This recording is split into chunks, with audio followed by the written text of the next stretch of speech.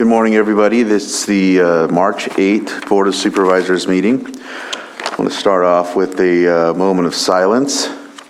And does anyone else have a moment of silence for today?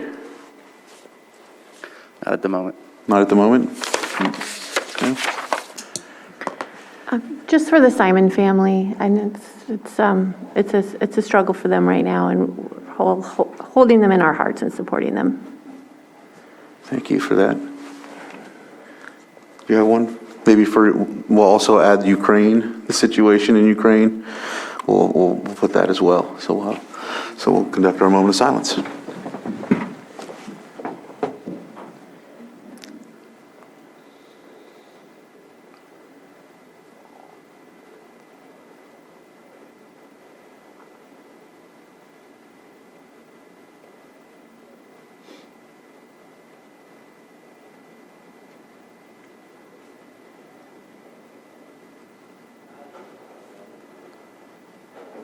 Sheriff Martin, can you lead us in the pledge? Yes. I pledge allegiance to the flag of the United States of America and to the republic for which it stands, one nation, under God, indivisible, with liberty and justice for all. Thank you for that, Sheriff Martin. I keep forgetting what order I was in, and so I keep making the same supervisor do it over again, so that helps out. All right. Consideration of extra items not appearing on the posted agenda. 4.1, 22-198, extra item, consideration of extra item, and B, consideration of the surplus of ballistic vests for the request for the California Governor's Office of Emergency Services and Homeland Security. Yes, Mr. Chair, we do have one extra agenda item today requested by the sheriff. My recommendation would be that you consider whether or not you're going to take up that item, but then perhaps take it up later because you have some timed items stacked up today, unless the sheriff believes it can be done really quickly. Okay. Okay. If you'd like to come on. All right, Supervisor Sabatier. I do. Are you going to offer why it's an extra item? Yes. Okay. Sorry. That was my question. This matter was just brought to my attention yesterday by way of email from the California Governor's Office of Emergency Services. We received it after the posting of the current agenda. Given the nature of the circumstances surrounding the consideration for this, it appears that action should be taken before the next agenda item, or the next agenda board meeting is held. Okay. Supervisor Sabatier? And while I think there's absolute merit to listening to this, I'm not sure that, unless there was a deadline for when this needed to be done, I don't know that it meets the criteria specifically for extra item. That's my only struggle with this one is, yes, I get it. There's a war, things happening as fast as possible, but typically it's, if we don't do it, we'll miss something. And I'm not quite certain that that's there. And so I'm just trying to feel my way through. Has there been any kind of anticipated deadline for when things are planned to be shipped? Is there anything else that you might be able to provide that helps me? Maybe the rest of the board doesn't feel the same way, but I'm trying to make sure that we follow the same rules and guidelines for extra items. I understand, yes, and I wish the Cal OAS would have given us a deadline for this. Unfortunately, they did not. I had a conversation with the Assistant Chief of Law Enforcement for OES yesterday. He did not provide a deadline. He just said we're going to be doing it as soon as we can. I don't want to get too much into the item, but yeah, he did not give a deadline. So he did say as soon as possible, or the? Yes. Okay. Vice Chair Scott? And I think the fact that people are dying, I think that's our deadline, and we need to be doing whatever we can to help those people in Ukraine. Okay. Do I open it up to public input? And there's nobody online I don't see with their hands up. And so is there a motion to take this up? Mr. Chair, I move to approve the consideration of an extra item. Second. So I have a motion and a second. Johanna, please conduct the roll call. Okay, so Supervisor Simon's gone? Yes, he's not in attendance today. All right, Supervisor Sabatier, Nay. Supervisor Scott, Aye. Supervisor Pyska, Yes. and Supervisor Crandall. Aye. Thank We you. need a 4-1. You need 4 for an extra item. You may want to reconsider, and perhaps the sheriff has additional information if it can adjust to the vote. This is OES making the request Yes, in response to ongoing emergency conditions. yes. And is the OES attempting? Microphone, please. We're not hearing you. That's probably just as well. Is the OES attempting to get a buy-in or participation from as many counties as possible so that they can make arrangements to send? In other words, you have to know how big a shipment before you can prepare for shipment. Is that accurate? That is accurate. All right. And did you get the impression time is of the essence? For the reasons stated by Supervisor Scott, the fact that there's an ongoing war, that the death count is well over 400 at this point, with over 1.5 million people evacuated. I think just the nature of it speaks to the urgency of it. All right, if your board wants to reconsider on that basis, you may do so by motion. I don't know if it will change your vote, but it's some additional information. And I'm just going to say, Sheriff Martin, you come to us always as a stickler for the rules, and if you're making this request, then I think we need to take it seriously. Supervisor Sabatier? So I have a question. Is this a possibility to do as a special meeting and say we date it for tomorrow at 10 a.m. so that it does provide that 24 hours? We have things happening throughout our community. For example, our overdosing of individuals that are dying. If we wanted to bring something and say because people are dying, I don't think that would be an extra item. I don't see enough in front of me to say that this has to be done today. Do I feel in my heart? Yes. In my mind, the law says no. That's just the way that I read it. Ms. Grant? The standard under the law is simply that it's come up since the posting of the last agenda and it has to be taken up before the posting of the other.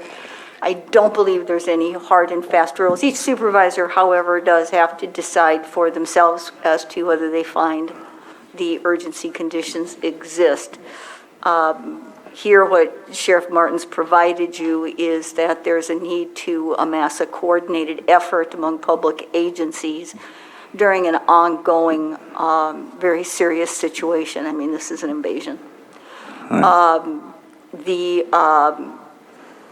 Under those circumstances, the need to coordinate and to be able to ship has a moment in time that perhaps doesn't apply to the fact other bad things can happen at any given moment.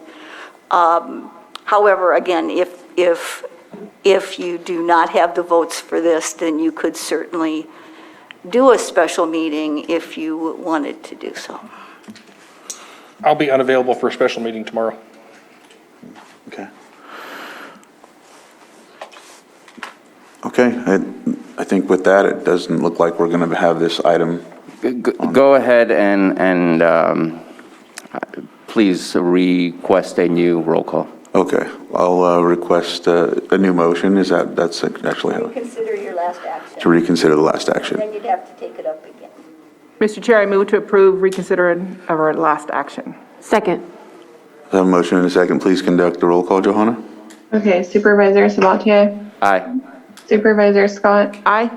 Supervisor Pyska, Yes. and Supervisor Crandall. Aye. Thank you. And then now we'll take up the item. Mr. Chair, I move to approve the consideration of an extra item. Do I need, Do we need public comment? We haven't had any public comment during all You of should this. ask for public comment before you take action on your motion. So I'll And read- it would be taking it up as presented, so it includes all the information that the sheriff provided. so I'll read the extra item off again real quick. Consideration of surplus of ballistic vests and helmets per the request for the California Governor's Office of Emergency Services and Homeland Security. And you've already explained, is there anything else you would like to add to that, Sheriff Martin, or we're pretty clear? No, Mr. Chair. Okay. Any public input? And I'm not seeing anyone on Zoom with their hand up, so I'll bring it back to the board for action. Mr. Chair, I move to approve consideration of an extra item. Second. So I have a motion and a second. Please conduct the roll call. Okay, Supervisor Sabatier? Aye. Supervisor Scott? Aye. Supervisor Pyska? Yes. And Supervisor Crandall? Aye. Thank you. All right. Thank you, Sheriff Martin. We're not done yet. Or not? Aren't we just going to continue it? Oh, Finish it? Or For item B. we have to, so I make a motion or do we go to public comment? oh, yeah, there we go. We this up? Your board can take this up at your discretion. Okay. So I don't see anybody in the room, and there's no one on Zoom with their hands up for public input. So, Mr. Chair, I move to approve the surplus of ballistic vest for the request for the California Governor's Office of Emergency Service and Homeland Security. Second. motion and a second. Joanna, please conduct the roll call. Okay, Supervisor Sabatier? Aye.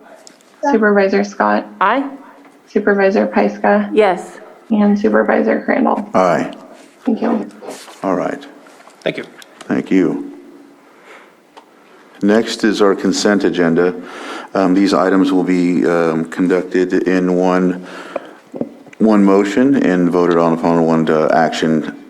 They are non-controversial items, and if there is anybody on the board that would like to pull any, we will take those up at a later time. And so we'll go ahead and see if there's anybody that wants to take it up. Supervisor Sabatier? I'd like to pull item 5.3 for further discussion. 5.3. Okay. Is there any other? And, Mr. Chair, I understand the sheriff wishes to pull item 5.9 to clarify something, Mr. Sheriff, is that right? There's a corrected resolution, I believe, your staff provided yesterday? I think it's a secondary resolution. I don't think there's anything altered on this. Okay, why don't we pull it, and we can get to it a little later after I take another look at what was sent to us yesterday. There was a request yesterday. Okay, so we will pull 5.9 as well? If you could, please, and Okay. let me dive into that. Okay, and, all right. So I have 5.3 and 5.9. Is there anybody on Zoom that would like to pull an item from the consent agenda? And I'm not seeing anybody with their hand up. I'll bring it back to the board for action. Chair, I move to approve items 5.1, 5.2, 5.4 through 5.8, and 5.10 from the consent agenda. So I have a motion and a second. Joanna, please conduct the roll call. Okay, Supervisor Sabatier? Aye. Supervisor Scott? Aye. Supervisor Pyska? Yes. And Supervisor Crandall? Aye. Thank you. CEO Hutchinson, did we want to take up any of those or push those till a later time? I would say push them to a later time, if you would, Mr. Chair. Okay. And Mr. Chair, Yes. we had talked yesterday about 5.3 being after 12 o'clock today. Yes, we'll do that one after 12 p.m. And I think Chief Ciancio knows as well. I talked to him. All right. 6.1, public input. Is there anybody in the chambers that would like to speak on anything that's not covered on the agenda? And then I'm looking online for Zoom with any hands up that anybody wants to speak on an issue that's not on the agenda. Okay, not seeing anyone for public input. We'll move on to the next item, which is 6.2, our 915, consideration to rescind urgency ordinance number 3114, requiring all persons regardless of COVID-19 vaccination status wear face coverings in county facilities. And Mr. Chair, I'm trying to ascertain the whereabouts of the Health Services Director, and I don't see him in Zoom. Is he here? Yes. Okay, there he is, okay. And then also, we are told the Public Health Officer, Dr. Eric, is here as well, but I don't see him here. Dr. Eric, are you here?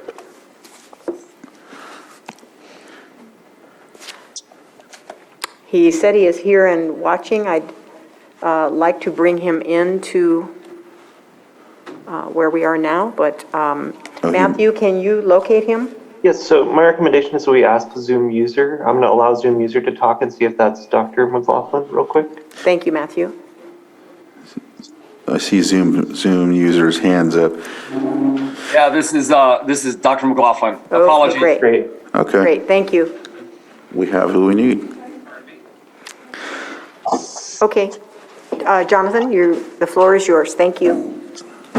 Thank you, Supervisors. Thank you, Carol. It's a pleasure to be here. So we are making an amendment to 3114, I believe, changing from mandatory to strongly recommended for masking in the county facility.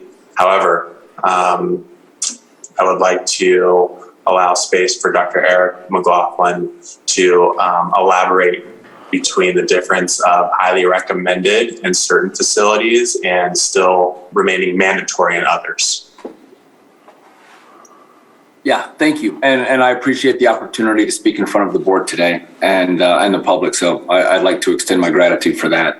You know, we're proud of a lot of the hard work that's been done here with the Public Health Department and the community, listening to guidance, following advice, and learning as we evolve through this pandemic.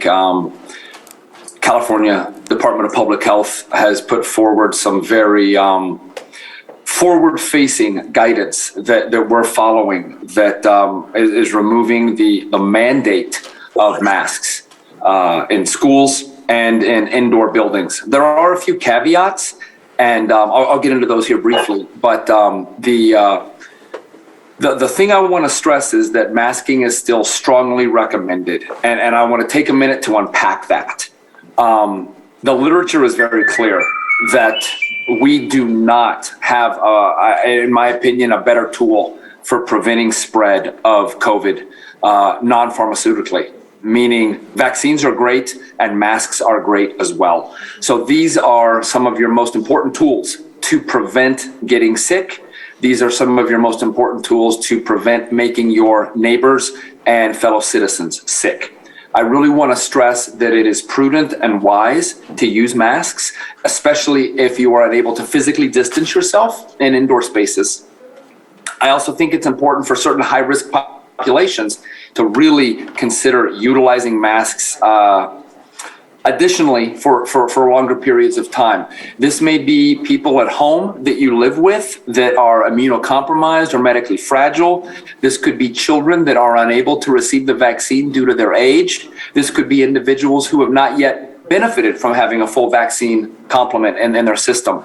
So I really want to focus on that language of still strongly recommended, but no longer required. Now, I alluded to that there are a few places that this is not going to be applicable. And this is kind of going from CDPH guidelines as well. And loosely, you know, this is available in much greater detail on their websites.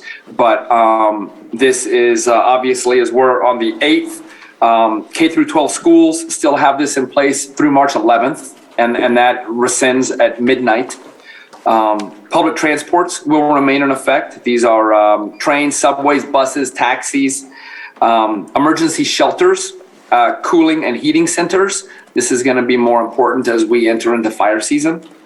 Healthcare settings, state and local correctional facilities and detention centers, homeless shelters, and long-term care and adult and senior care facilities. So those are some of the places that still benefit from having that masking mandate in place. The others are now moving to what we call strongly recommended for the reasons I just elaborated on.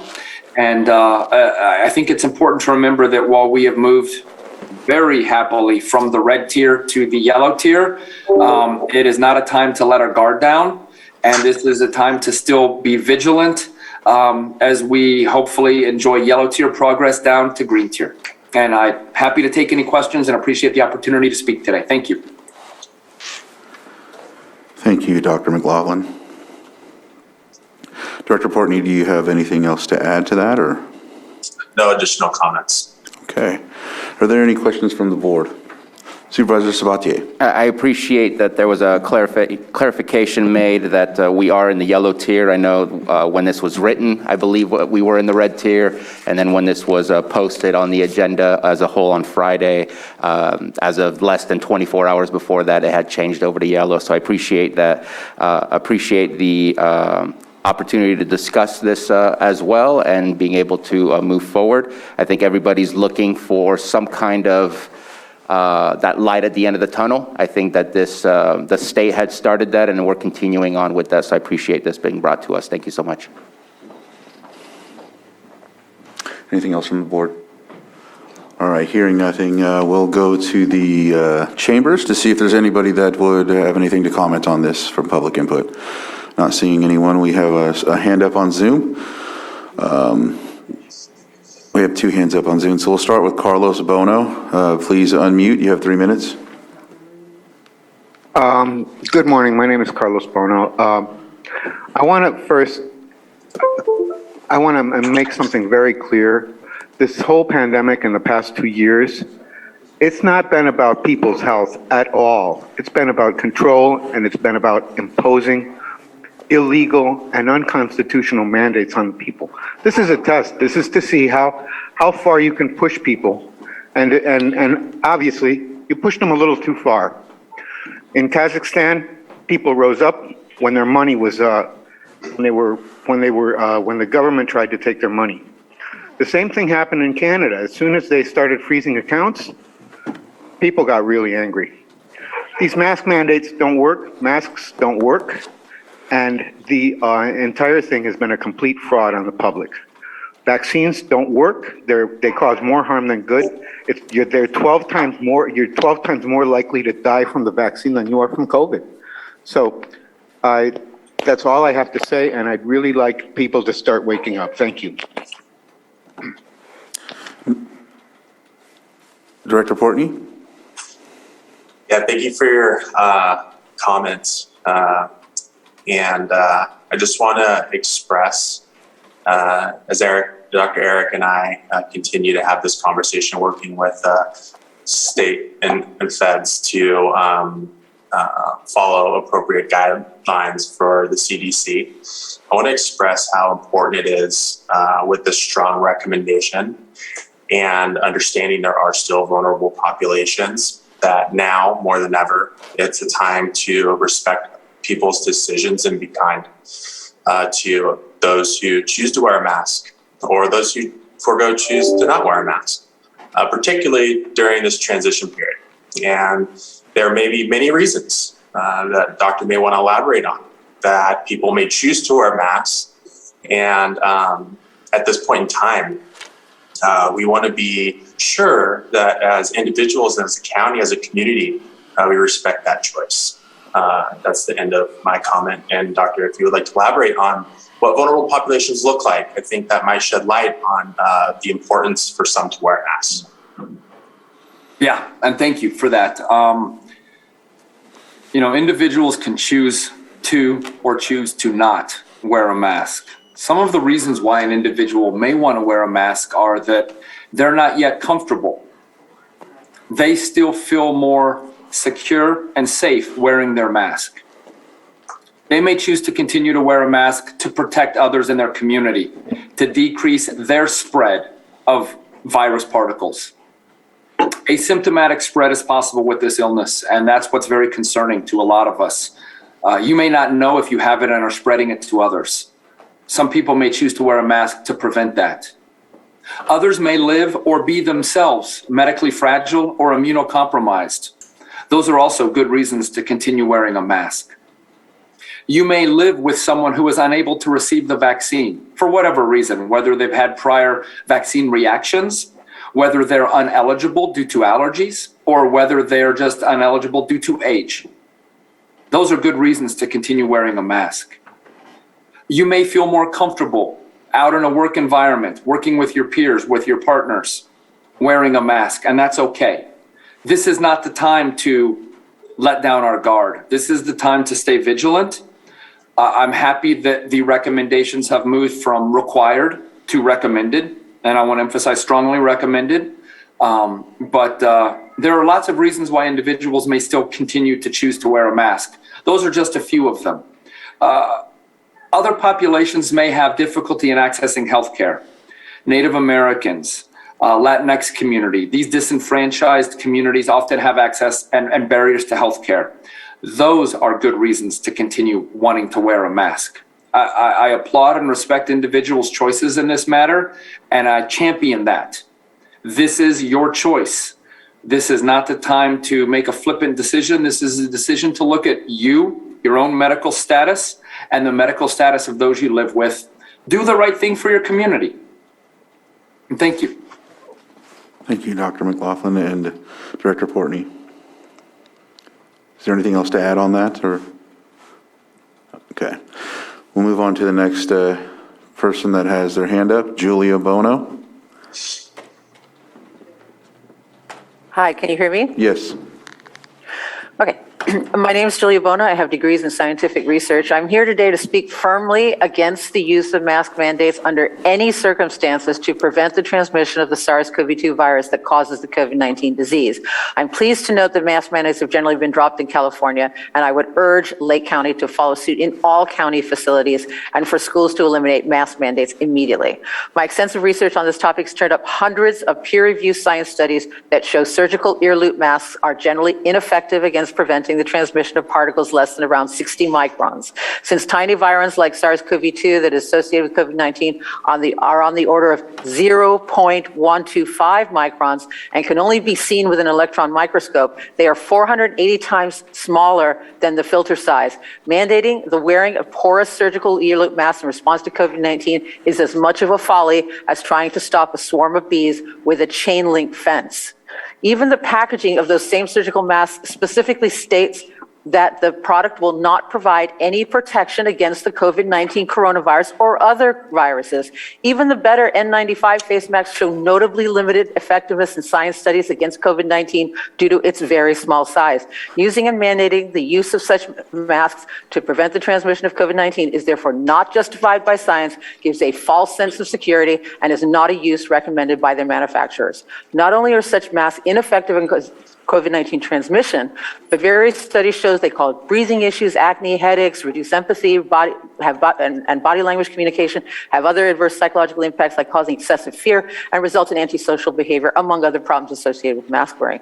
While I believe voluntary mask wearing should remain a personal choice, mask mandates are an especially a necessary, odious, and heavy-handed public policy approach in response to COVID-19 that mainly serves to increase fear levels and control and reduce physical and psychological wellness among the population. Such deeply flawed policies seem especially problematic when valid peer-reviewed scientific research states that the standard surgical face masks are just not effective.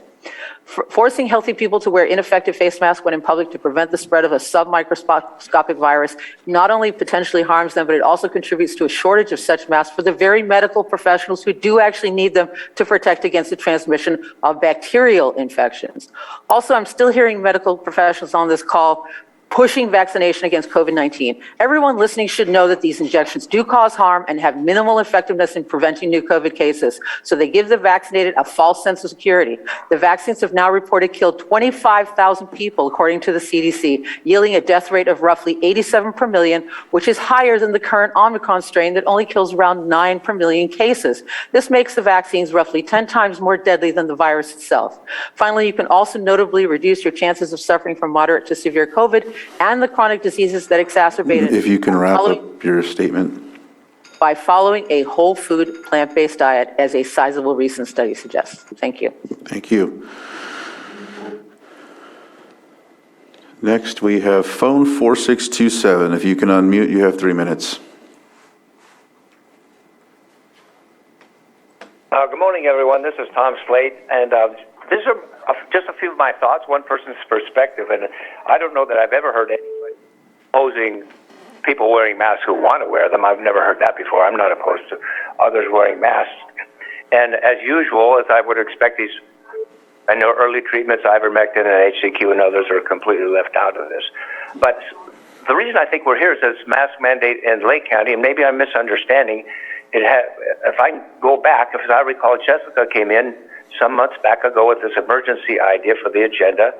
that people should wear masks in the county buildings because of so many cases, if I understand that right. And I think that's why we're here. Maybe I'm misunderstanding. But I called in a Cobb Area Council meeting sometime after that and asked Jessica to tell us about cases. How are they determined? And she said, I have this written here, based on a positive test. And I asked, tell me more. She said, it's the standard test. And I asked her, well, tell me more. I'm paraphrasing here. And she said that I would have to ask the health officer. So I'm under the impression she doesn't know. It's a test. She's aware of that, and I think that's correct. But a test she apparently could tell me absolutely nothing about. I think you'll find it's the PCR test. I think everybody else seems to know that. I don't know. But it was troubling to me that this was passed because of Jessica's concern about the results of these tests that she couldn't tell me anything about. And I think there's a lot of fear. I'm not faulting anybody. There's a lot of extreme fear that I think maybe people are basing this on, and I'm not particularly afraid of it. I'm concerned, but I'm 78 years old and I'm not living in fear. But anyways, that whole idea that this is based on what happened at that meeting about the test, about cases, and Jessica couldn't explain what that test was about, and I find that troubling. I just wanted to point that out. And that's all I have to say for today. Thank you very much. Thank you very much. Mr. Chair, I just want to remind everybody, including us, that we are discussing the rescinding of a specific ordinance. It seems to be very nebulous about COVID versus the specifics of what the actual agenda item is. I just want to remind everyone. Thank you for that. Next, we have Christina. Christina, if you can unmute, you have 3 minutes. And let's try to keep it to the subject, if at all possible. Okay, well, I have very little to say about mask wearing, except that many, many people have worn them, and COVID has increased. The masks have proven to be ineffective. They have proven to be dumbing down our populations, specifically children. I feel so sorry for them, the tiny toddlers having to view the public wearing masks. It's a scary thing for them psychologically. They're not able to do their language development. Their brain development has been slowed down, everything. It's pretty ridiculous. COVID would be gone now if vaccines and masks were working. They have not worked. And in fact, COVID has increased according to Our World in data. Hospitalizations and even deaths have increased. And that's not to scare people, because there is early intervention and preventative treatment that has been suppressed. And I'm done. Please do your homework, people, and quit leading us to this totalitarianism. Okay, thank you. Is there anyone that would like to add to that or has any? No, I don't see. And I don't see anybody else with their hands up. Is there anybody else in the chambers that has anything? It looks like we have a Director Portney. I'll go ahead and close public comment and bring it to you, Director Portney. Sorry. Thank you. And I heard a couple great points, especially around nutrition and eating healthy. I think that's really important, just in general. There are certain health behaviors that we could take just on our day-to-day life that can improve our quality of life and longevity. Drinking a significant amount of water, making sure you're getting exercise, great sleep, positive relationships. We clearly encourage you to do those things amongst many other things that contribute to overall health.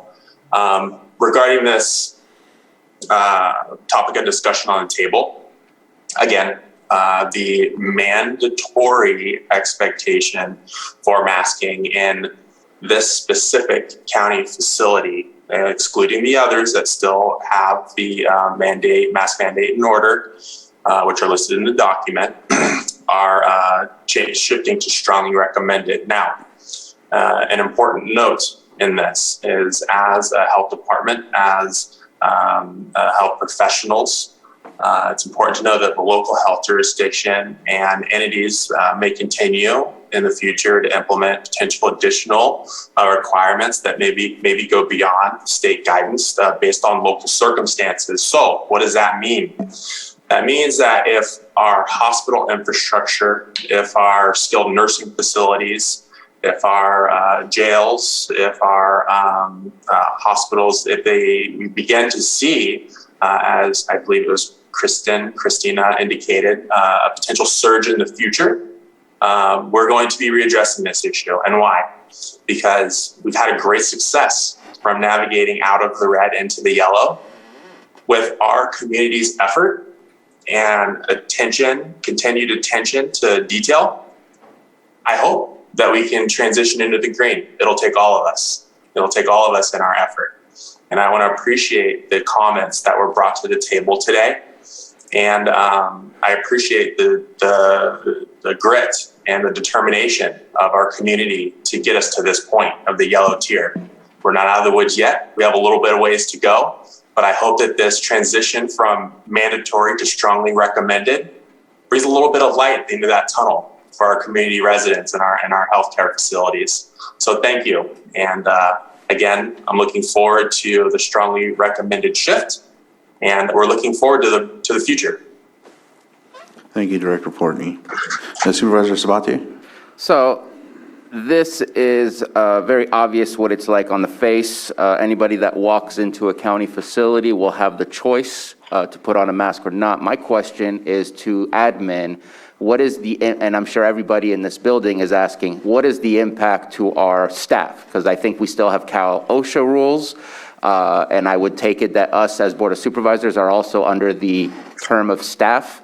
What are the rules and regulations that will be continuing inside the facility when it comes to its employees?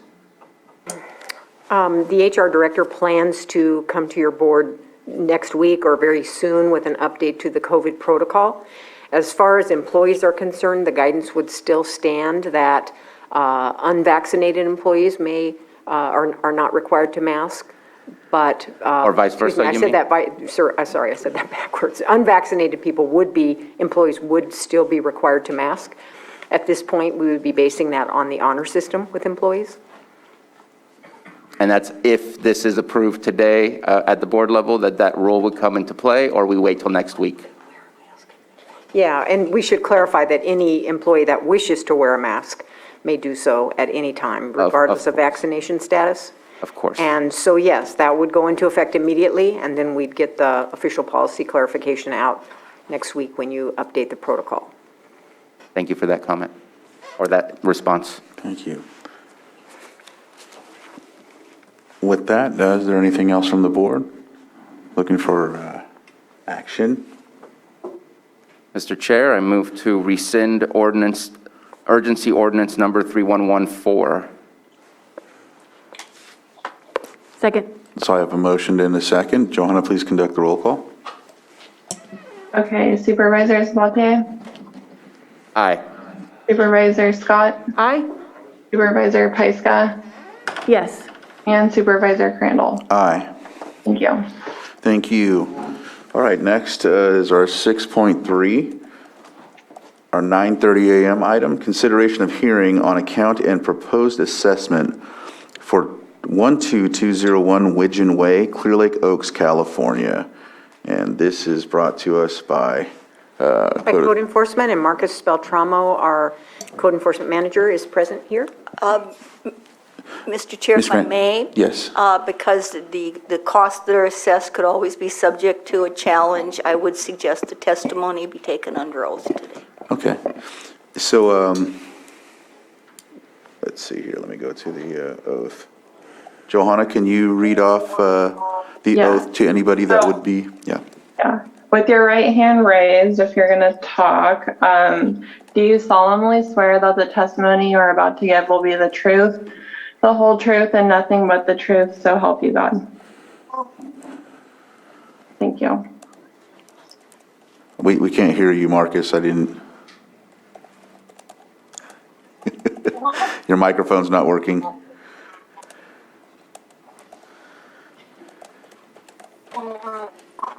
Still can't hear you.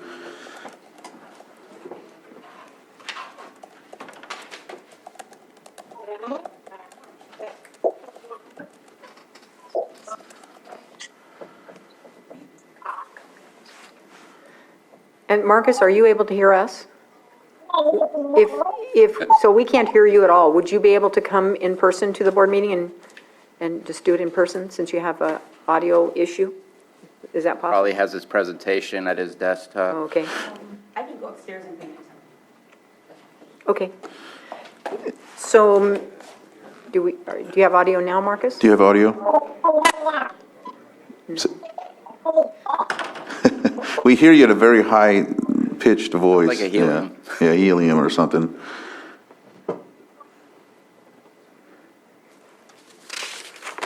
So, Mr. Chair, since that might take a couple of minutes, you could consider taking up your calendars, or I was just looking at your Yes.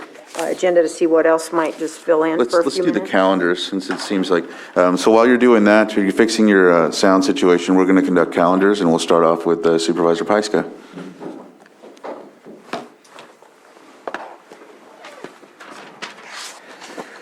So I have a couple things to report from this week. We have our town hall Thursday evening at 6 PM, and that's on tree mortality. So we're going to be talking about, we're going to have Dr. Michael Jones from UC Extension, who's an entomologist, who's going to talk about the science behind why the trees are dying. Mary, I'm trying to fix it. Come to my office. Come to my office. All right. You might want to mute again. I think you fixed it. Okay. Did we fix it? Yes, It's way loud. So then, We'll come back to you, we're still doing the calendars, so while we're waiting, go ahead, Supervisor Pyska. so it will be broadcasted on our county Facebook page. It'll be recorded if anybody wants to watch it. I know there's another conflict that evening. But this is just the opportunity for the community to get an understanding on what's happening and what we can do and prepare for fire season. PG&E will also be part of that presentation, and we had a really big movement happen last week, which is something we've been working on for quite a few months. PG&E has committed to hauling off all of the trees. And for anybody that doesn't understand what that really means is in the Cobb area, they're surveying, they're finishing up surveying a second round of surveys, which is unusual, but because of the tree mortality, they've had to. They've identified over 700 trees that need to be removed, but their program only requires them to fall the trees and chip the branches and leave the wood. But if you leave 700 trees behind, you can imagine that that's quite a fire risk for a community. So I want to give huge props to PG&E for figuring out a way to change their policy and their program. And so we will have Melinda Rivera and also Peyton May, who's the vegetation specialist for our region, on at the town hall to talk about what the new program looks like. They'll also have a new local phone number for people to call in. It's been really difficult for people to manage the phone tree. So again, several months of work. I'm really excited that this is moving forward in this manner. And we'll have a lot more information at that presentation.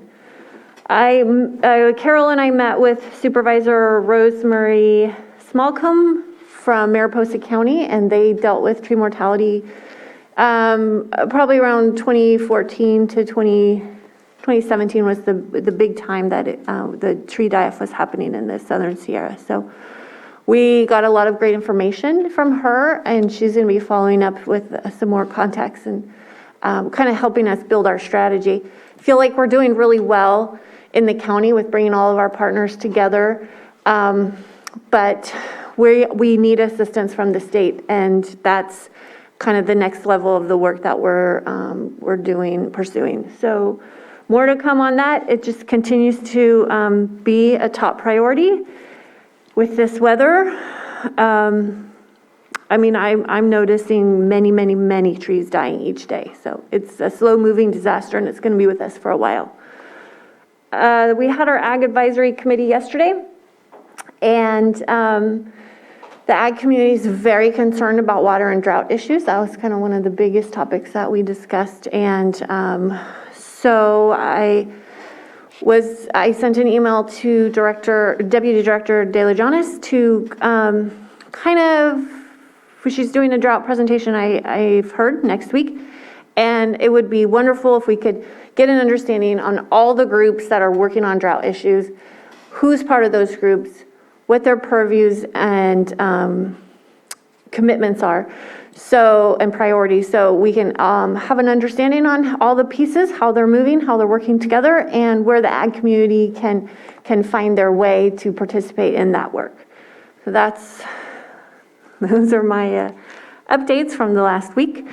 So tomorrow, we are having a dry run of our tree mortality and community fire prevention town hall dress rehearsal. I have a benefit zone hazardous vegetation meeting with the HOAs in the Rivieras. And then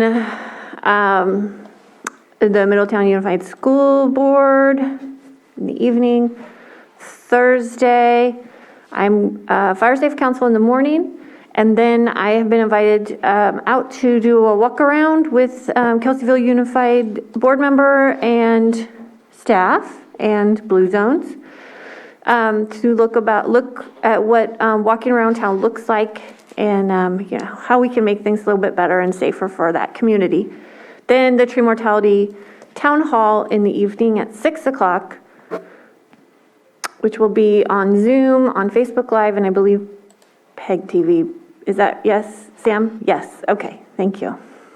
And I really just want to thank NCO and all the partners and our staff for helping put that together. Kind of last minute, but it's going to be really informative. Friday, we have the governance workshop, and just postponed my meeting with the sheriff. Saturday and Sunday. High school mountain bike races at Six Sigma, which is very exciting. So we're going to have people from all over the region in our county. It's always wonderful when we can welcome visitors and show them our best selves. Monday, geothermal funding opportunities, meeting with Carol. And then I've been invited to Robinson Rancheria for the Terra Caltrex kickoff, which is really exciting too. So that's my week. All right, Supervisor Sabatier? Yeah, thank you. I just want to go a little further into more details on things that I brought up last week. I did end up sending a huge list, sorry for the large email, to both CAO Hutchinson and Chair Crandall on all of the bills that we should be paying attention to. I had brought up that there's the bill. I didn't give a number to that bill, and so it's bill number 1608, Assembly Bill 1608. That's the one that would force us to split our sheriff and coroner position into two separate positions.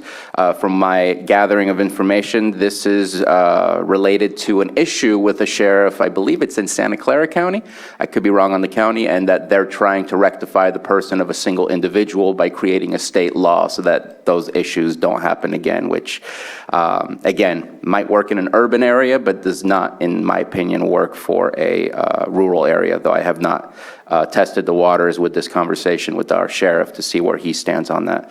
And then the other one that I wanted to make sure and bring up is one that I think we all need to be paying attention to, and that's AB 1749.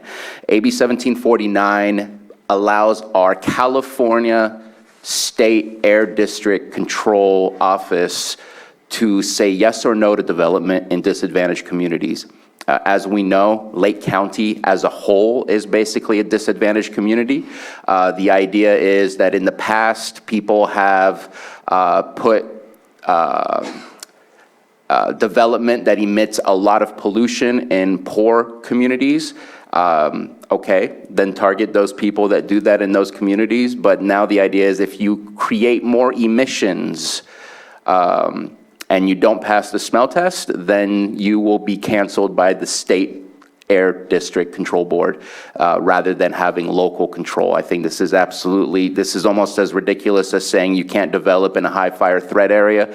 This almost eliminates the ability to develop things in disadvantaged communities to try and lift us up out of being a disadvantaged community. So I would suggest that we all pay attention to AB 1749, as I think that is definitely a potential game changer in a negative way for the County of Lake. And then I'll go ahead and do my calendar. I have a Lake APC meeting tomorrow, starting in the morning. Then I will be continuing with the board last week approved of moving forward with working on the skate park over in District 2, and I'm starting those discussions to take those first initial steps. Then I'll be joining the KUSD board meeting over at Canocti, starting off our I have multiple special meetings. I have one on Thursday, March 17th. I have, I'm on the 17th. Do we have one on Thursday, the 17th? Yes. Yes. Okay. And on the 11th? Yes. Yes. Okay. Just wanted to make sure that I didn't have too many. Yes. So regarding the 17th, if I may just throw in a comment about that. Yes. Yesterday, I learned that one of your 5 board members cannot be present for the 17th. So on the 15th, next week, I was going to bring forward a agenda item to cancel the meeting on the 17th because not all 5 of you can be present. The purpose of that meeting was department head evaluations. Okay. Okay, we'll look at that then Tuesday. Appreciate that. All right.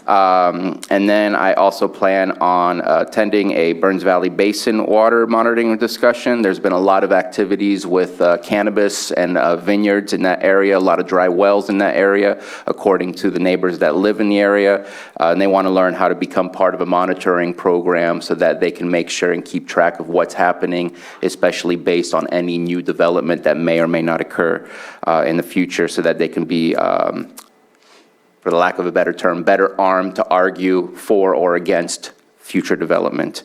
And also, if later on, there is also a discussion happening in Lakeport for the South Lakeport Community Forum. I'm interested as a LAFCO member to sit in and listen to what the public has to say. Then on the 11th, we have our annual governance workshop. And I hope to make it out in time to be able to go to CPD for a bit of a festivity, and then meeting with the chair and our sheriff later on that afternoon. And looks like I have a PEG board meeting on Monday, and preparing for our meeting on Tuesday the 15th, and meeting with our CAO. That's all I have right now. Thank you. Vice Chair Scott? Yes, report, at our Ag Advisory Community meeting yesterday, we did have a discussion regarding drought, and then we started talking about the different committees that we have and the different supervisors that sit on these different committees, and it became apparent that there was a concern about Brown Act violations, what can be said, because we have different supervisors sitting on different committees, and so I actually left that meeting for a while just to make sure that there wasn't any violation. So I think it might be time for this discussion to come to the board, so we can have a full discussion about what the different committees are doing on drought, so we won't have that same issues at our committee meeting. So if we could figure out how we could do that, so we could have the opinions put out in public.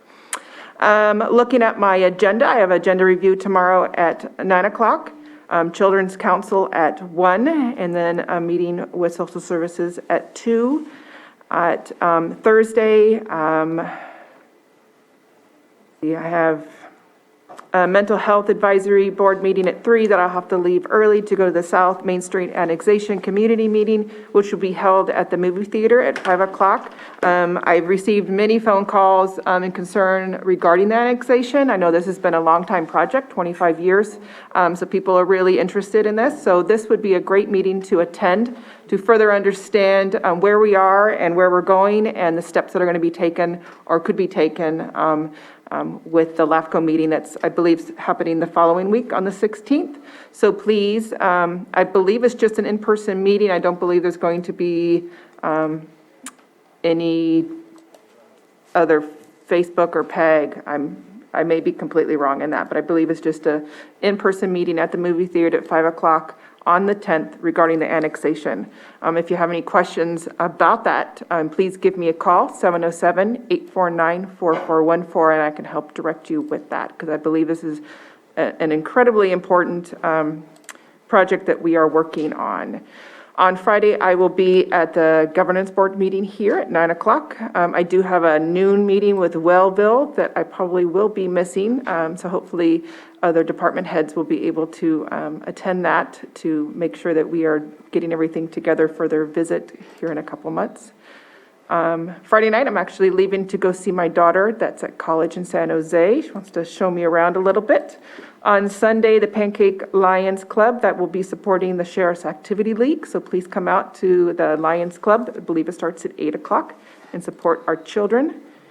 And then on Monday, I'll be preparing for Tuesday's meeting and also meeting with the superintendent of Lakeport Unified at 4:30, and then back here on Tuesday, the 15th. Thank you, Vice Chair Scott. That's the Kelseyville Lions? Yes, Kelseyville Lions. Yeah, I was just going to ask that because it wasn't really fair how they put that picture up, because I want to go to that now. The pancakes look delicious. Mr. Chair, if I may add something real quick, Yes. since both I and Vice Chair Scott mentioned the LAFCO process. The LAFCO meeting is in Lakeport at 9:30 a.m. on March 16th. Just want to put it out there on the airwaves so people, if they're interested in attending the meeting where decisions are made for the annexation, and not sure if those decisions will be made on that day or if it will continue on to a future meeting as well. But at least it will be discussed. At least that's what I've been told by Mr. Benoit, who is our executive officer for LAFCO. All right. Okay. So I will move on with my calendar. Tomorrow, I'm attending the RCRC meeting in SAC. That starts at 9, so I'm going to have to adjust maybe agenda review somehow. Maybe we do it at 8:30 or something, or maybe after this meeting. I'll be attending that from 9 to whenever it ends, usually around 2 or 3, and then I'll be attending they're seating the new leadership when it comes to RCRC, and I'll also be discussing many of the bills that you sent in that meeting, because that's where we discuss it for rural counties. If you want to join in the Zoom, I was going to do Zoom, but I figured I'd make it. Thursday, let's see, Blue Ribbon Committee at 10, South Deal at 11, so I'll figure out how to get those going. And then we have a special Lucerne Area Town Hall meeting at 6 at the castle in Lucerne, and on Zoom, of course. So that we haven't met since it has been a while. So we're conducting that meeting. Special meeting here on Friday at 9 a.m. A meeting with Supervisor Sabatier and the sheriff following that.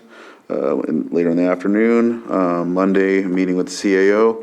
I think at 9 we have the tribal. I think it's at Robinson Rancheria. It's the meeting about the tribal ecological knowledge or something like that. Yeah, and so we'll be at that, and then back here on Tuesday for the Board of Supervisors meeting. And so with that, we will go back to our agenda. Our situation with the Widgeon Way. Marcus Beltramo, are you there, Director? Yeah, can you hear me now? Yeah, there you go. With Director Darby, okay. We can hear you now. And so we did read the swear-in, and so we can move forward. The floor is yours. All right, well, good morning. My name is Marcus Beltramo. I'm the manager of the Code Enforcement Division within the Community Development Department. And today I come before your board regarding a hearing on account and a proposed assessment for the recordation of a lien against the property located at 12201 Widgeon Way, Clear Lake Oaks, California. And I have a PowerPoint. I'm going to attempt to share that.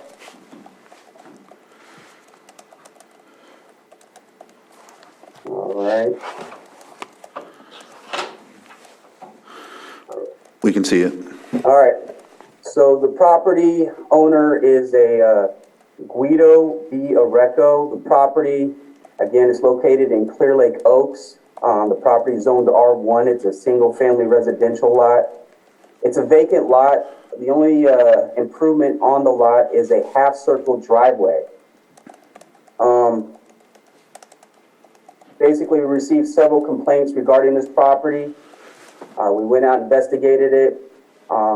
We performed an abatement, and after the completion of an abatement, we come before the board so that they can hear and consider the account and the proposed assessment, together with objections and protests. On August 9, 2022, we determined that the property was in violation of the Lake County Code. We cited 5 or 6 different code sections. One, we determined that the condition of the property was detrimental to the public health.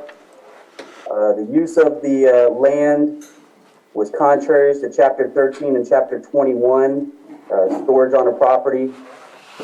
Found that there was the existence of garbage, rubbish, and refuse. Unsightly appearance, there was inoperable, wrecked, and dismantled vehicles, and again, storage in violation of the zoning.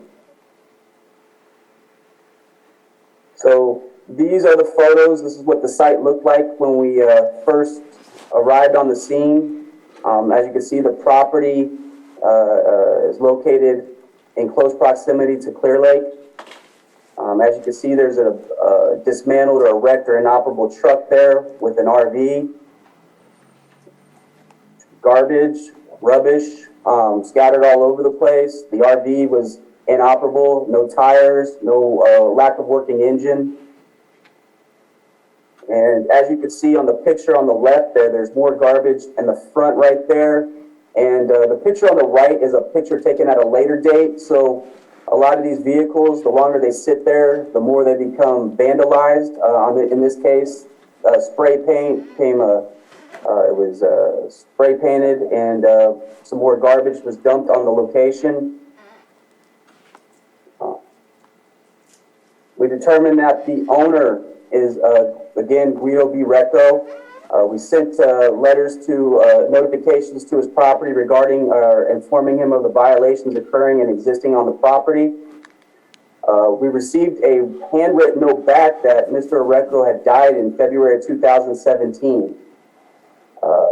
We confirmed this information with the county coroner, and we determined and we obtained a certificate of death record and reflected a date of death of 3/11/2017. Due to the fact there was no legal responsible party able or willing to correct the violations, we had no choice but to move forward with the abatement process to correct the issues. On October 5th, 2020, that'd be October 5th, 2021, an inspection abatement warrant was issued by a Lake County Superior Court judge. And on October 13th, 2021, we moved forward with the abatement. We only received one quote for the abatement, and that was from Cook Construction. Cook Construction demolished the RV on site. He removed 5 tires, he removed 1 fridge, and removed 1,500 pounds of scrap metal. Kelseyville Towage towed the inoperable truck, and Action Sanitary removed several 5-gallon buckets of waste found on the scene. Here we have the before picture, and then the after. Another before picture, and the after. And the final before picture and after. In the after photo, that white truck was later towed by Kelseyville Salvage and Towing. There's one correction I do need to make. I submitted some materials to the board regarding the total assessment. The correction on that is to be $4,250.34, and a secondary correction would be for the administrative costs, which actually amounted to $850.34. So on October 15, 2021, compliance was attained. The property was returned to its original state of a vacant lot. The cost of the abatement, Cook Construction, we paid him $3,100. Kelseyville Tow and Salvage, $150 for the towing of the truck. And Action Sanitary received $150 for the removal of the waste at the site. And again, the administrative costs totaled $850.34. So at this time, We are recommending the Board of Supervisors confirm the assessment in the total amount of $4,250.34. Again, this is a corrected amount. It's different from the materials that were initially submitted to the board. And to direct staff to record a lien against the property. After recordation, the lien will be delivered to the county auditor, who shall enter the lien on the assessment rolls as a special assessment. So the total cost of the abatements was $3,100 for the actual abatement, $150 for the towing of the truck, $150 for the waste removal, for a total of $3,400, plus the administrative cost of $850.34. And again, we are requesting to record a lien in the amount of $4,250.34. And that's the end of my presentation. Any questions? Yes, I have one. You said that the previous owner is deceased and they wrote a handwritten note that states that the county now owns it. So let me clarify that. So we sent a letter care of Rosemary Costco that was listed on the county records. We sent it to the address for the deceased or the property owner, Guido Areco. Ms. Costco sent us an envelope with her return address and name on it, and she hand wrote on the notice that we sent to Mr. Areco that he died in February 2017, and these lots now belong to the county. But it doesn't, right? It's still. So this is a common issue that people are confused with. Just because the property is delinquent or the property owner is deceased or abandoned, the county does not take ownership of that property. Right. It's basically still an asset to the estate of the deceased, and if there's a will or a trust, that will or trust has to be exercised by the rightful heirs. And then they take the property. The county does not take the property. So that was an inaccurate statement, but I believe she just believed, due to the delinquent taxes that probably amounted, that she believed that the county may have taken control of that property. So the property was never under the ownership or control of the county. All right, thank you for that. Ms. Grant, do you have anything to add to that? Yes, something quite important. The only time the county accepts ownership of property is by an affirmative act of your board. Okay. So absent your board taking action, there's nothing anyone else can do to just simply give you property. Thank you for accentuating all of that. I really wanted that to kind of be heard as well, because it gets discussed quite frequently in some of my town halls. Supervisor Sabatier. So I'm going to struggle here because I can't see Ms. Grant's eyes. Knowing that the person on our assessor's list of owners is no longer alive, and knowing that there's continuous bills being sent, and knowing that they're not going to be paid, just seems like something that I'm not comfortable with just ignoring that rather than taking action. Is there a way to, to be honest with you, this property is very useless. There's no place to build anything. It looks like it drops off after that fencing area. It's a very beautiful vista point to look out from, but there's no use of that property. It's definitely a paper parcel. It's just a property on paper that is useless to the owner. I'm just kind of wondering if there's any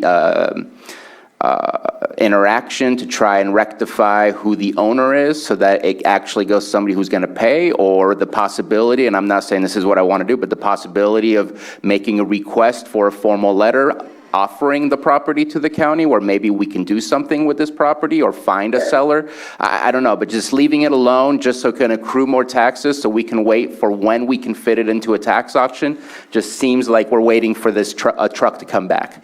And I just, I get it that there's 10,000 of these properties, but at the same time, we're discussing one specific one today, and knowing that it's kind of gridlocked in ever being used or ever being paid for and contributing to the community, I just feel like is there something else that we're doing with this rather than just putting a lien on it and walking away thinking we solved something? And I'm talking about us as a board, not code enforcement. You did your job, you cleaned up the property, and I appreciate that. But I just was kind of wondering, is there something else that we can request to please continue and see what we can do with this rather than just walking away and that's it? Ms. Grant, did you have anything to add to that? Well, this has been, according to the staff report, the individual who had owned the property died 5 years ago. In fact, just slightly more than 5 years ago. So I don't know what the status is. It certainly wouldn't be somebody beginning a probate after 5 years. That would be subject to all kinds of legal questions. I don't know who the Rosemary Casso is that staff found to send the mailings to, or what, if any, legal status that person has. But right now what you've got is a claim against what may be an estate. But without more information, I don't know if there's been some kind of distribution. There are such things as summary probates, which are just a very abbreviated means of divesting property. This individual may have simply died intestate, but normally that's something then that the county is involved in terms of the distribution of those assets, and some of the property simply escheats to the state. Okay. But the county doesn't acquire it generally, even if, now as Supervisor Sabatier said, if what your board wanted to do was seek to acquire it, there'd still have to be a legal determination as to ownership, which would be something that my office would likely be the ones to do, and we're certainly willing to do that if that's what your board wishes. And I was thinking too, while you were saying that, and the time frame, it might be on the tax default list for sure. I mean, that's another thing to add to it, and what challenges that faces when it comes to ownership, probate, and all of that. But then there's also the tax default. Supervisor Sabatier, I know that I looked up, at least on our GIS for the tax default, it's not one of them. a perfect representation of what's inside our tax default system, because it's just a slice of what we knew then, and obviously it's been about 6 months since the last time that map was updated, but it's not on the map for having been at least more than 5 years worth of tax defaults, meaning that it's not eligible. However, if we do approve this lien, if it happens to be the first lien, there is state law that says that we can reduce that to 3 years if there is a abatement lien attached to a property in order to try to recoup the money that we spent. So maybe that's one way to look at it, is if it's already past the 3 years but not the 5, this action might help us to be able to place it on auction. Okay. All right. Vice Chair Scott? Yes, I think the question today at hand is, should we approve this assessment to be put on this property? And I think it's a bigger problem that we're talking about paper parcels, and I know we have the roadmap task force. I'm assuming this is in that area, so maybe that's a discussion that group needs to have to figure out what we need to do to these paper parcels in that area. And I think that was actually something that we were going to be talking about for that area. So. Mr. Beltramo, do you have anything else to add? No, I do not. Okay. Is there anyone that would like to provide any public comment on this? Not seeing any, nor do I see any on Zoom as well, so I'll bring it back to the board for action. This is in my district, however, anyone could go ahead and do this motion for me. I'd be grateful. Mr. Chair, I move to approve the proposed assessment, the amended proposed assessment for 12201 Widgeon Way, Clear Lake, Oaks, California. Second. So I have a motion and a second. Johanna, please conduct the roll call. Okay, Supervisor Sabatier? Aye. Supervisor Scott? Aye. Supervisor Pyska? Yes. And Supervisor Crandall? Aye. Thank you. All right. Thank you, Mr. Beltramo, for your work on this and getting this to us. We will go ahead and move on to our next item on the agenda. But however, let's take a short break, comfort break, 5 minutes, 10:23. How about that? Good. All right. See you in 5 minutes. All right. It's looking like we have everyone back.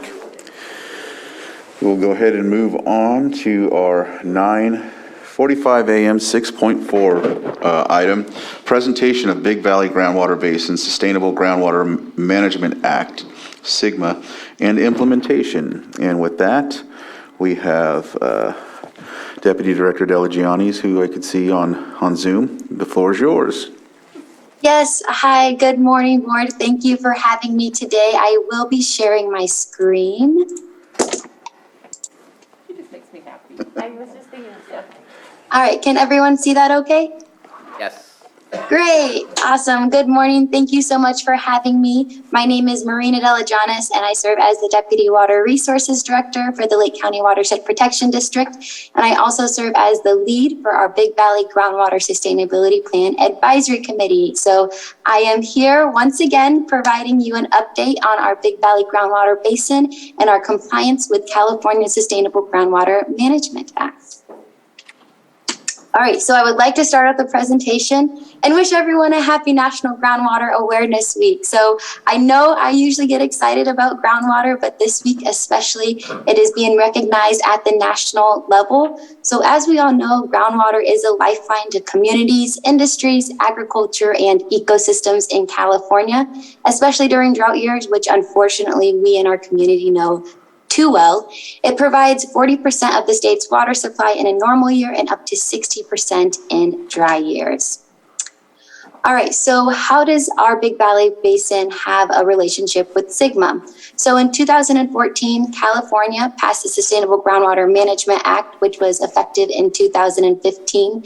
And what SGMA does, it provides local agencies such as ourselves the framework in managing groundwater basins. And we have one priority basin throughout our entire Lake County community, and that is our Big Valley Basin. So it's a medium priority basin as outlined by California Department of Water Resources Bulletin 118, which is just an inventory that the state does to assess all the different groundwater basins in the state to give them different priority levels. So our Big Valley Basin lies south of Clear Lake and includes Kelsey Creek and Adobe Creek, two large tributaries that drain into Clear Lake. It serves as a source of water for the communities of Kelseyville and Big Valley Rancheria, and it is the largest agricultural area in our community. The basin is 6 miles wide and 8 miles long. Not only does SGMA provide us the framework, but we've been able to receive a lot of support from our friends at the state, which I would like to highlight here. So between letters of support that we've received from the State Water Resources Control Board, from facilitation support services that we were awarded through DWR, and also a little bit under $1.4 million in grant monies that we were awarded with $0 cost share from the California Department of Water Resources. All of that combined, we are also in the process of working with the state to get technical support services to do groundwater water quality testing. So with all of this being said, we have received ample support from the state, and I want to thank them for all the support that they've been able to give us, not only support, but guidance for this entire process of our GSP. So what SGMA requires us to do is, one, to develop a groundwater sustainability agency, which our board of directors of the Watershed Protection District also serve as our Big Valley Groundwater Sustainability Agency. It requires us to develop a Big Valley Groundwater Sustainability Plan.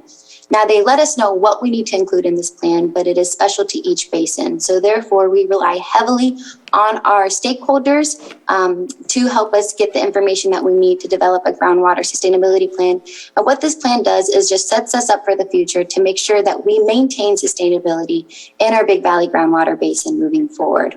So we have developed our groundwater sustainability plan, and I want to give a huge thank you to our consultants, Ludorf and Scalmanini Consulting Engineers and Stantec Consulting Services, who aided us in our development of our GSP.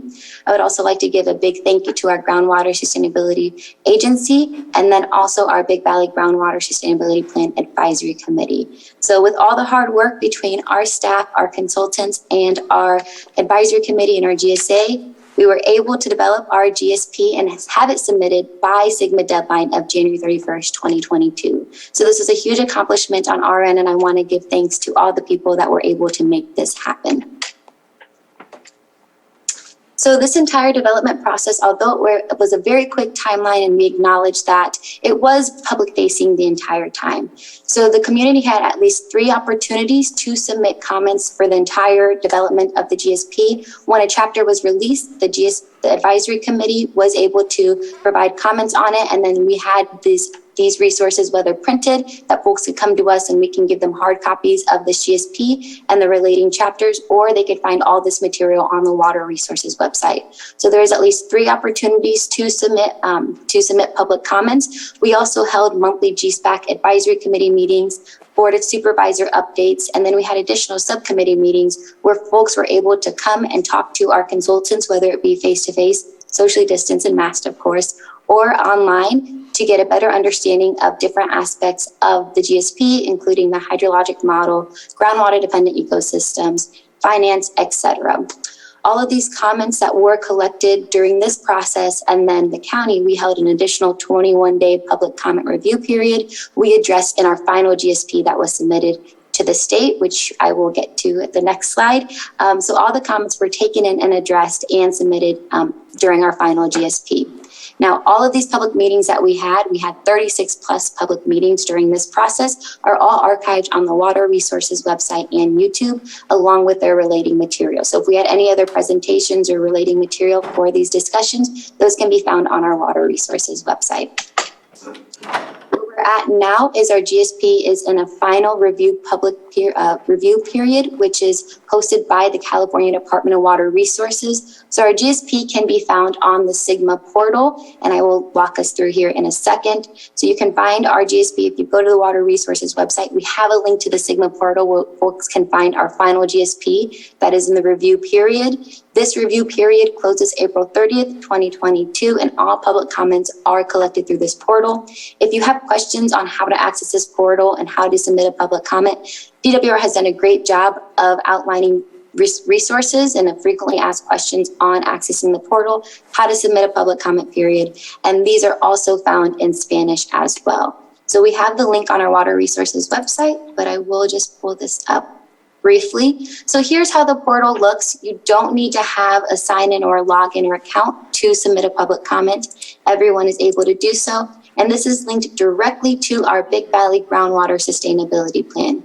You can scroll through this portal and you can find our contact information, when we posted this, when the public comment period ends, all of our notice, which we had the hearing in January, the information on our hearing and adoption process that we did internally, our notice of intent to adopt, and then the entire groundwater sustainability plan, including the elements, and then all of our references, which I will not go through, links to the references that we reference throughout the GSP. Now, to submit a public comment, folks would scroll down to see public comments, and then you are able to add a comment here. Now, just to note, all the public comments, once you submit a public comment, that is in the portal and everyone in the world can see that. So just keep that in mind when you submit a public comment. But again, that public comment period closes April 30th, and that is hosted by DWR. So once the public comment period closes, DWR takes a few months to review all the comments that are addressed, including the entire GSP, and we're in the review process, and then they will let us know whether they deem our GSP approved or disapproved.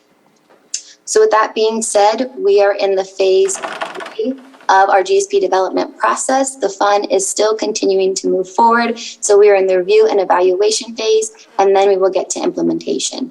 Just because we are in phase 3 does not mean that we have not already started phase 4. Crossing our fingers, our GSP is deemed appropriate. We've already started going on the implementation aspect.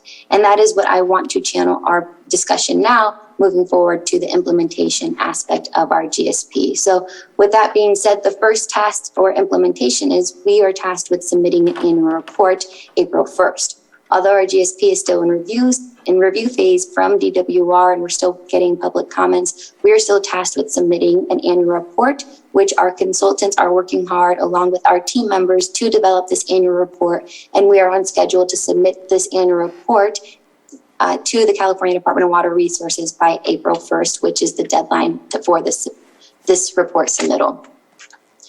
So again, I highlighted our Groundwater Sustainability Plan Advisory Committee, also known as the GSPAC. They were pivotal in ensuring that we were able to collect all the proper information, resources, input, et cetera, for the development of our GSP, and they're still going to be pivotal in the implementation aspect.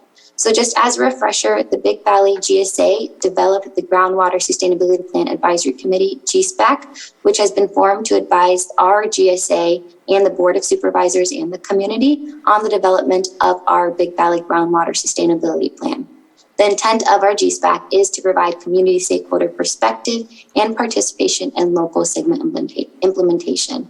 And I would like to take a moment to just give an extra thank you to our GSPAC members who helped and who had a huge weight in carrying our GSP through the development stage, which is Brenna Sullivan with the Lake County Farm Bureau, David Wise with Bella Vista Farming Company, Pat Scully with the Scully Packing Company, Peter Windrum, Tri-Council for the Clear Lake Hitch, Scott Hornig, Special Districts, Valerie Nixon with the Lake County Land Trust, Kyle Reams with the Kelseyville Unified School District, and Sky Hoyt, who is a private well owner.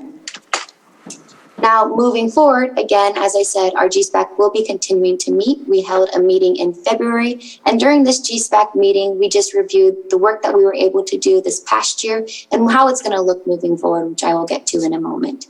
We also outlined the GSPAC members that are moving forward, and you can see here on this list who is planning on moving forward, and we did outline the open seats that we have. So here I would like to take the time to share with the community. We are looking for folks to fill these seats. It's a fun group of people. We have a lot of fun in terms of talking about sustainable groundwater management for our Big Valley Basin. So I encourage folks, if you see a seat here that you think that you may be a fit or you know someone, please reach out to me directly. What we will be doing is, since this is a non-voting group, we are asking these folks that are interested in filling these seats to come to a GSPAC meeting, and we will have you put in writing 1 or 2 sentences, nothing crazy, on why you think that you'd be appropriate to fill these seats, because it will be at the consensus of the GSPAC members to bring to the board when we do the rechartering of our GSPAC document of recommendations who they think would be appropriate to fill these seats for our GSPAC members.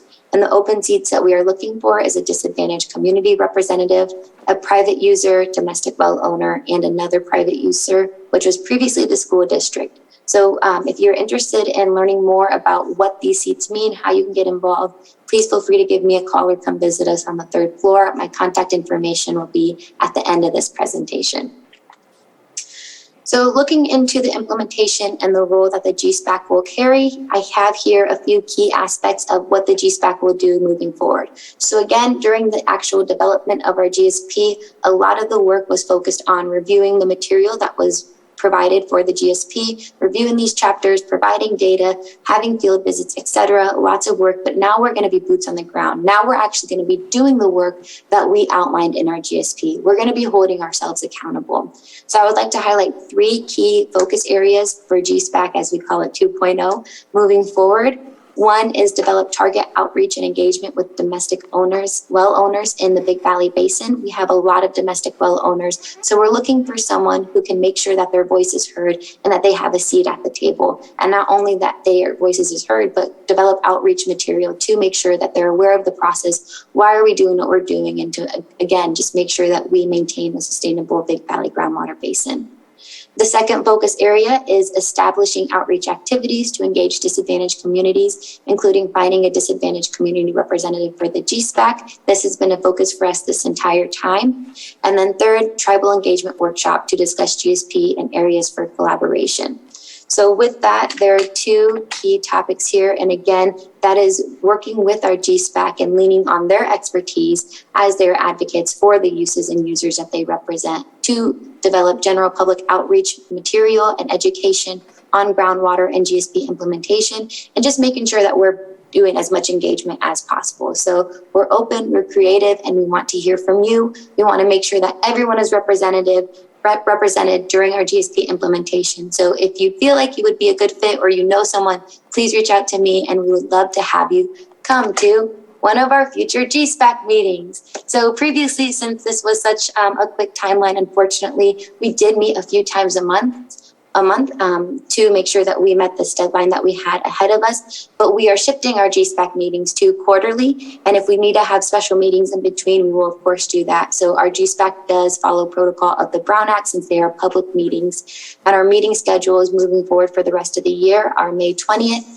August 19th, November 18th. That's what we have outlined now.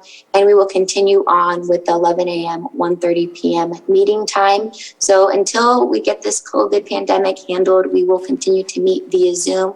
There is a possibility in the future for a hybrid meeting, but if you want to be informed if that is the case, sign up for our Stay Connected page, which is on our Water Resources website. Once you sign up to our Stay Connected page, you will automatically be put to our listserv, where you get routine updates on our Big Valley GSP implementation, our GSPAC, etc.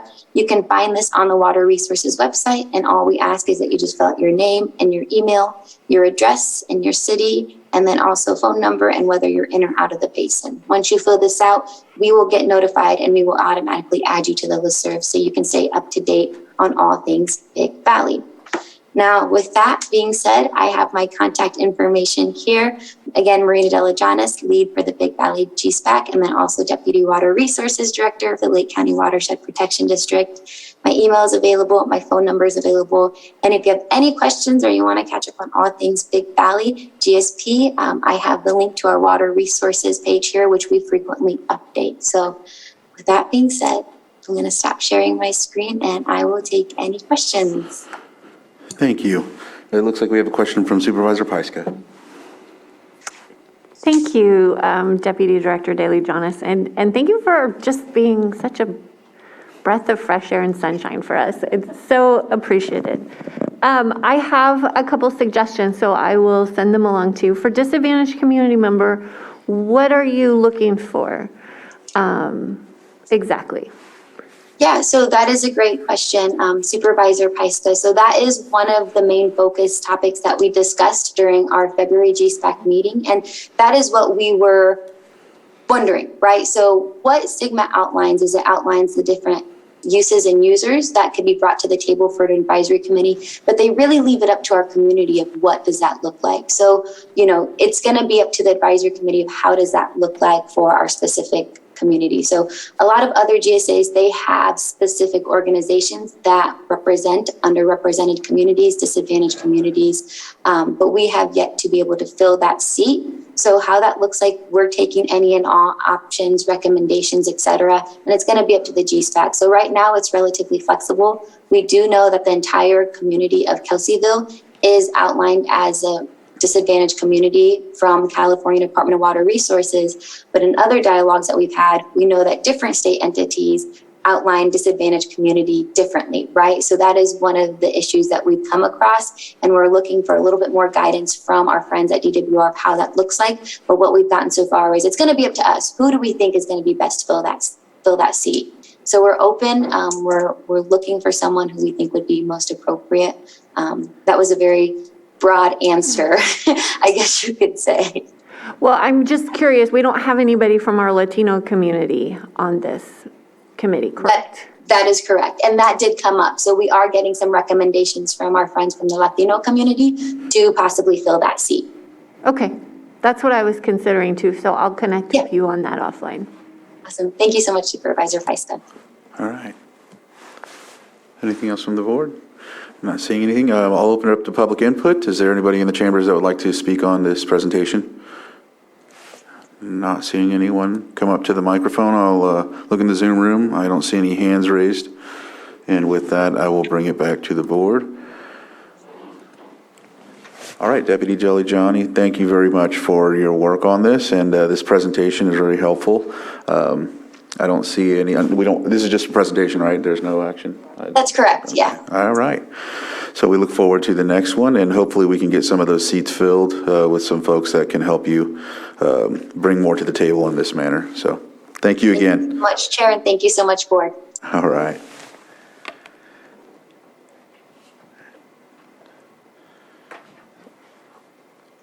How long do you think the 6.2 will take? Moment, if you wanted to go back to 6.2. I think it would, only because I've already been asked questions during the break, so I want to make sure we get that clear. So we're just going to see if we can entertain reopening 6.2 briefly to further clarify before we move on to our 6.5. So moved. So a motion. Public input? Oh, yeah. So I'll open it up for the public. 6.2. Should I read it off again? I'll read it off again. Consideration of rescind urgency ordinance number 3114 requiring all persons regardless of COVID-19 vaccination status wear face coverings. Oh my goodness. In county facilities. Sorry, I clicked something. So I've open it up for public input, and I'm not seeing anyone in the chambers or in Zoom, so we'll bring it back to the board for action. And so moved. We have a motion? Second. And a second. Joanna, please conduct a roll call. Okay, Supervisor Sabatier? Aye. Supervisor Scott? Aye? Supervisor Pyska? Yes. And Supervisor Crandall? Yes. Thank you. All right, with that, I'll give the floor to CAO Hutchinson. Just really briefly, Mr. Chair, I have new information that the HR director provided me since you had the conversation, and in particular, the questions that were asked about what this lifting of the masking in county facilities means for county employees. And the correct information is that the governor has issued an executive order more recently than I realized, where all employees, regardless of vaccination status, can stop wearing a mask effective immediately. And so that will be the guidance that goes out to employees later today, to everyone who's a recipient of county email. Whereas earlier we said unvaccinated people would still be required to wear masks, but that is not, that's no longer accurate. The governor has changed that, both through CDPH and Cal OSHA. Okay. So no change in your action? No just change. a point of clarification for employees that are listening, and we will get that information out to employees in the form of an email very soon. Ms. Grant, do you have anything to add? Only that then you'll take public comment again on this information. So we'll go ahead and, before we open it for public comment, Supervisor Sabatier? And for those who are still concerned and want to take caution, the CDC does provide that extra level of guidance on what folks should do depending on what our stage is of the cases and hospitalizations and things like that. So it provides a bit more guidance than the state of California would, if somebody wants to take a look at those things. All right. And the protocol will be on your agenda next week too, that the COVID protocol that we've been operating under, an update which further clarifies. That'll be on for next week, okay. With that, I'll open it up for public comment. I'm not seeing anybody coming up to the microphone, and I'll open it up on Zoom.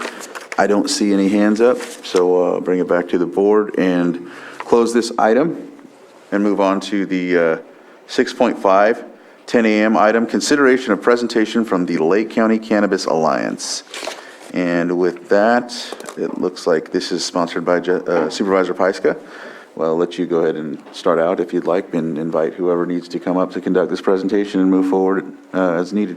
Yeah, I thought we could have this opportunity to hear from our cannabis industry, hear about their vision, their priorities, their challenges, and just open this up for a dialogue. We haven't had that opportunity.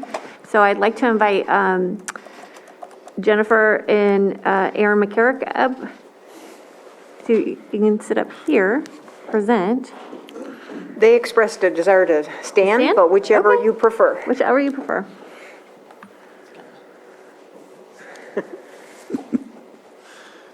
Do we mask or no mask?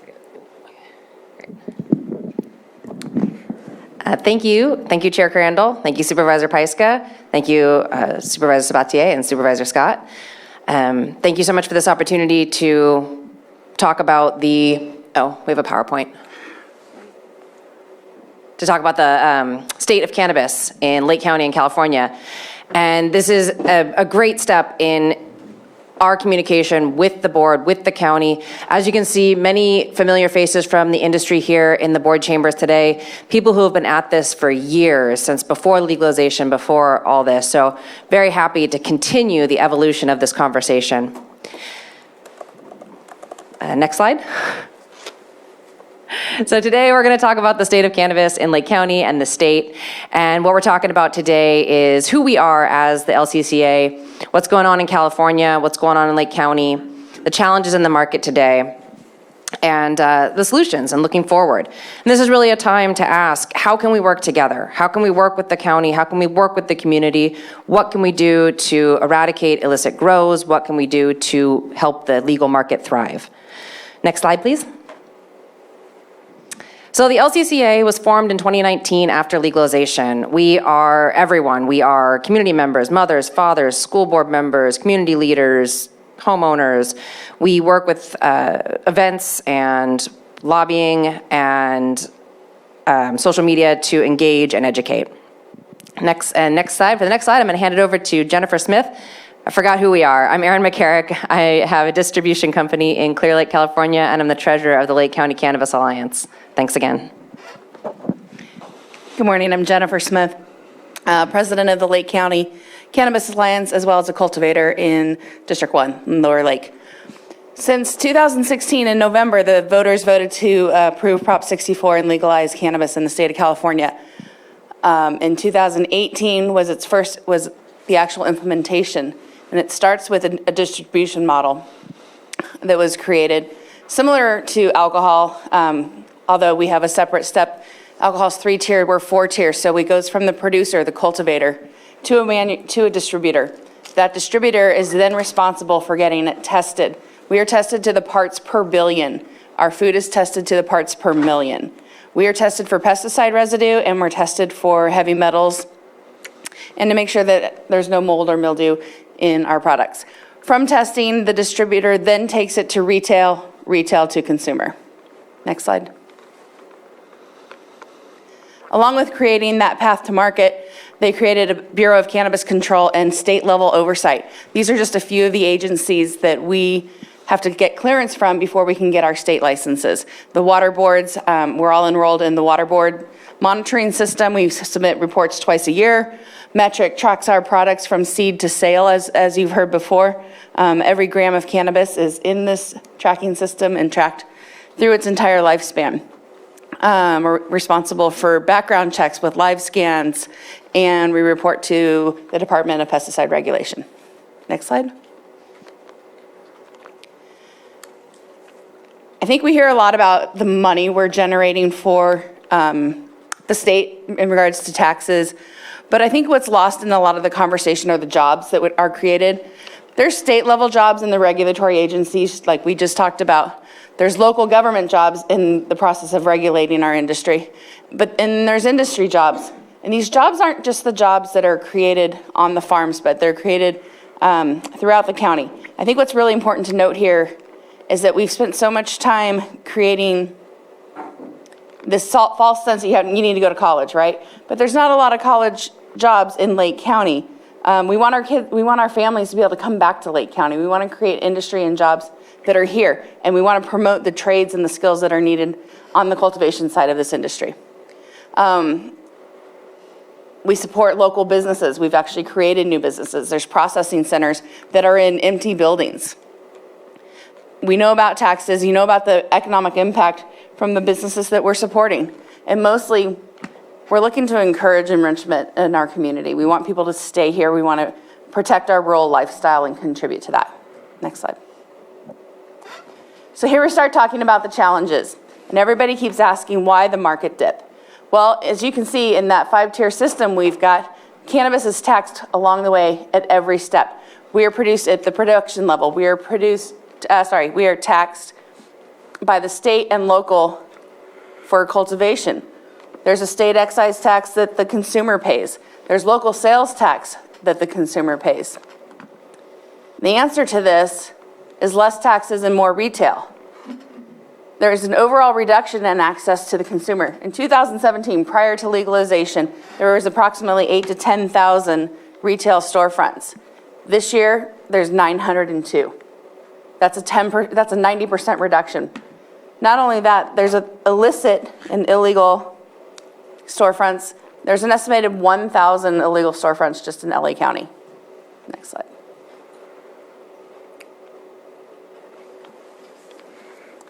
So why aren't there enough retail outlets?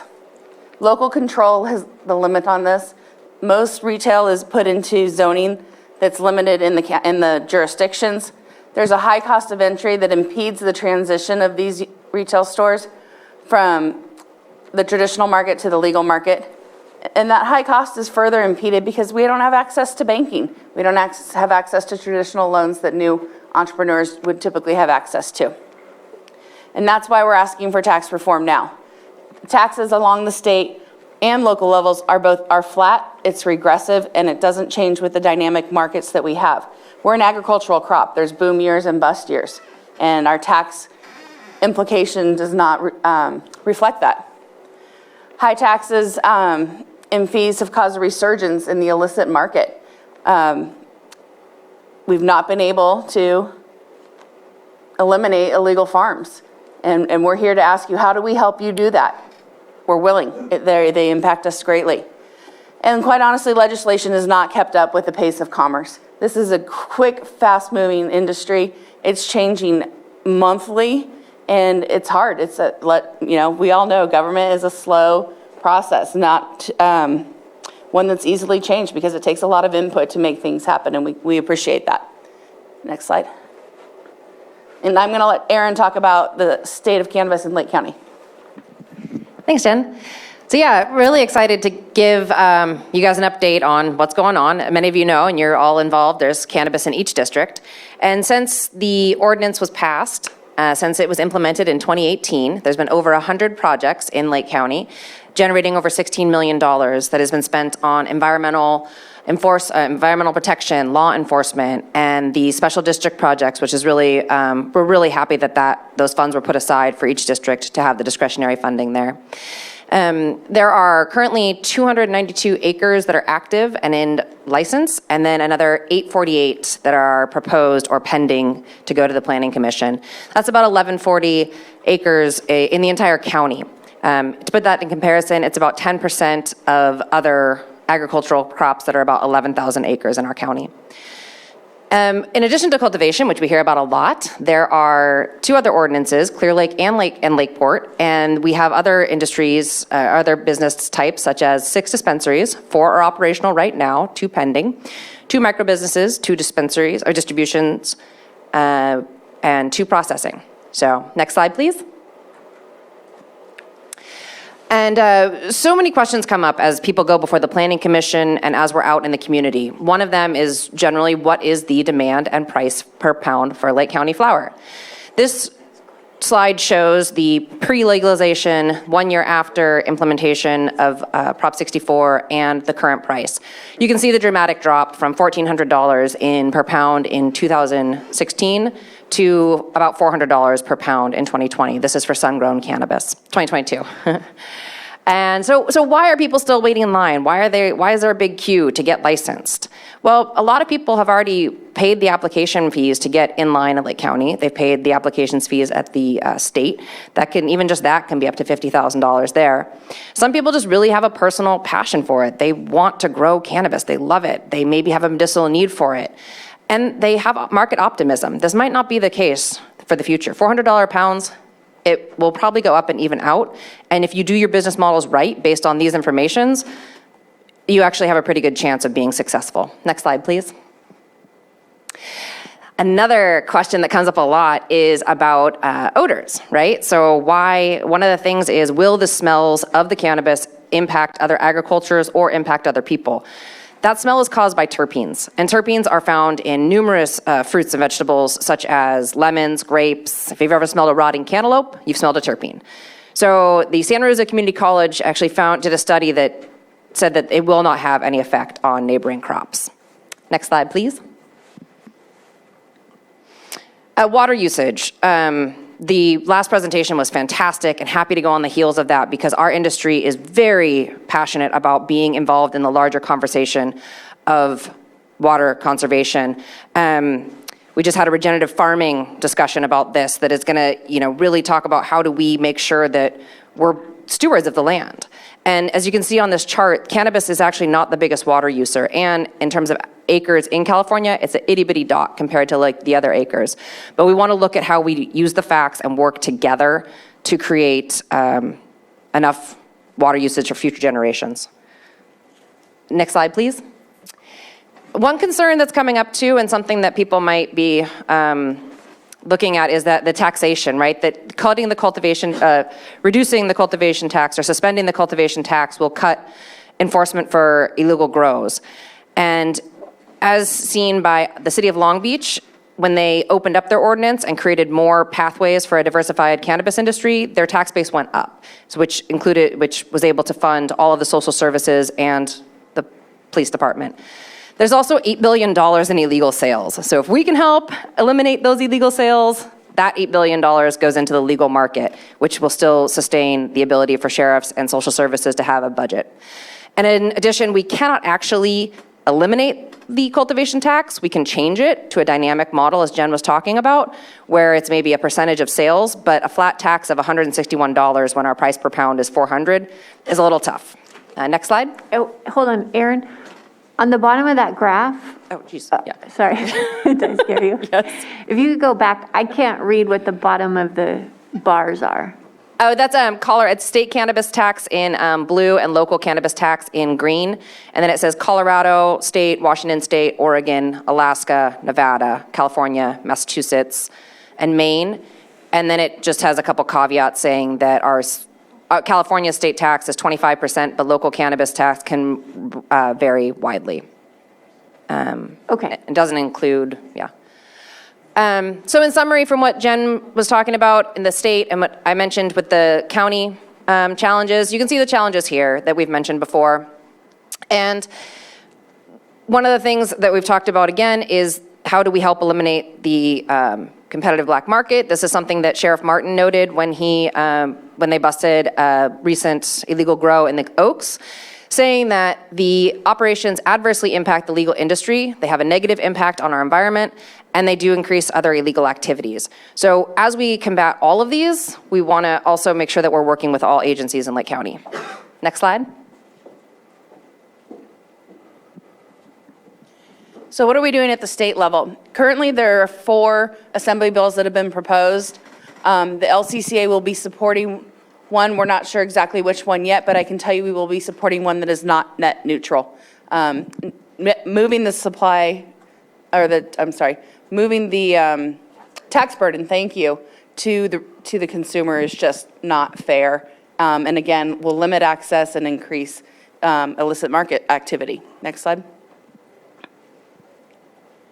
So as you can see, local municipalities are taking tax reform into their own hands while we wait for the state to take action, and hopefully we see that this summer. Next state. On the left, you'll see a list there of municipalities that have asked the state and signed on to the resolution to suspend the cultivation tax. And then you'll see also what actual local municipalities have already done. We know what we've done here in Lake, and we're very appreciative of the delay in payment and the removal of the penalties. Sonoma County has voted to postpone their first quarter. Humboldt County, as we know, has reduced their cultivation tax to 15 cents a square foot. Monterey County has voted to stop the fiscal year increases up till 2028. Calaveras County just reduced their canopy-only tax to 60%. And in Mendocino County, they have a case-by-case scenario where each project is vetted to see what kind of tax relief they need. Next slide.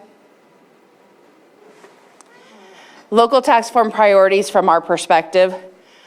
We are the only municipality that charges on a cultivation site. Every other county and the state taxes upon the canopy area.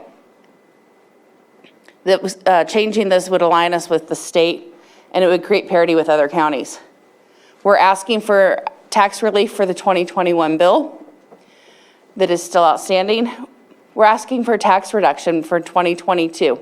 We'd like one that is competitive with other cultivation regions. And I know we're going to talk about this later, so we're keeping this broad. We'd like tax reform for all cannabis businesses as well, not just cultivation. While a majority of us do speak from the cultivation standpoint, it's important to acknowledge that we have other businesses that need some relief as well. And then lastly, we would like to look at and model a gross receipts tax and see what that looks like for the county. Next slide.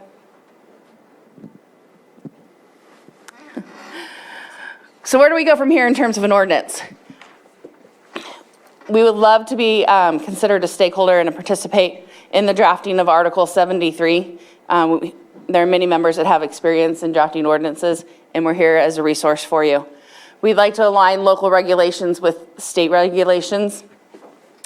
We'd like to distinguish the different uses between hoop houses and get some terminology. We talked about water just a few minutes ago.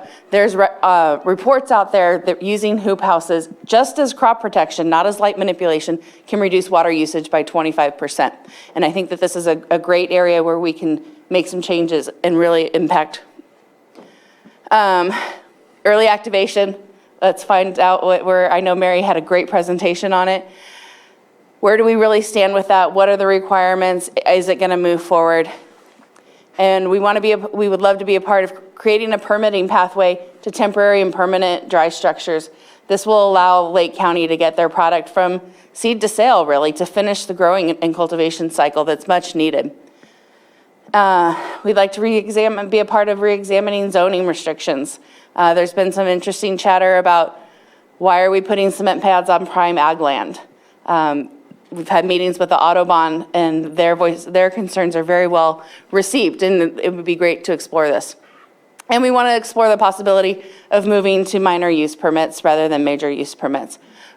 Granted, this is a wish list, but it's things that we would like to be a part of the discussion as we move forward.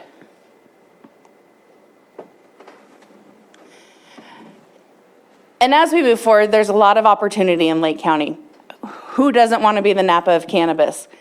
We have that ability. We have the lake. We have tourist attractions naturally. We want to be seen as more than just a cultivation region. There's cannatourism, as you can see from the slide.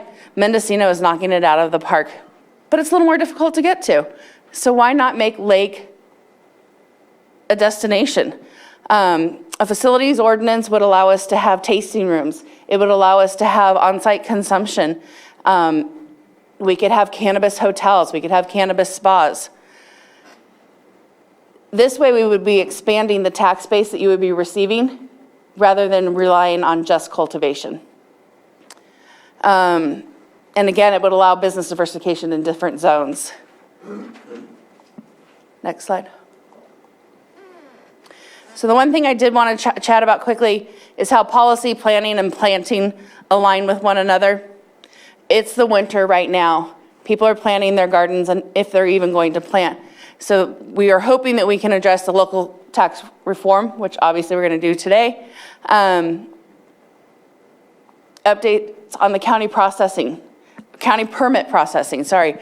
People are still in the queue and still waiting to find out if they're going to be able to plant today. These are decisions that take time and need to be planned for in the winter.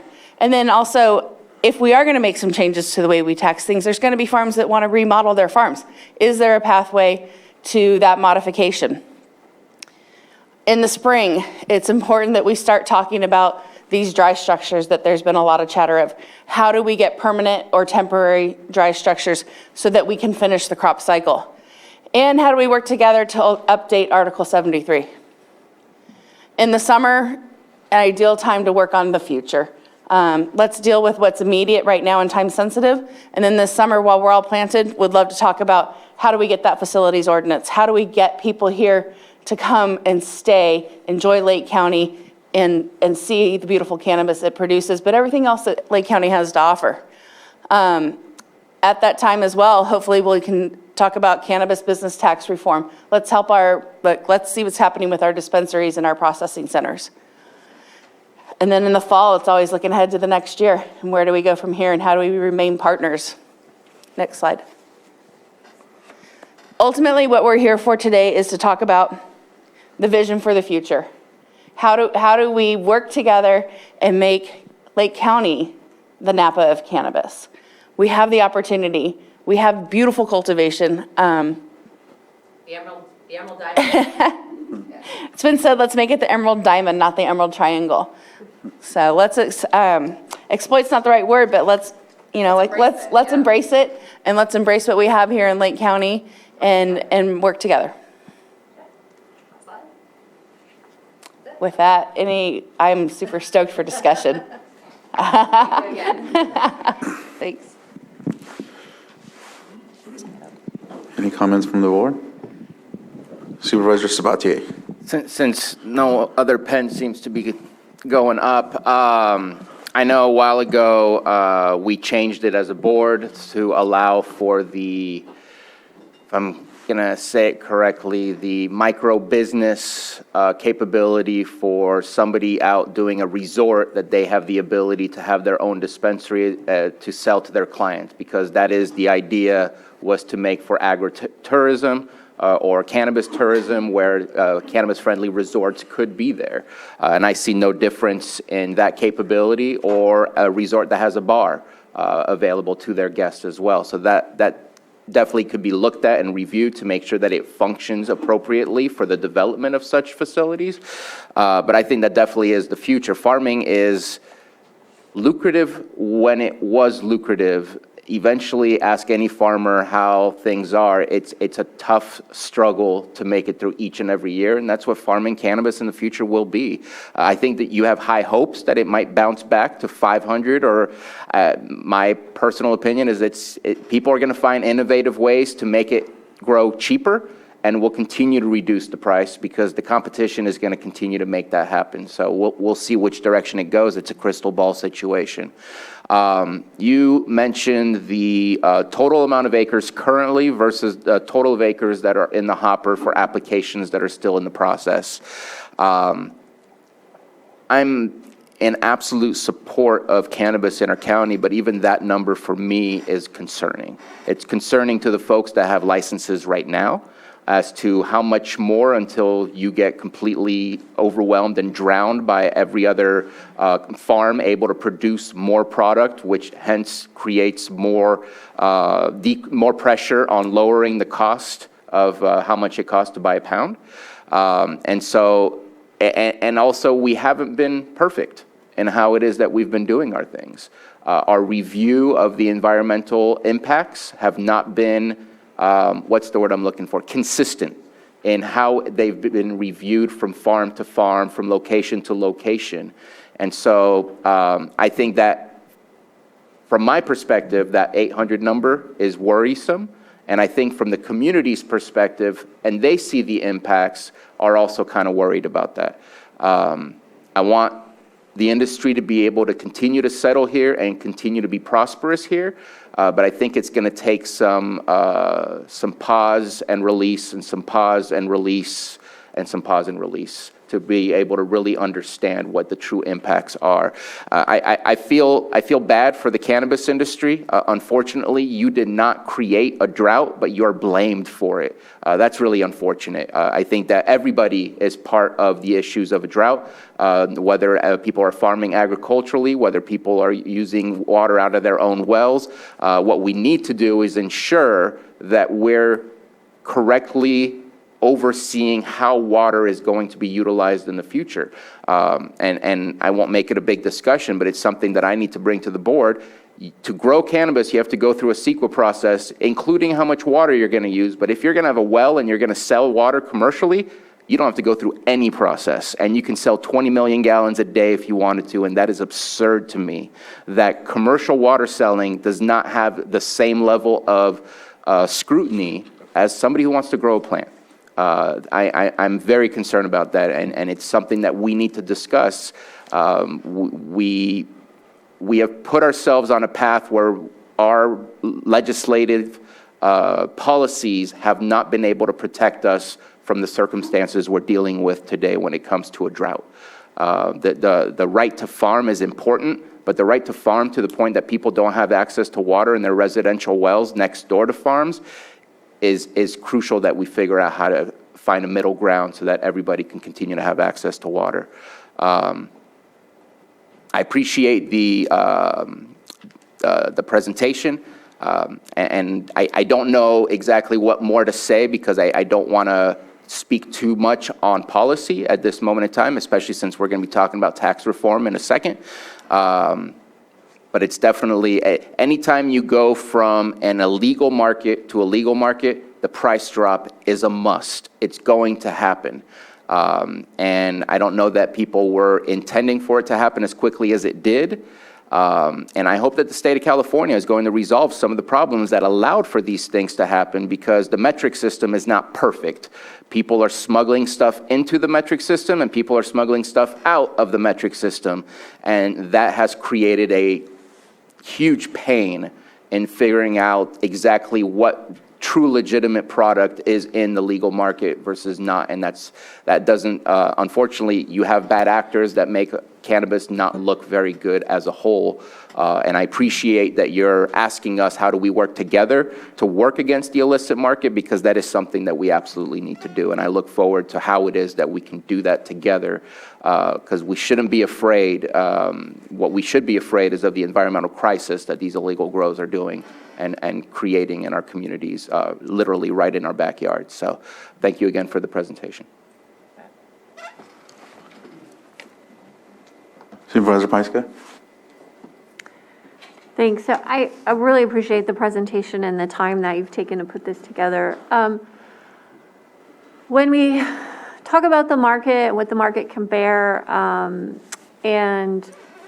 can you talk about the region in our county and the type of product that would come out of our county compared to other counties and competitive regions? Do you mean, is this on? Yeah, it's on. In terms of the quality of the flower or the product itself? Yes. Okay. Yeah, exactly. So one of the great things that the state of California and groups that are passionate about the growing of cannabis have created an appellations project. And so Lake County, even within Lake County itself, as we all know from other agricultural products, is the terroir of, and the sunshine, the soil, the slope of the land, everything creates that flavor or end result of a cannabis flower. So we have different appellations in Lake County that are different than Mendocino. Mendocino can get more fog. Lake County is arid. Lake County has volcanic rock. One of our member farms grows through obsidian and has the roots going through that. That's going to create a very unique and different type of flower than somebody who's growing in an ag basin or in, loam. So each one of our flowers has a different taste, and we'll soon find out, actually. So the Emerald Cup that's happening in May this year, many member farms have submitted their product, and they're basing this on terpenes, on a whole profile, on your terroir, on your Appalachia. So we're going to see how Lake County compares to it. But just from anecdotal historical facts, it's very popular. The climate creates a delicious, tight, bud, flavorful flower. I think it's important to note, and one of the things that... Yeah, it's Okay, on. We hear you. thanks, that was weird. Humboldt, and I don't want to disparage any other growing region, right? But we all know the Emerald Triangle is famous for its cannabis. Let's be honest, it's because people could hide there and grow it. It's not necessarily because it's the best place to grow cannabis. Cannabis is a high desert plant. It loves dry, arid areas, and that's why it thrives so well here in Lake County. And the air quality obviously is the best in the state, and the light lumens, the elevation, everything really adds to the quality product that we can grow here in Lake County. The other thing, especially as we talk about a tourism ordinance and a facilities ordinance and expanding what we have, the resort ordinance already, to direct to consumer, other things like that, will give an opportunity. So many things in life, it's about the people. And as this room shows, we have an amazing, diverse group of growers who have their own story and would love to have people come visit them and tell their history of growing giant trees or little babies or whatever it is. So we have some really cool growers in here. And to talk on Supervisor Sabatier's point, I wouldn't say cannabis is necessarily blamed for the drought, but I think some of the regulations and some of the reporting has brought awareness. It really, every time we have to go before the Planning Commission and talk about water usage, it's bringing it up for everybody. And living in Clear Lake, those Burns Valley residents, their well was dry long before legal cannabis came into it. So we want to work and find solutions. I don't want my neighbors to be, not showering and not having clean water. So we're looking forward to that conversation. So one more comment that comes up often, and we received a lot of e-comments on this, is the perception that there's crime involved with the legal grows. And just giving you an opportunity to speak on that. I don't have the stats, but I do know that if you did check with our local sheriff's office, you would not find that to be true. And it was even noted in the article about the 7,000 pounds that were confiscated by Sheriff's Department and Sheriff Martin. The illegal activity is definitely on the illegal farms. That's where you're going to find not just illegal activity, but crimes against the environment and crimes against humanity. That's where you're going to see people that are living in tents and diverting water. And so it's like, I think that that's a huge misnomer. Yeah. Well, it seems like everybody's fine with a cannabis grow until it comes to their neighborhood or their area. 100%. And then we hear about it, and we're, that's the first thing, is we don't want crime happening in our neighborhood. And, so it's, I know, I hear you, and I appreciate you speaking on it. It's just something that we get a lot. Then how do we work with the Sheriff's Department to get that information released would be my question back. There needs to be a stat out there or facts shared with the community that the crime is not happening on these legal farms. We're not going to jeopardize our licenses for it. And just for anybody that's listening that may not have an understanding, what are the regulations that you have to, what do you need to have at your site? You have to have everybody fingerprinted and background checked and security cameras, and you just rattle off a few of those just for people that don't have an understanding. Absolutely. So every employee, every owner of the company, of the farm, is background checked. We get live scans for the employees every 2 years. Ownership is live scanned every 2 years, and that's a Lake County ordinance. At the state level, only the owners are live scanned, so I get to go through it twice. But in Lake County, it's every 2 years. So the county is really on top of criminals getting into our legal market in terms of working and employment. We have security cameras. If you have processing, you have a security camera at every entrance, every door, and on the processing activity. At cultivation, we have cameras that have to cover all the cultivation site as well as any buildings that we're using. And the retention on that is 60 days. We have to have 60 days.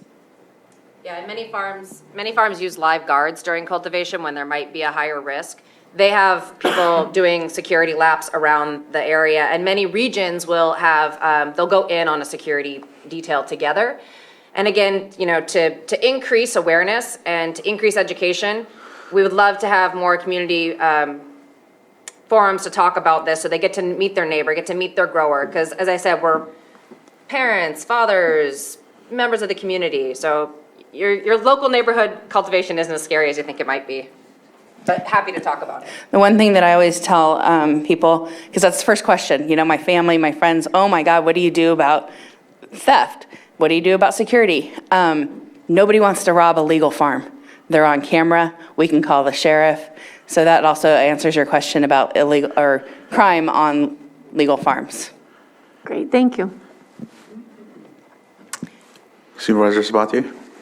You mentioned retail, and that is something, again, that I just want to bring up, that I have concerns with how we're moving forward with retail.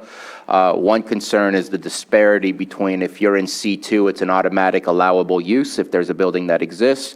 If you're in C1, you have to go through a major use permit. Like, there seems to be such a discrepancy of the process for the exact same thing with a definition of commercial that is very much not too dissimilar to one another. And so that to me is strange. I wouldn't mind seeing both married somewhere along the middle. But what was concerning was when I did some research, and I'm asking you a question here to see if maybe you know. I saw something that I wasn't aware of. It looks like in September of 2021 that the state so we don't have any regulation whatsoever when it comes to retail at the local level, which I know that when we passed it up, I was hoping that we can do something similar to what the city of Clear Lake does. I like that, minimize the number. I know some people aren't very happy about that, but I appreciate that so that we don't have a whole bunch of new dispensaries popping up so that eventually they can fail and we can have more vacant commercial buildings. I'd rather see some separation and some more planning than just allowing a free-for-all.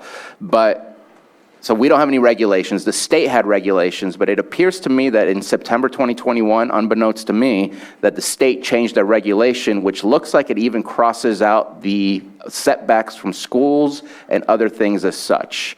I'd like to find out if that's the case, because if it is, that's a little concerning to me, very concerning to me, because I always expected that you're supposed to have a setback from schools or from other things. I don't know if it's written somewhere else and that it still covers it, but it doesn't appear when I look up the law right now and the health and, not the health and safety code, but the business code, that it is there any longer.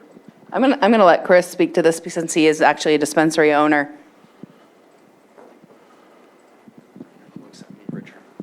Hey everyone, Chris Jennings. I don't know the law you're speaking of, Bruno, but I'm pretty certain that they had state guidelines where it's like minimum setbacks were put in place, but it's the municipality that can actually change those.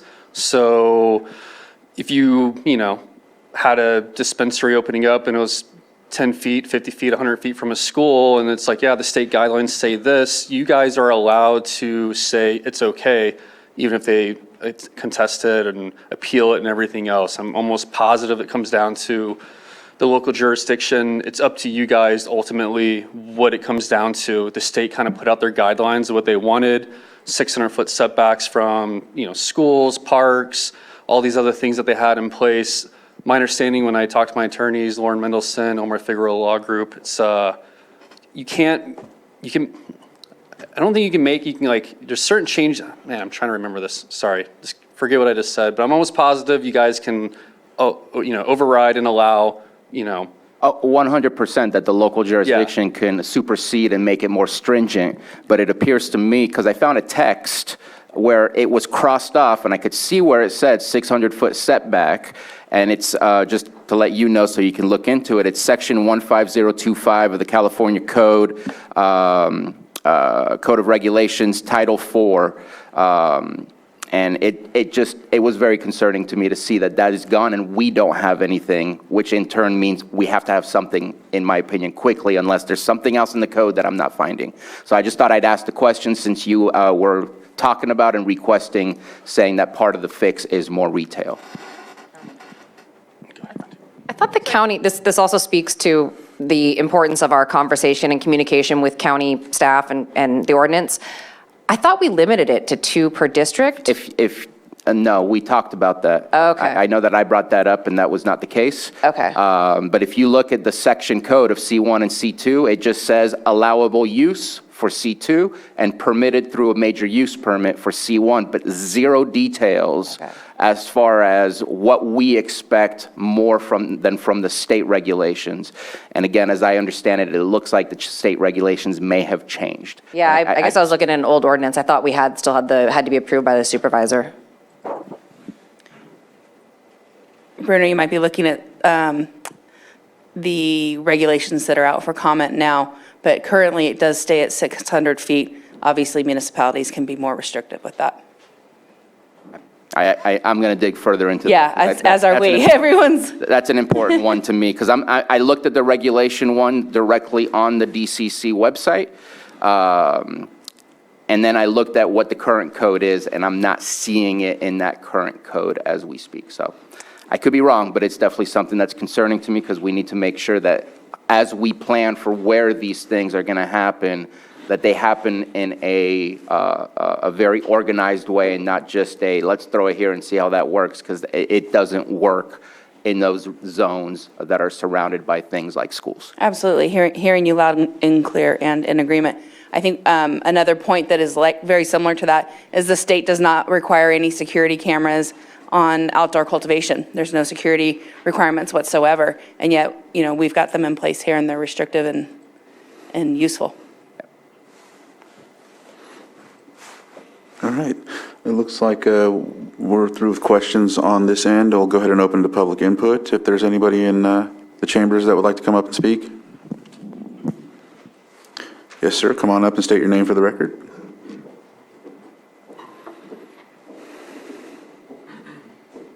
Hi, Board. Thank you for your time. My name is Tyler. I live in Kelseyville. I just thank you so much for the presentation. Just a friendly reminder that I think as far as how the industry should be regulated, I think everything that's needed is in the Food and Ag Code. And unfortunately, we were shoved into the Business and Professions Code, which kind of creates this whole mess of nonsense that doesn't really apply to an agricultural product. So it's really already there in the Food and Ag Code. And according to in regards to retail access, yes, keep it away. Retail is probably has a place in the Business and Professions Code, but the rest of the industry it's pretty simple as far as it's an agricultural product, it's a commodity, and it really should be regulated. I mean, I know we can't really get there, but that's really, the framework's already there. Thank you. Thanks. I think one of the reasons that it was placed there and is seen as such is the ability to tax it makes it very difficult when you start truly calling it real agriculture. And in order for the state to be able to do the excise tax and the cultivation tax, it was a whole lot easier to call it a quasi-agriculture. For sure. I mean, the state, the county, the cities, they all need their tax money. We totally get that. Thanks. Thank you. Chris Jennings, all the discussion today, definitely, there's a lot of things that need to happen, but at the end of the day, the core problem is the farmers are trying to survive, and I think we just not need to get too far out with all these other, and I'm not trying to sound mean or rude towards presentations or thoughts or anything like that, but the problem is pound prices are where they're at. Bruno's right, they're not coming back. The amount of weed coming in the system's crazy. Both on the white market and the black market. People don't want outdoor grown cannabis. They want greenhouse, they want commercial indoor. I think we need to look at the long-term impact of this and asking, 50% off our tax bill for the next year, then 25% off is, we're just gonna be back here again next year asking for the same thing. So I think we need to find something that's gonna work in the long term, so this is not a constant thing coming up and coming back to you guys and asking for help when we're just like, we just did this a year ago and we're back again, and finding some sort of common ground on that. Just an idea on pound prices. I get all the fun wholesale lists from all types of businesses from being vertically integrated. Mad Cow Genetics is an indoor grower. They do really good indoor work when it comes down to it. Their pound prices are generally pretty expensive when you're buying in bulk. Just got their email the other day. Pound prices from Mad Cow, who does a lot of contract grows for cookies and all these other big bougie names. It's $1,400 and $1,500 a pound. I'm sure the guys behind me and the girls behind me don't realize that. That's what the prices are, but that's just, a year ago, it was, $2,800 a pound. Now we're down to $1,400, $1,500 a pound. And so I just think without getting too caught up in all the other things that are going on, I mean, yeah, we definitely need processing. There is a way to bring in an ag exempt building and get power ran to it. You gotta talk with the ag commissioner. There is ag code to allow that to happen on a minor use permit, depending on the size. These things can happen, so we need to focus on these things. Facilities for people to dry in to help alleviate the cost of processing, the taxes, and then look on the other things. I feel like too many times we get caught up with how big the picture really is and all the parts that are to it that need to be changed, and what we need to do is certain things need to happen now and focus now, and that's the taxes and that's the overhead and that's everything else. And so if there's things that we can really focus on, it'd be tax breaks of some sort or a tax structure that makes sense for the industry that we're in that's not coming back anytime soon, and being able so we can process our product, because it takes so much money to get things processed, dried, and prepared to go to market. It just eats into your overhead so much. And I think if there's just two things that we can focus the most on is how can we get buildings for people to dry in. I know we got ag exempt buildings. I know everyone likes to say you're not allowed to work in an ag exempt building, but how does everyone package all the pears that come out of Lake County in the buildings, and the taxes at the same time? So let's just focus on the important things, and then let's get those taken care of and moved on to, the next set of items on the list. Thank you, Mr. Jennings. Ma'am? If you state your name for the record as well. Hi, I'm Kristen Callahan. I have a farm in Middletown. I also agree with Mr. Jennings about the fact that we're in an all-time market low. Last week, we put together a little workshop, and I was kind of understaffed and couldn't get you guys the Zoom link, but I had planned to and spoke to Bruno and EJ about coming to this event to sort of understand a little bit about our cannabis culture, which I think is kind of missing in a lot of these common presentations. I think the culture really needs us to really step outside of what's easy to talk about and just really focusing on how we're going to get all of our farmers to be able to get money up front so they can continue growing. Most of the issues that we're facing are that we're waiting to get paid. Retail's great, but it doesn't actually work for the farmer. A farmer that's producing over 1,000 pounds of cannabis cannot just sell to retail. They have to sell to bulk wholesale buyers that come in and collect the product in a large amount to get money so that we can actually continue, pay our taxes, do these things that we need to do to continue growing. So in my opinion, and I would love to be part of this conversation, though I haven't been. I'm not affiliated with any government group. I'm myself, and I'm just a family and a community member. I support education, regenerative agriculture, stepping outside the boxes of using imported soil. I use native soil. I'm in a basaltic, volcanic soil type in a terroir that makes beautiful flower with very little fertility needed. So I'm in a water conservation space, and I'm also speaking from a person who's lived in this community and been a part of a lot of organizations to help community members. Officially, the problem is being able to get wholesale for farmers up front, and we can do this with a community-supported agriculture structure that we've used in other agricultural models, and that's the CSA. I really feel like our county could be the leaders. We have always been the leader in agriculture since the beginning. This is the spot to grow cannabis. We moved here because of this terroir, because of this environment. I feel like our industry needs our support in the producer side. The retail side is much more like a business in the Business Professions Code. It kind of matches that in the zoning and everything. But for a producer, an agricultural product, we need to focus on how we can get direct sales up front for farmers. The Wood Bill is a really fantastic bill to read. It's about direct farmers markets, which would actually increase local economy. It would be an economic strategy that we could actually fulfill in this region very easily and effectively. I'd love to talk about it more, but I know my time's up. I just wanted to let you know that I'm 100% on board for education and outreach and finding a way for farmers to actually get their money up front. And I'm working on a presentation currently, and I'd love to pass that along to all of you. Thank you so much for your time and consideration. Thank you.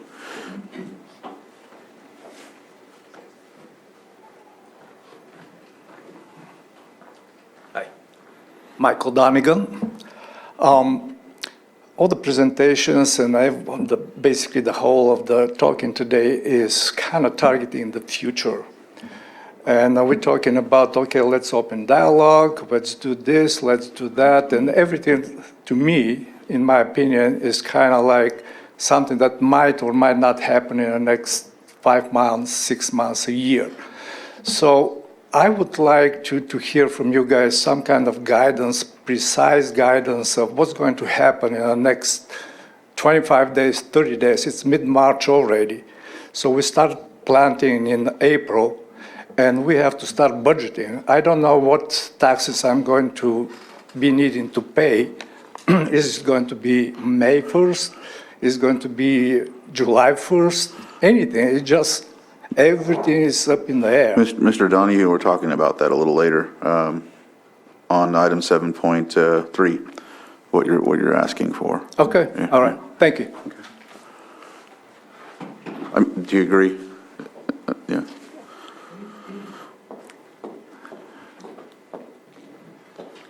I'm just going to say some closing comments from the presentation. We appreciate the time. There hasn't been a lot of public dialogue on cannabis in a while. And I think our point in receiving the invitation and accepting the invitation to come speak today was a broad picture on cannabis. We know that there's challenges, and we're going to be talking about those challenges later, but we're hoping that, dialogue like this can be more frequent so that it doesn't appear that we're coming at the last minute for tax reform relief and that we're coming at the last minute to scream about hoop houses when it's September for temporary dry structures. So hopefully this is the start to regular and consistent conversation as we move forward. And let's obviously, as Michael says, deal with what's urgent now. And we know what that is, and we're going to do that later today. But I just want to echo my gratitude and thanks for the opportunity to have actual back and forth conversation today. Thank you. We do have one person on Zoom that has their hand up. Blue Rion, if you can unmute. Hello. If you could state if that's your name, please state it for the record so we can have it on Hi. on the minutes. My name is Blue Ryan. Can you hear me? Yes, we can hear you. Okay, great. So I'm not sure who was speaking about this. I don't know your names. I'm sorry. But I just wanted to touch on what one of the supervisors was saying about the price not necessarily going up for outdoor. I completely agree. And I think that also there's a really good point made about there needing to be a more permanent solution than just delaying taxes, cutting it by 50% this year, 25% next year. That's really not sustainable because in reality, the more people get into cannabis, the more plentiful the product is. I don't think we're not going to see prices go back up to legacy market prices. And that's fine. But what we need to do is have a tax. We're talking about taxes actually probably coming up in the next couple of items. So we'll be talking more about that. I know a lot of people want to talk about the tax. That's on the agenda today. So if you can just, in closing, talk about the presentation and maybe some other words that you had. Okay, well, I think that my comment more relates to tax, so I will wait. It will be, Thank you. it'll be shortly coming up. Awesome, thanks. Thanks. Next, Nara Dalbaka, if you can unmute, you have 3 minutes, and let's try to keep it to the presentation if at all possible. We'll be talking about tax reform and all of the other things later, so. Of course, yeah, thank you.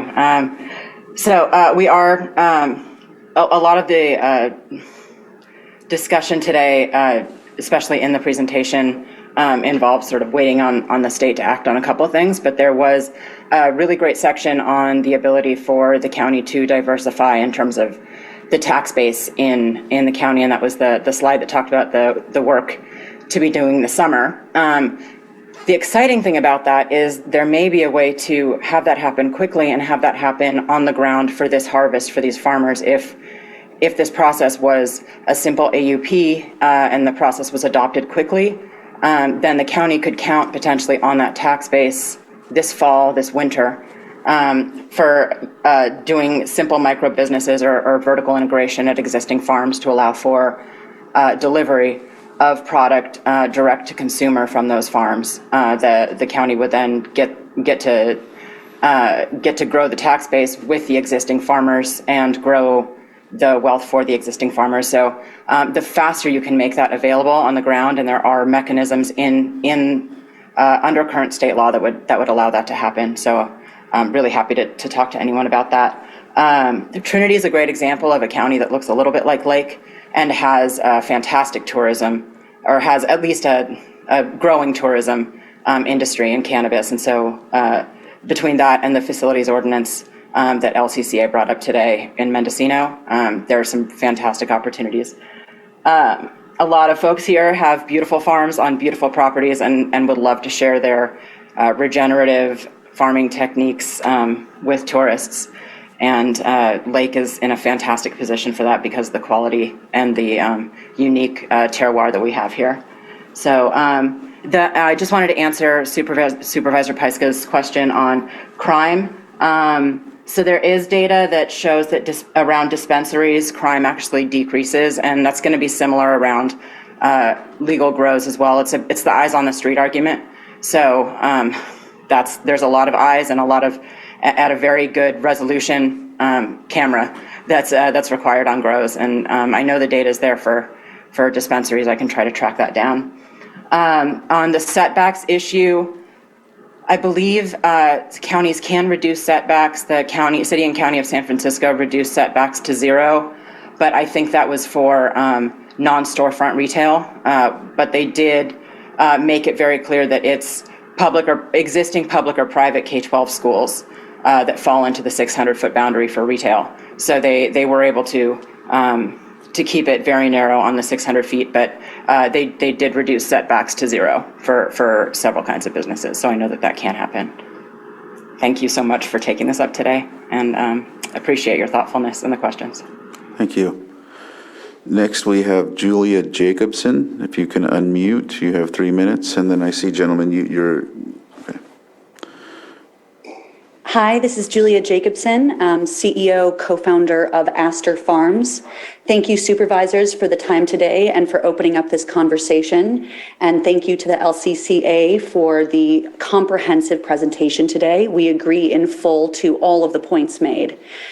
I just wanted to bring up a note in regards to some of the supply chain dynamics and how they are affecting the economics of this market.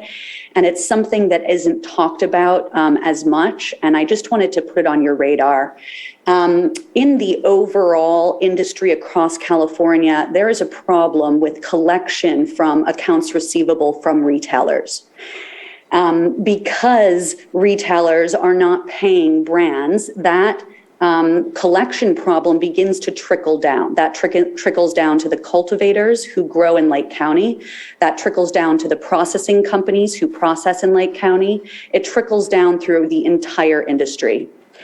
Obviously, there are reasons for that include excise taxes, market dynamics in terms of competition. There are lots of reasons why retailers are struggling to pay, but it is a very serious problem that is trickling down and affecting the economics of the entire industry. In the alcohol industry, there is a check and balance on this. And I think it is, potentially wise to look at other high taxed and high regulated industries when it comes to some of these checks and balances. In the alcohol industry, a license holder at the retail level, if they are significantly late on their payments to their vendors, their license is put in suspension. I know that in New York, as New York is starting to unfold their regulations regarding cannabis, they are considering implementing these regulations regarding retail. So as you continue to consider the retail regulations in Lake County and how all of these pieces of the puzzle affect the entire supply chain and therefore the industry, I just wanted to bring this up and bring this to your attention. Thank you. Thank you. Sir, if you could state your name for the record, you have 3 minutes.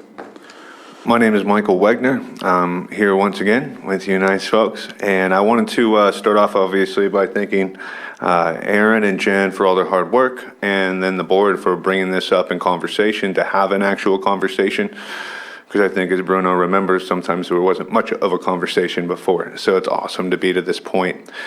In relation, I think directly to the question about security and crime, I can speak to that to a certain amount of personal experience, being on an ad hoc committee in Sonoma County, where we sat with the sheriff, the head of community development, the mayor. Everybody really came together, and this was early 2010 when Mr. McGuire was still in Sonoma County as a supervisor, and he was a part of that conversation too. But what they found in areas where there was legal cannabis operations is that crime actually dropped by 20%, 20 to 25%, because there's increased security. Right? And then obviously people are protecting their assets, which is whatever operation they have. And so they're actually diligently looking for people who shouldn't be there, looking diligently for what would be a crime. So it has actually the opposite. Instead of increasing the crime, it actually drops crime, which is an important thing that I think you can probably find that statistic with the Sonoma County Sheriff's Department if you're interested. I think the bigger picture here, because there's a lot of different things that have been touched on, the ability to get through or work on the things that do already exist in the county, meaning the applications that are waiting, there are modifications to a lot of these, or they're asking for modifications because they maybe put the application in 2 years ago, or maybe they've had it for a year and realize that they have to make adjustments. So in talking to Andrew, he made it very clear that things that would have been considered minor adjustments before are now going to be requesting or requiring a new application. And so that in itself throws a major hinge-pin into how this all operates and how you're able to evolve with the industry. That would be it leaves you in a really hard place when you're stuck doing something that you don't necessarily want to be doing because you can't let go of that application. That's an issue. The issue as far as an agricultural commodity, or based on how the tax codes get laid out, you guys as a board have the ability to make those adjustments that maybe the state did not take into consideration, and now make those adjustments so it is workable in this county. The other thing I'd like to just mention quickly is that the industry itself will nationalize. It will become nationally illegal to have cannabis. So again, please try and keep the bigger picture of what's going on here across the nation and not just be stuck in this California bubble where maybe you make these rules pertaining just to here and now and not take into account 5 years from now. That's it. Thank you. Thank you. Ma'am? Good morning, Supervisors, Board. Thank you so much for your time today. We certainly sincerely appreciate it. Thank you very much to the LCCA, Aaron and Jen, for your comprehensive presentation. I believe that this dialogue is long awaited, and we really appreciate it. Just to keep everything broad, because we do have more items on the agenda, I would just like to stress, first, I'm Christina with Stella Green Farms, I apologize. Sustainability, I believe, is obviously our theme, and to keep everything very broad for our community in order to continue to go forward and work together and build together. We need sustainability, and this dialogue is the first step to all of us getting together and understanding each other, our roles, and what we bring to the table, and what we can all work together to build together. Sustainability is definitely the theme that I'd like to stress and what I'm here for to express with our community. We obviously need some triage steps in order to get to the beautiful future that we all have waiting for us when we work together. So thank you so much for your time, and I look forward to speaking in the future on more itemized agendas. Thank you. Supervisor, I'm going to go ahead and close public input. I don't see any other hands up or anybody coming to the microphone, so I'll close public input. And Supervisor Sabatier? I think that there's a subject that's already been discussed a little bit here at the Board of Supervisors, and that's the dry sheds.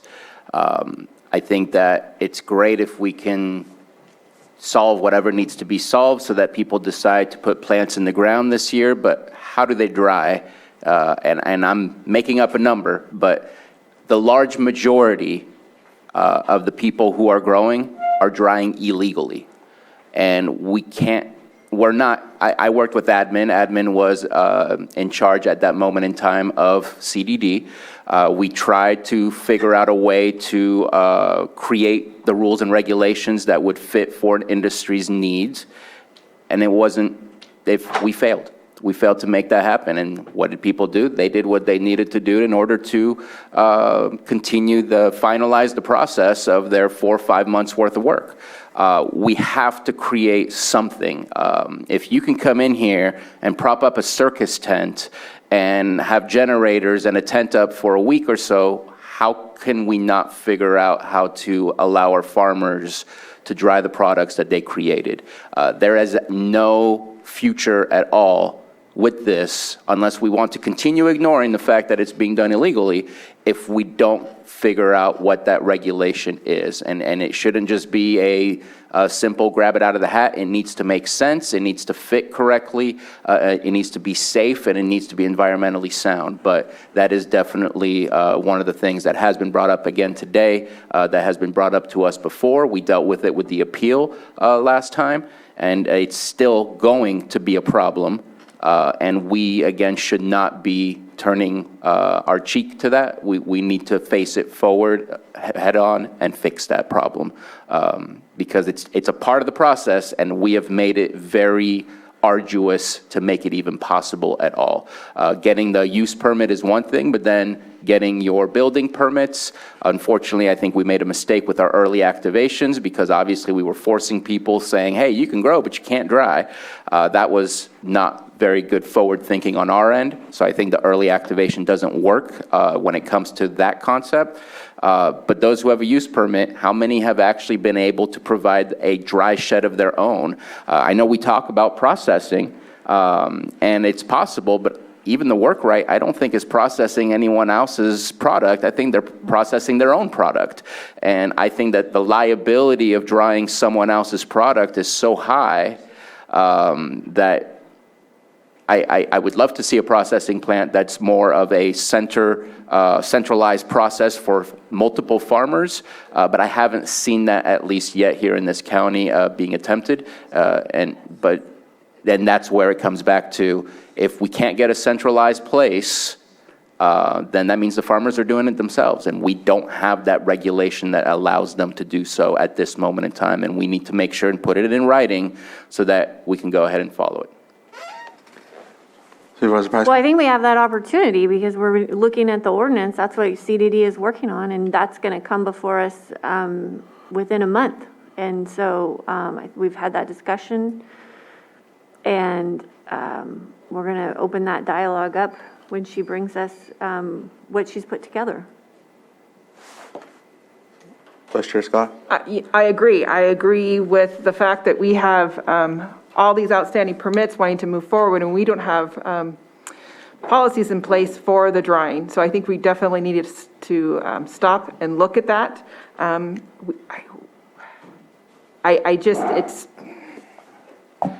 It's hard to move forward with the permits that we have, knowing that we do not have things in place to make sure that this product can get through everything that it needs to get through. So I'm really struggling with this, and I'm happy that it's going to be coming to us in a month to have this full conversation, making sure that when a business goes into business, that they know where this product's going to be going and how they're going to be drying it. I think that needs to be part of the process of permitting, is when you're going to grow, what's that going to look like?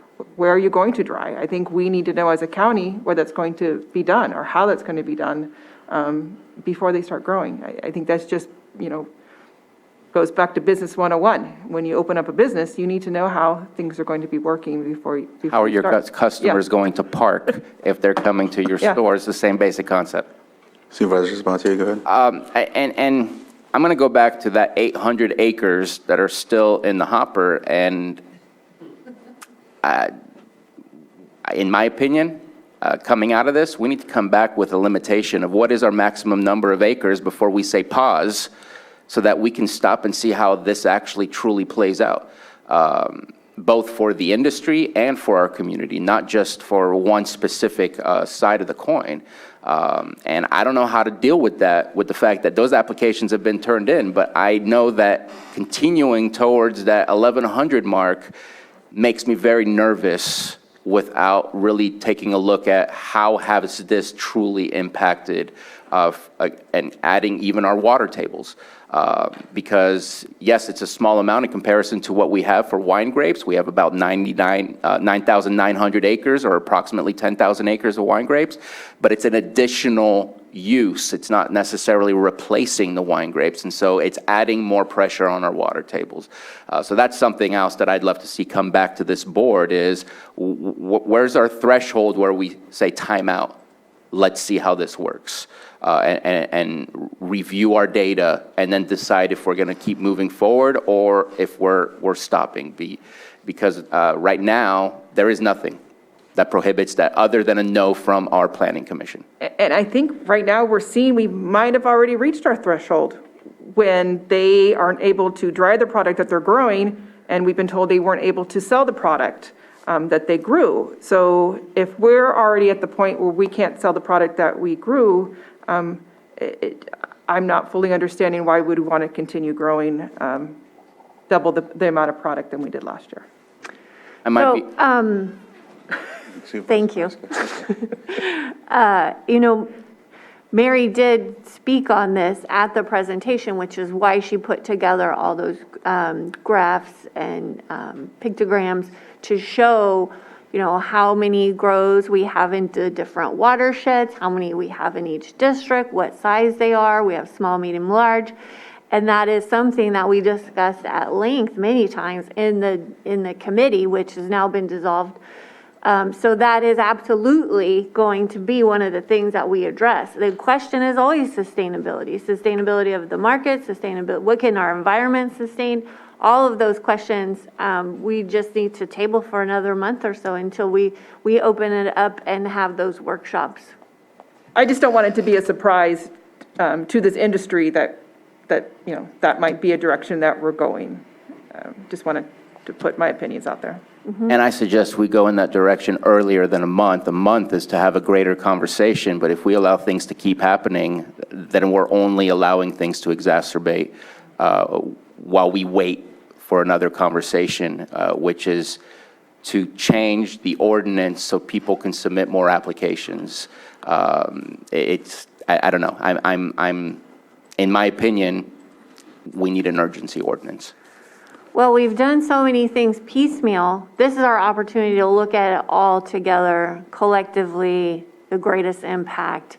And that's what that department's been working on for many months. And, to have an urgency ordinance in the middle of an urgency ordinance that we may have to extend anyway because we're looking at the ordinance. Like, we have to just have this conversation all at once. And it will take time, and it will take us that time, but we need to invest that time and have that conversation all at once with all of us in the room. I think, too, this is just the result of growing pains of this whole situation. When we initialized this back in 2018, a lot of it was initially mitigated to, in essence, compromise opposing viewpoints. There was a lot on the table at the time with opposition, and so to kind of get this thing with its foot in the door, a lot of things were overlooked, like what we're dealing with now. These things that are popping up they are exacerbating, and I don't know how that looks, but I think that we do need to make these changes, and hopefully it does happen a little sooner. I'd hate to push back another year with a lot of obstacles. I don't like challenges for. It feels like sometimes, and it's not by anyone's design, I truly see that, but at times that things are overlooked and people are hindered because of some of these rulings, and then we get put into a situation where the department gives a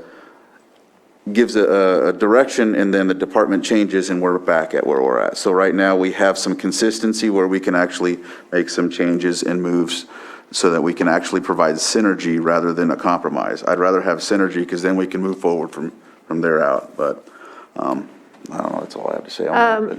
I mean, I would hate to put her on the spot, but we could just ask Mary for a refresher on what her timeline looks like.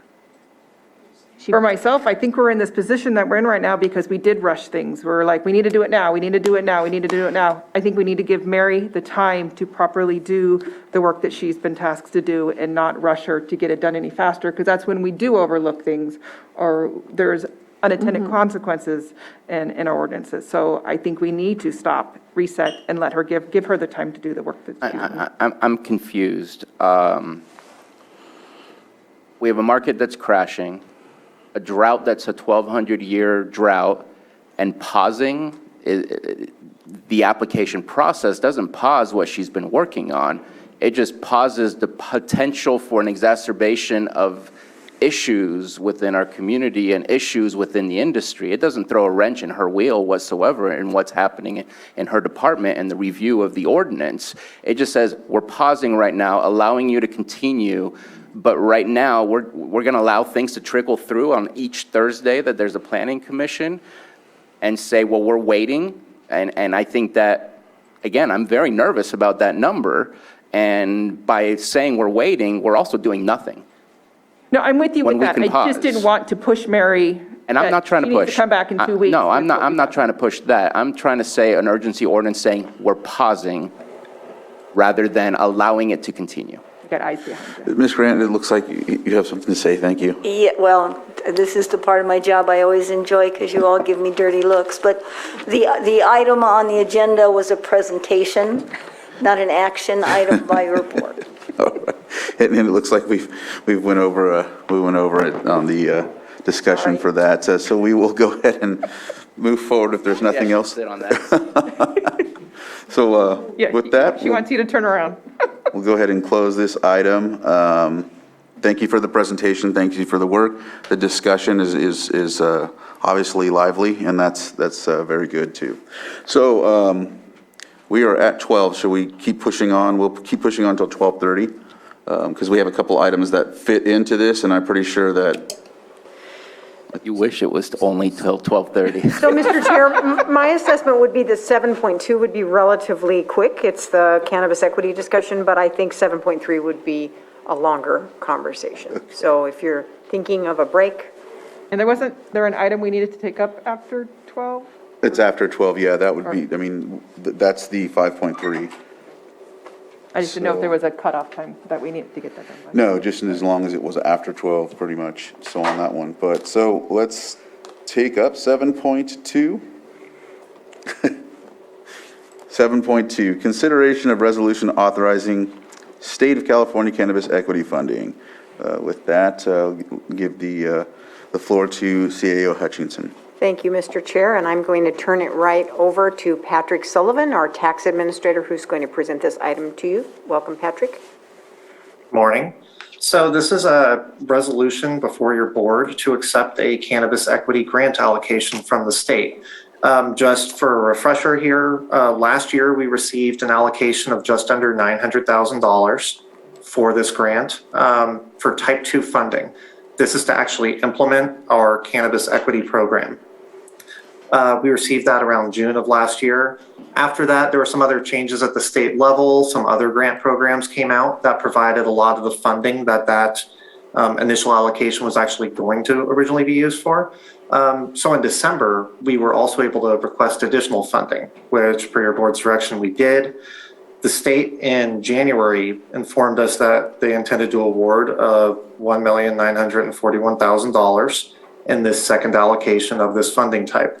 That makes a total of $2.8 million that we actually have to implement our local equity program. In order to accept it, your board does have to approve this resolution as part of the completed packet we need to submit by Tuesday. Just for a reminder, this can be used as direct aid under our proposal for local cannabis businesses, cultivators in particular. It can help with application, licensing, and regulatory fees. That's what the vast majority of this allocation is for. The remainder can be used for costs associated with fixtures, equipment, capital improvements, and rent. There is an update in terms of use that I found out yesterday afternoon in a call with the state. They are going to allow some of this funding to be used directly to offset taxes. I wasn't able to include that in the memo. We just learned about this. So as we distribute applications and get a preliminary feel for what type of relief people are requesting, they'll be able to include taxes in their pitch for why they have a financial need and how this money could help them. Once we have a better idea of where that stands, we'll be able to request a modification of our proposal with the state to see how much they would let us use towards those taxes. So regardless, it doesn't really change the plan. It just broadens what it can be used for potentially. By initiating this program, it would potentially help, along with the other reforms we're talking about, provide relief to the local industry and help support them, especially during this transition time. So if your board has any questions, I'm happy to answer them. Vice Chair Scott? How soon would we be able to just start dispersing these funds to in our community? So we initially need to send out applications, distribute those, make those available to the community here. Once we get those back, we'll have to see how many people actually apply. The funds are eligible to be dispersed as soon as we're ready. There's just some criteria we need to meet with the state. We have to ensure that anyone we're giving funds to not only meets the equity criteria defined in our program, that they fall into at least one of those categories that this program was designed to help. We also have to ensure that each of those parties has a demonstrated financial need.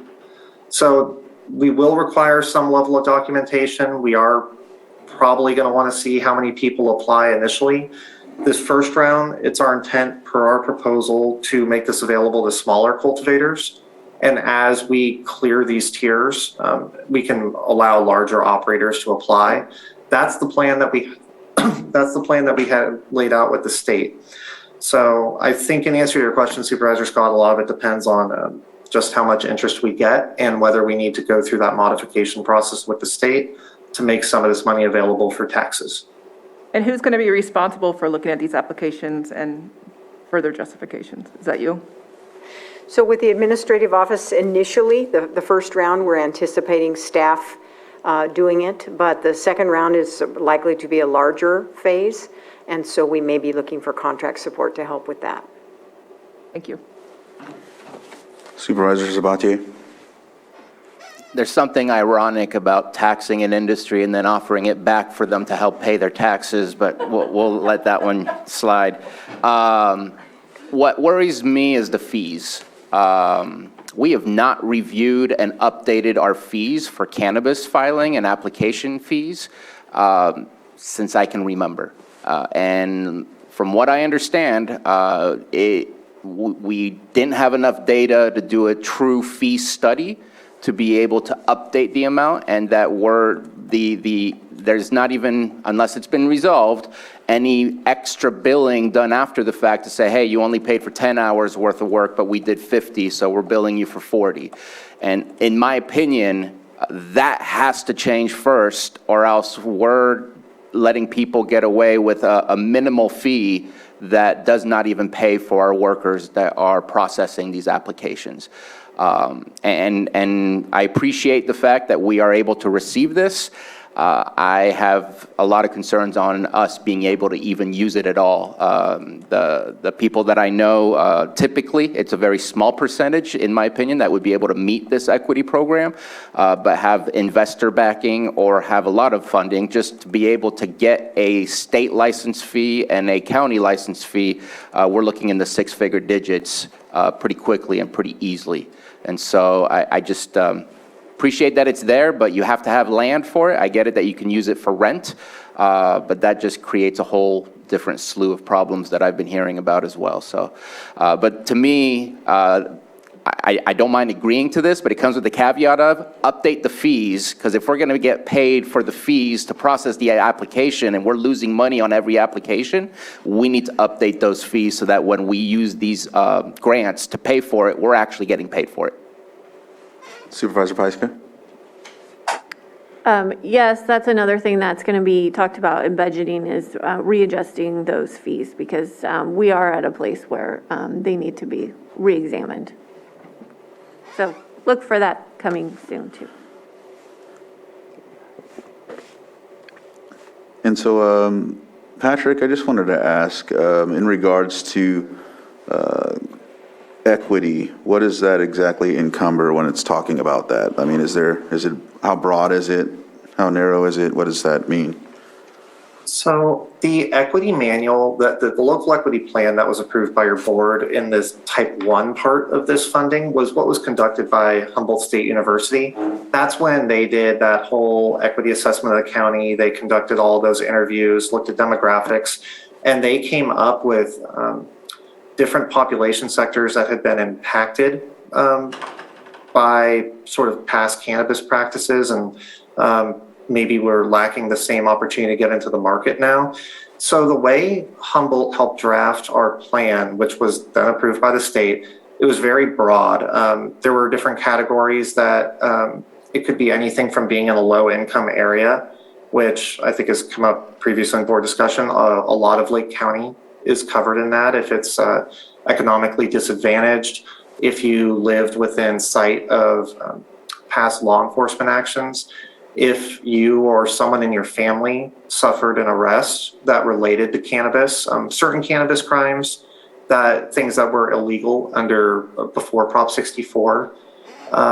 There's other factors of race, gender. There's a lot of different ways to meet it, and ours was written very broadly. So I don't think it's too difficult for people to find a way to qualify through the equity criteria. I think what Supervisor Sabatier alluded to earlier could present a difficulty because the state wants to see that there's a financial need. So for instance, if you have investors, you may otherwise qualify, you may meet one of those equity criteria, yet we might not actually be able to give you that money because you haven't demonstrated the financial need that they want to see. Thank you. I bring that up also because in one of the presentations we had within the last year, there were a lot of women that came forward and talked about being the CEOs or owners of the farms. And so I just wanted to ensure that what you mentioned actually fits what I was thinking. So is there anything else from the board before I open to public comment? Patrick, do you have anything else? Nope. Okay. Supervisor Sabatier. I do have one quick comment. When would this be started as far as the ability to access the equity grant? So we have access to the first round of funding now, that $888,000 that was awarded last year. So if we were to put out applications whenever we're comfortable with that process and able to move forward, we could begin distributing those funds. And we have an incentive to get those funds out probably by October, because if we don't show a certain percentage spend of those funds, I think it's 50%, we wouldn't be eligible for another allocation at the end of this year.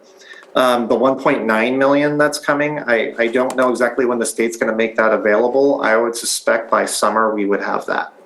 Okay. And I just wanted to let the board know that if we do add the caveat that that money does not get dispersed until we fix our fees, I'm going to say yes. If we don't add that caveat, I will be voting no.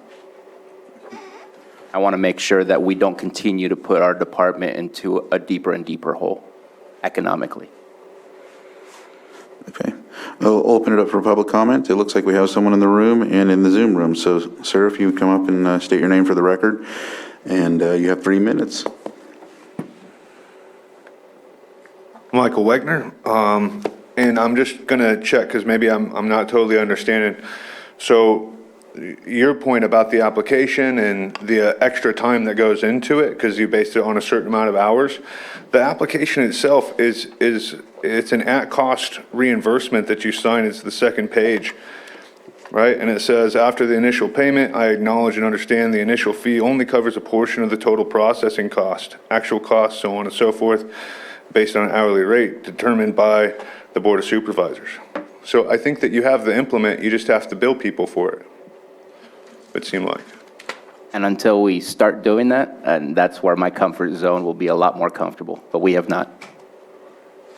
I have a question on Bruno's Vice Chair Scott, go comment. ahead. So now, when they submit their applications, though, they're looking for a reimbursement of fees they've already paid. So wouldn't the fees have already been paid even if we raise our fees, wouldn't it be a reimbursement or helping them with fees that they've already previously paid with what we have on the books now? Or am I not understanding that correctly? So raising our fees wouldn't necessarily raise the amount of funds that would go out from this equity grant because they've already paid their fees originally to be able to. But if we haven't been billing them, we wouldn't be billing them, and I want to make sure that those fees don't represent the original filing fee, that they represent the entirety of what we've actually put into it so that we can use those grants to pay ourselves back the appropriate amount. Right now, if we ask to pay ourselves back, we get $2,000 back on a $10,000 application that we've been putting time into. We need to make sure that we fix our accounting whole gap that we currently have, or else we're not going to get paid back for all the work that we've done. And I want to make sure 100% that we get paid back for the work that we've done. No, and I agree with you, but it still wouldn't go retroactively back, though, for fees that have already been paid. We can't recharge somebody for fees that we didn't charge them originally. I would suspect that we bill them after the fact. We don't bill them ahead of time once we go over those fees. And so I want to see that bill that goes and says, hey, we went above and beyond the original fee. Here's your supplemental bill to pay for the rest of your fees. And if we don't have that and we say your application is done and here's what the grant is paying the county, that doesn't work out for me. I want to make sure that it accounts for every hour that we've put into each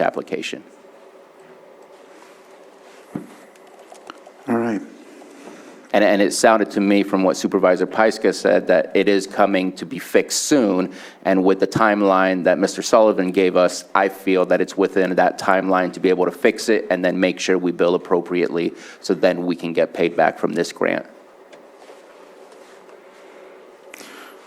All right, it looks like we have some other people that are...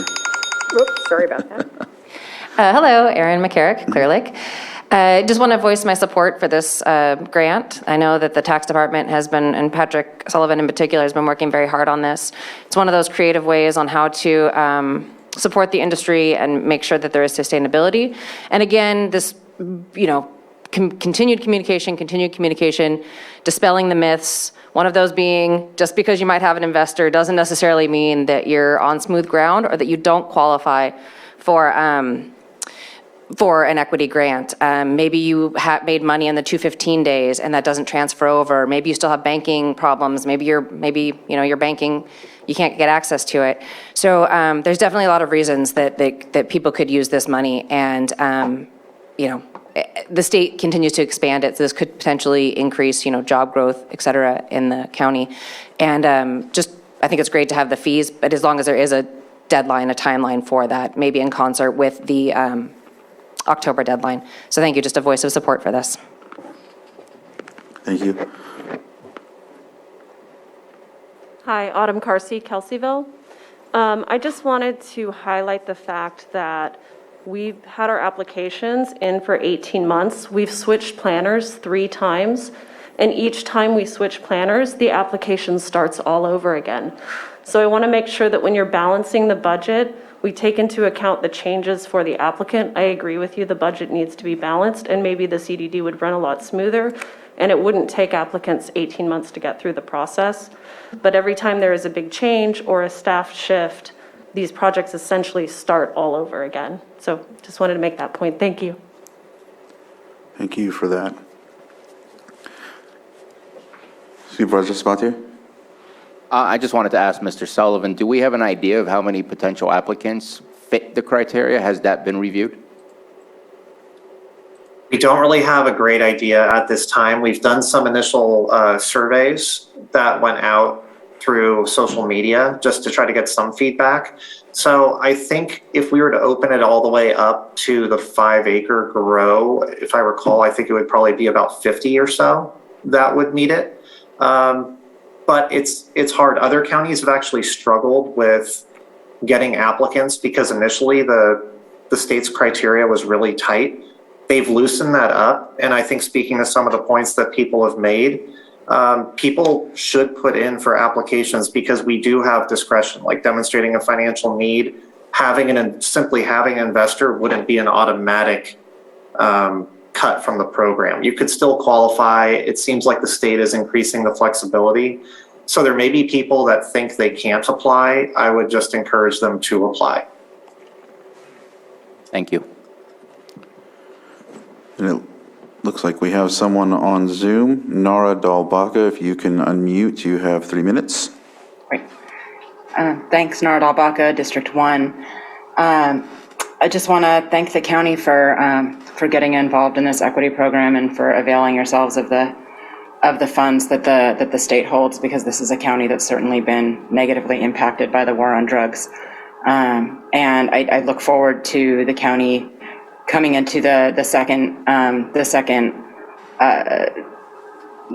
wave of this program, because there are opportunities here to expand the program into workforce development, which is a great way to grow the local economy.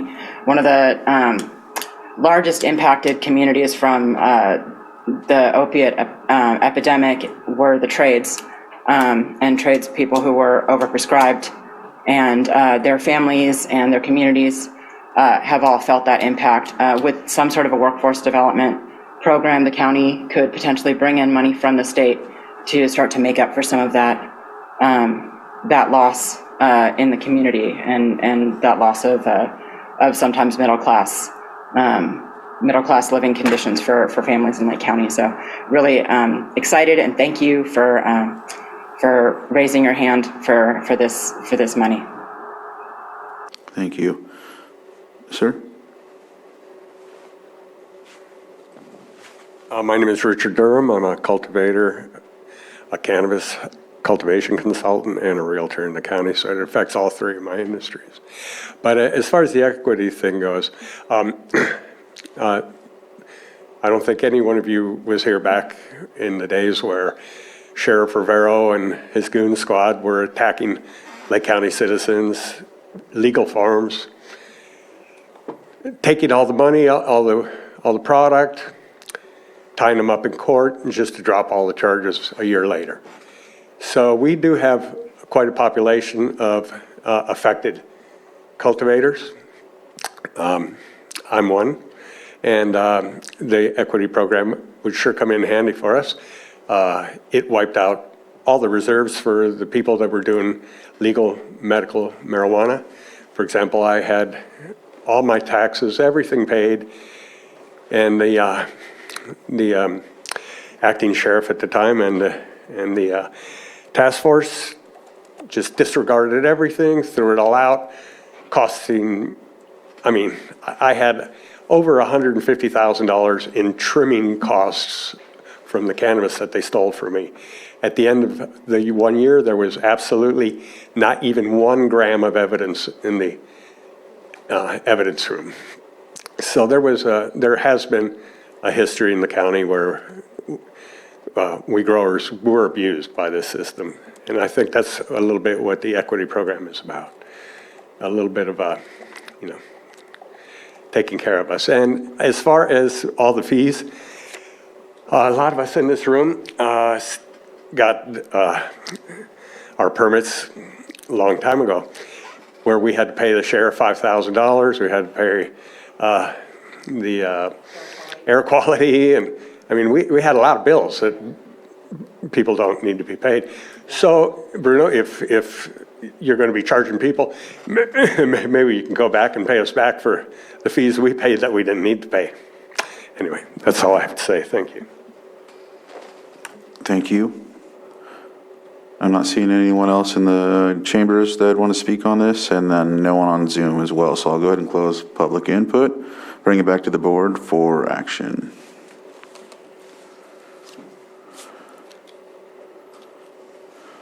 Mr. Chair, I'll offer the resolution. The resolution has been offered. Okay, Supervisor Sabatier? Nay. Supervisor Scott? Aye. Supervisor Pyska? Yes. And Supervisor Crandall? Aye. Thank you. Let's see. So it's 12:26. Do we want to take a break before we go on to 7.3? It looks like we will. Yeah. We'll go ahead and take a lunch break. What time sounds amenable to everybody? 1:30? Mm-hmm. 1:30 it is. We will see everyone at 1:30 for our lunch break.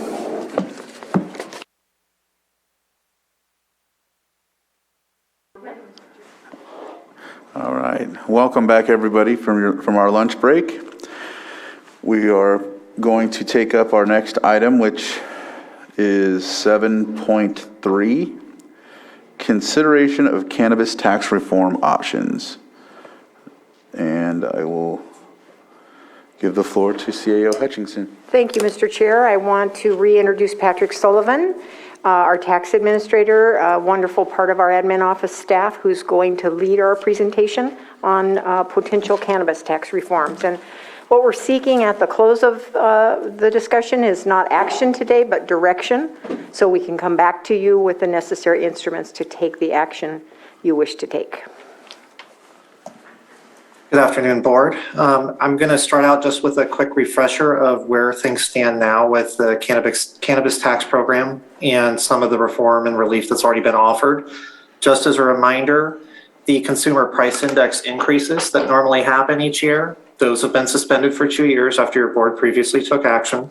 The current second installment due date for the cannabis cultivation tax was extended until May 15th, and all applicable penalties were waived. So right now, we were advised to come back and provide further options and more information, and that's what we are going to do. I have a presentation, a PowerPoint that I can share here. And just a few caveats before I present that. The numbers that are used in this are based off preliminary data from CDD. It reflects the approved square footage. And just a reminder that for each year of this program, despite what's been approved, there's been a lot of adjustments made after the fact. There are sites that don't yet have a state license, for instance, that may have a county permit. There can be other reasons why a site isn't able to use their fully allotted cultivation or may choose not to operate. So each year with CDD, there's been a process where cultivators have reduced their square footage or ultimately advised that they aren't able to operate yet.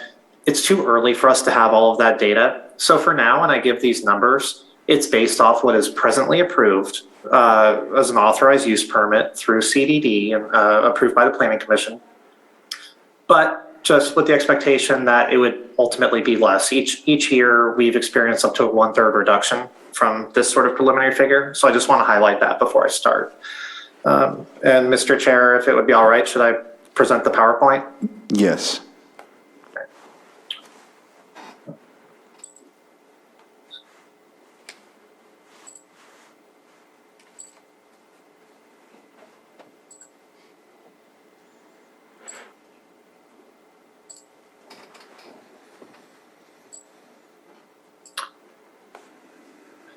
All right, so this is a presentation on cannabis tax reform, the proposed scenarios and their financial impacts. This is just some initial language from the ordinance, the cannabis cultivation tax ordinance. This is what our basis is for moving forward, particularly this 56.2, which can allow for modification, repeal, or amendment. And ultimately, the proposals that staff is presenting today are proposals that do not increase the amount of tax owed, nor do they broaden the scope of the current tax. So those are the constraints that we were working within as we were trying to adopt these different proposals and bring them to your board. So the first potential reforms we were looking at are permanent reforms. Some of these have already been raised by other speakers, and your board may be familiar with them. Changing the taxable area under our ordinance from cultivation area to canopy area. This would result in approximately a 15% reduction. I'll go into more detail on it, but it's a site-by-site basis. Some sites would incur a much larger reduction. Others, it would be minimal. The second aspect of this is to extend due dates for the cultivation tax to the following year.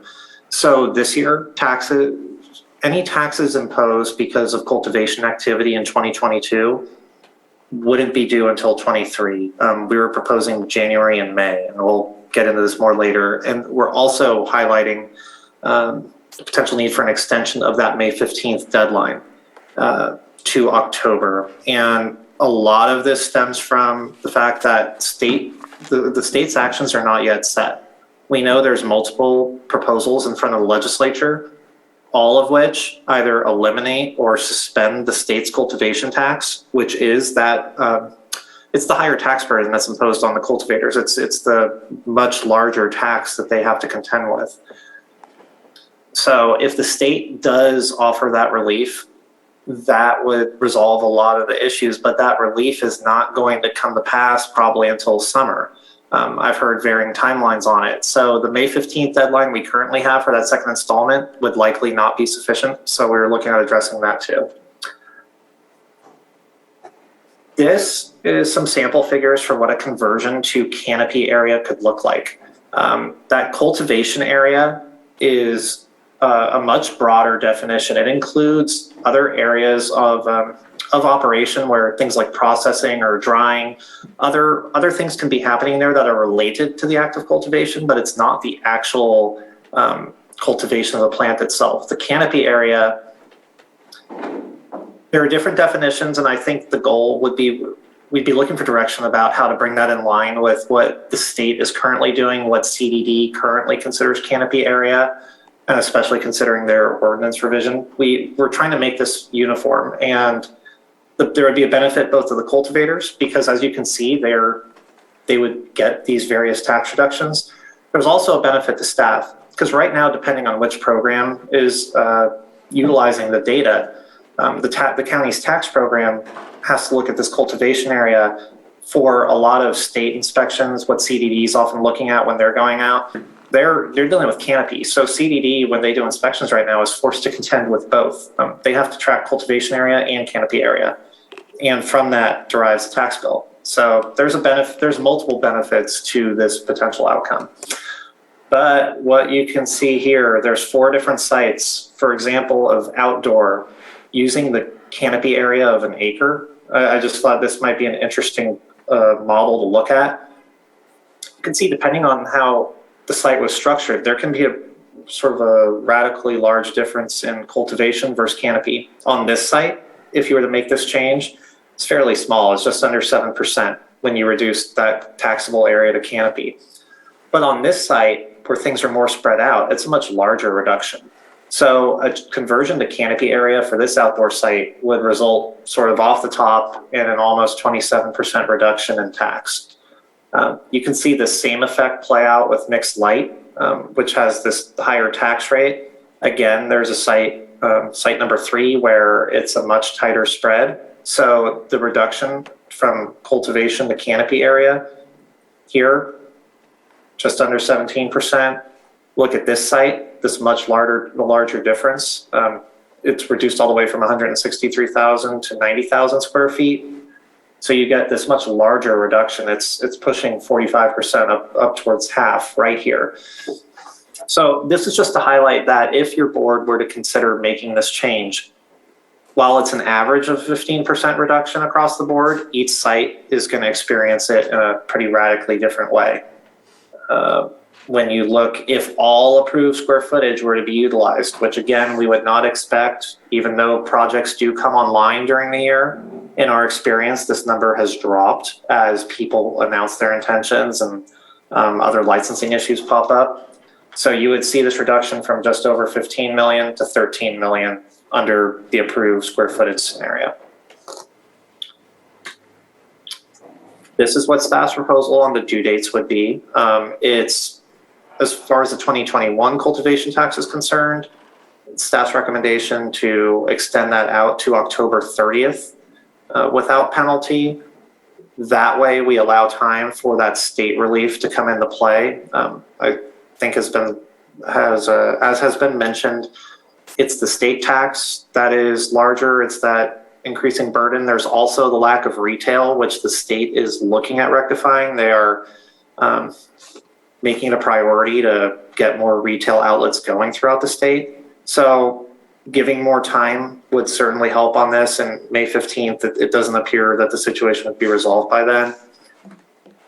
For 2022 and going forward, installments would be due in January and then May. So taxes would no longer be due in the year cultivation occurred. They would be due in the following year. Hopefully this addresses some of the concerns that have occurred about people having to pay their first installment of taxes before harvest, before they've had an opportunity to get any revenue out of their site. This would help alleviate those concerns. A temporary reform that can help address the current market situation that staff's recommending is to temporarily reduce the cultivation tax rate by 50% for cultivation that has occurred in 2022 and 25% for cultivation that has occurred in 2023. There are some projections here about how it would impact these sites. Again, this is just for reference, how you can see for 2022, if there's a 50% reduction, not only would, and if that change were to be made from canopy, it would get this further drop. So it depends on each situation, but some of them range for the 50% reduction with canopy included. You get reductions in this little sample we did ranging from 53% all the way up to 72%. Similarly, 25% rate reduction. If you were to include a conversion to canopy for taxable area, you get a range from 30 to 59% just in this sample that we did. So this is not comprehensive and there would still be more to look out, but this is just to give an idea of what could occur. A lot of the reasoning behind this reason behind these proposals that staff came up with was trying to ensure that the funding obligations your board has already directed can continue to be met while still being able to offer relief to the industry and address a lot of the concerns that have been raised. So when you see what these reductions can come out to, if you were to look at canopy area, assuming that change were to be made, there's that initial reduction of 13 million. If you put in the 25% reduction, it's 9.7 or so. 50% reduction, it gets down to 6.5 million. Again, this is assuming as though all the approved area was actually being used, but we know that is unlikely.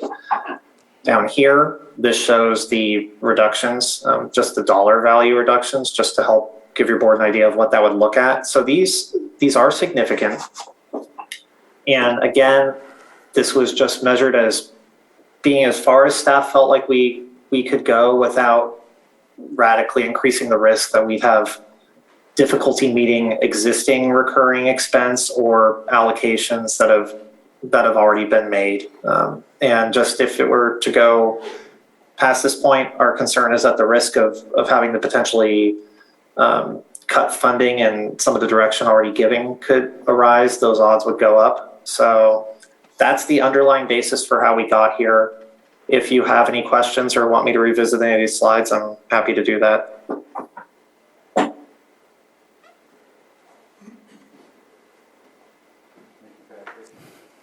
Thank you, Patrick.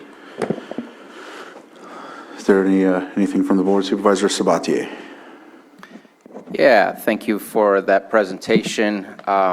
I know that from the very beginning, there's been a lot of confusion from our collection of taxes to our applicants to our planners on what's cultivation area, what's canopy area, which one's which. And I would even suggest that we find when we end up, if we end up doing that change from taxing the cultivation area versus the canopy area, that some applications will not see a single bit of reduction because it was incorrectly inputted and processed. So I think that just that confusion already, I'm on board. Let's go with the canopy. It matches with what the state is doing. We can align their license from the state with our license from the county rather than making it two separate type of views of, well, here's your dry shed, here's this shed, here's your bathrooms. It's about cannabis. It's about the actual farming and the cultivation of it. The other portions of it just confuse everybody as to, well, what are the limits? And so I think to reduce confusion and headaches, absolutely, let's go to the canopy only rather than cultivation. And I'm the 15%. Yeah, as you stated, and I'll support that statement, it's wildly different depending on which one we're going to look at and what project we're going to look at. I know when we originally started, or at least when I started in 2019, you had a maximum of like 64,500 square feet overall for a full acre of operation. And of course, your canopy acre was 43,650 square feet. I think I said that correctly. And we extended it to go past the 64, but almost every single one of them was 64,500 at that point in time early on in the process of getting applications. And that's almost a 20 to 30% reduction for those that were utilizing those numbers. But then again, in the future, we saw more acres, and so they didn't require all the amenities to match acre for acre. So anyways, getting in the weeds on that one. So I'm all for going with the canopy versus that. It's very difficult to make a decision as to what taxes need to do without the state making any changes. So it's hard for me to speak on what it should look like as we move forward, but what my mind tells me it shouldn't look like is a flat rate. And to me, even though we're doing a percentage reduction, we're just reducing it to another flat rate, which as the pound changes on its value, whether it drops down to $10 a pound, whether it climbs back up to $1,000 a pound, that doesn't necessarily offer us some flexibility. I would like, and I'm just going to put this out there, there is absolutely data everywhere, whether it's at the metric level or whether it's at varying different levels of government that are keeping track of the price of cannabis, that we can say, hey, when the voters voted on this in November of 2017 for cannabis cultivation, that it was at this price per pound, and then make that be the dollar that we had activated the taxes for. And then whatever is the value of the pound today, we do a ratio and we drop that value on a per square footage. That way, if it increases with it, though of course we can't go above where it would be at because we can't increase the tax any further than what was approved. But if it decreases, it also decreases. I mean, somebody said it earlier, we're just gonna come right back to discuss this again. Because a flat tax is not a fix, it's a Band-Aid. And so, again, I'd love to know what the state is doing. It's definitely, you're correct, and in my inquiries about it, it's sometime in July at the earliest that we're gonna find out what they're gonna do. But to me, a flat tax is just creating the same problem that we ended up with, thinking that the market is stable. We have to be flexible and be able to move up or down with it.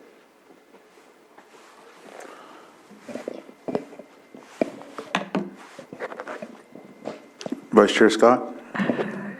I'm in agreement with going with the, changing the way we tax, going with canopy. My question is, though, isn't Lake County one of the lower taxes comparatively to what we charge for our cannabis, comparatively to our neighboring counties? So even with that, with them reducing their rates, aren't we still lower, though? Or, I think that's one of my questions. We're already pretty low comparatively to our neighboring counties. Do we need to really go that much lower?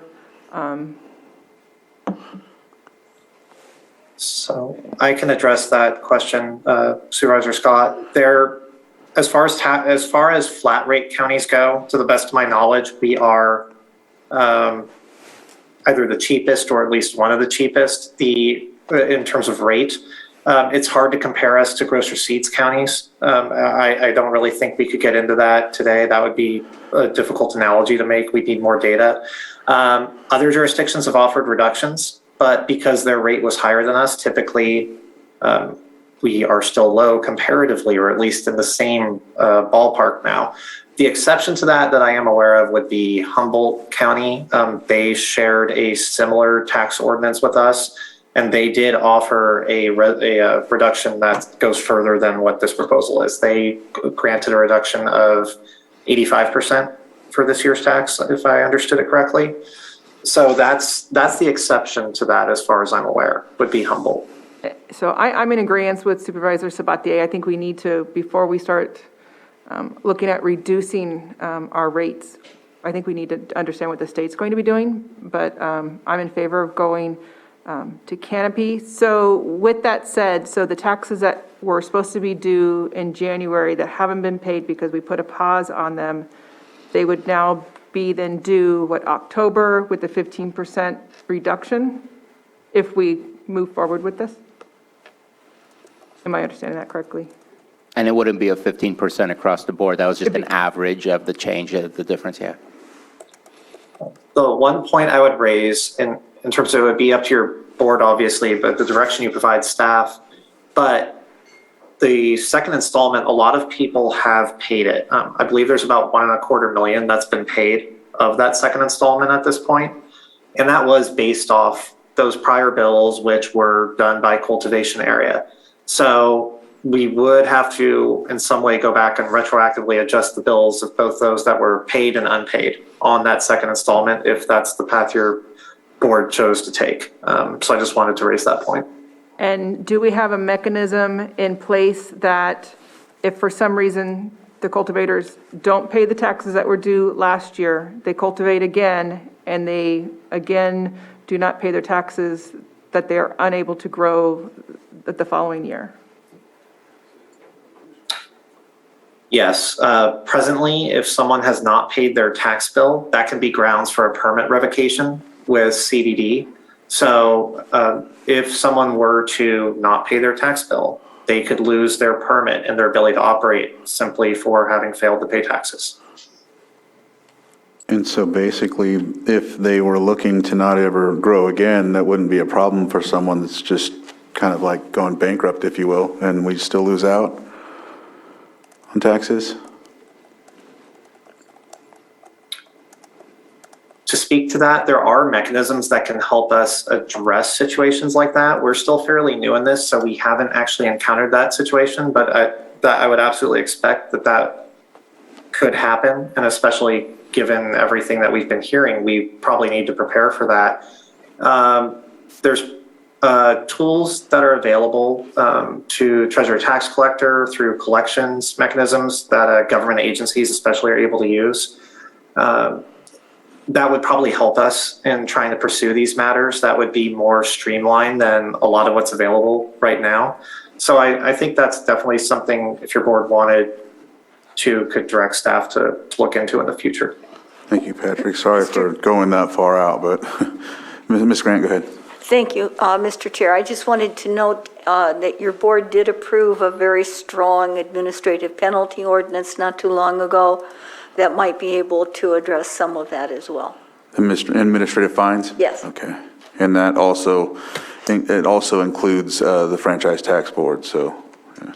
Yes, sir, it does. Okay, so that's something maybe we can tie into that when we are looking further into that. Supervisor Sabatier? Yeah, I just wanted to add that that is part of the conditions of approval, that you pay your taxes on time and regularly. And if they don't, then you don't meet your conditions of approval for your use permit any longer. And so, yeah, it does have that mechanism inside that area. I did want to speak about something that I completely missed on the topic of changing the dates for collection. I get it that changing the dates after the fact that somebody can sell their product makes sense. Stores don't pay taxes before you go in and buy a product. They pay as you purchase the product. But the idea of collecting it in January and May, in my opinion, is too late. Maybe not January, but May is. Because if somebody doesn't pay their May taxes, they're already planting for next season. What do we do at that moment in time? So I think that if we do use that timeline that was offered, it's going to create a debacle where, well, you didn't pay, so you need to take your plants out of the ground or you can't continue. I'd rather it be at a timeline like by the end of March, for example, or a beginning of March, that you need to have everything paid up so that the new season can be fresh and we can make that decision of who is able to continue and who is not. I think we're going to end up in some very bizarre scenarios with some people with that. Supervisor Pyska. I think we could ask the industry about the timing of those dates and when they feel like it would be appropriate to have these payments due. I have had this discussion with them, and I agree that in May it might be difficult to figure out who hasn't paid and who's about to plant. But we do have some industry experts in the room, and we can ask them. With that, I think we'll open it up to public input. If there's anybody in the room that would like to come and speak on this item. Supervisor Sabatier, while they're coming up, Just one last comment. I don't mind. I think that pushing out the taxes is one thing, and waiting for the state is very much what we need to do. But I can't help but feel like we're pushing back the inevitable. If people aren't paying their taxes today, that means most likely they didn't sell their product. And if you grew your product outdoors and you're waiting longer to sell your product because you're waiting for the state to drop their per pound cost, your product's just getting older and drier and less attractive to the consumer, which means that they're less likely to people are less likely to want to buy their products. So I just think that we're pushing out the inevitable at one point or another, and I think we need to keep that in mind too, because either A, we need to recognize we're not going to get these tax dollars, or B, that we need to figure out a positive way to actually recoup what we're asking to recoup, rather than just putting people in debt and then using a tax collector to go after them. Mr. Sullivan, you had your hand up. You're on mute. There you go. Thank you. I did want to add one thing regarding the dates. Part of the difficulty in finding dates that we thought could effectively be proposed was capacity in the Treasurer Tax Collector's office. We need to work around some of their other deadlines, and that's partially what drove that. April obviously is a busy month, and even late March is difficult as well. December is tough. So we were trying to come up with dates that also worked around their staffing capability. So I just wanted to highlight that. It doesn't necessarily preclude any of the other options, but I just wanted to raise that awareness. Thank you, Patrick. Mr. Durham, you would... Richard Durham, thanks. So on the, you're putting all that on outdoor growers because people who use mixed light have several harvests during the year. So they could have a harvest in, March, they could have a harvest in June, they could have a harvest in September. So the due dates, I don't think, are really that important for some people because they're making money throughout the year. It will affect the outdoor growers because you only grow one crop. So with that. And as far as, I'm glad to see that you like the canopy tax.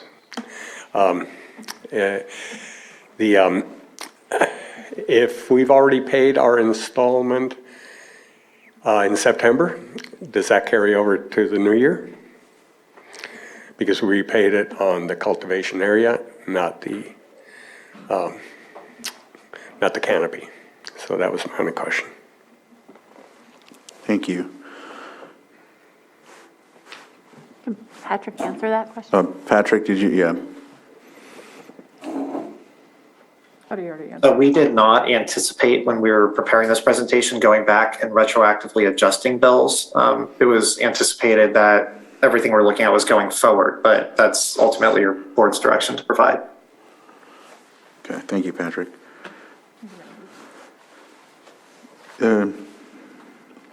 Yeah. Hi, I'm Kristen Callahan from Magic Meadow Farms. I appreciate the board's consideration of changing the cultivation area to the canopy. I think that that is a really wonderful proposition for cultivators because ultimately, when I first started, I thought it was very confusing. So thank you for addressing that. The second thing I wanted to say about the taxes and the deadlines for those taxes are that I feel like I feel like I've said this before, but like when you're talking about the types of businesses that have licensing, you have vertically integrated companies and you have producer models that are just producing, they don't have drying, they don't have processing, they're just growing. And those people have to then get their product out to a fulfillment center, and then that fulfillment center would then process, package, and distribute to either retail or wholesale bulk buyers in various areas around the state. It takes time. The consideration of our tax staff that's working on this is, I feel like their timeframes are actually pretty on point in the sense of May seem late to the board, but May is actually a little bit more reasonable when you're talking about a glut and an overproduction and retailers not paying cultivators. Like even in a successful business, even if I was able to sell all my product, I'm still waiting to get paid. And a lot of these collections aren't coming in until the following year, much later in the year.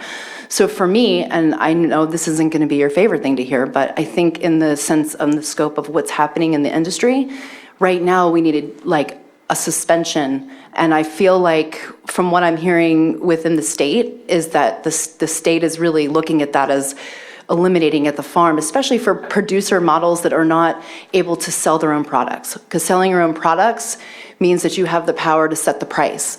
At this point, when you set the price as a cultivator, you're actually not setting the price. You're beholden to a distributor and a manufacturer, and in the end, the retailer to pay you. And those taxes on the retail side are collected, and then also the distribution taxes are collected. So in the beginning, when you're producing something, you need a lot of leeway, especially in a new business that's just starting out. We all know that small businesses in the first 5 years, 50% are not going to make it. So you're correct, 50% are not going to make it. But I think you're going to see a much larger percentage of companies not making it when you're instilling these deadlines. These deadlines are really difficult when you're dealing with, like, when we went from, selling our products to having, $1,000, $1,400 a pound for outdoor to going down to $200. I just sold products for $200 a pound. $200. That would mean I would need 500 pounds to cover my costs. I realize I'm talking over, but it's a big issue. So when you're talking about deadlines and you're talking about trying to set that path, think about what it really means right now for people to plant. And we want a continued economic growth and longer economic growth, not just short-term tax revenue collection. Thank you. But we do have to decide on the deadlines because of all the budgeting for the county and our fiscal year and July 1st, so we do have to have the deadlines. And from a budgetary standpoint, we already took the proposed dates in mind, and strictly from a budgetary standpoint, that works well for us.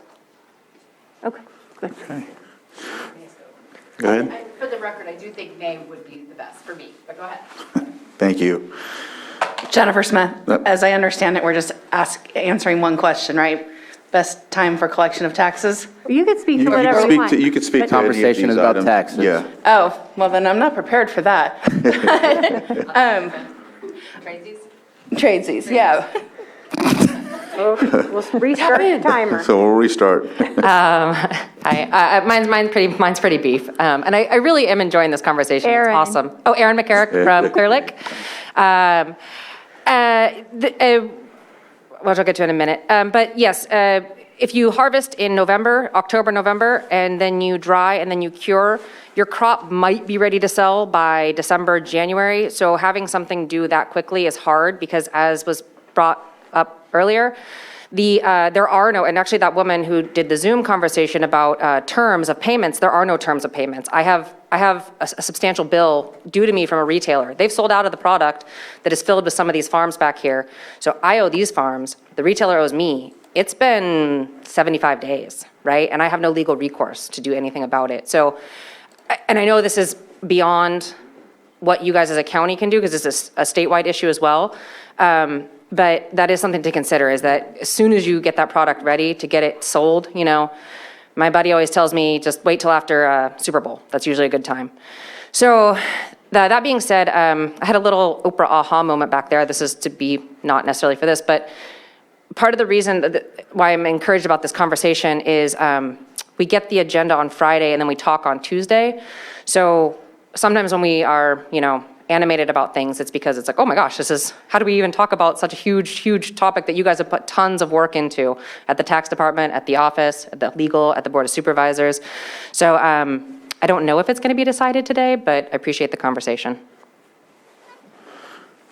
From what I understand, we'll be giving direction to staff following this full discussion to come back at a later date with more of a directive from us that's more in line with the consensus, right? What we would desire. Right. If your board decides you want to amend the ordinance in some of the ways that's being discussed today, we would come back with a resolution. Okay. So I hope that helps. Ma'am? Hello, Board. Christina, Stella Green Farms. Thank you again for your dialogue, conversation, and everything that we're taking steps forward to sustainability for everybody, farmers and county. Thank you. I just want to express my gratitude, especially for the evaluation of canopy area. This affects me greatly. I actually have a licensed major use permit, so that's an acre canopy. That's 43,560, as Bruno noted earlier. I am actually paying for over half of what I cultivate in the area, considering that it was all lumped into a huge area. So I sincerely appreciate that, because my actual canopy area is not 43,000 and change, it's actually 19,200. So that's a significant sustainability score for small farmers. Thank you. Also, as far as taxes and timelines go, I am a full-term farm. So the timeline that Aaron just presented of October through December and then January and then after Super Bowl, those are accurate timelines, and it takes time in order to receive a return product and payment and things like that. So anything that we can do in order to decrease it and sustainability of making us all being able to continue our business operations in a fair playing ground to remain competitive with the rest of our neighboring communities that are producing is very much appreciated to go forward together. Thank you. Thank you. I have Supervisor Pyska. a question for Patrick and I guess our admin office and then all of you in the industry. Would it be, I know you have January as the due date for the first installment, but would it be very difficult to make it the month of February rather than January so that there is time for them to sell some of the product, process, package, and sell?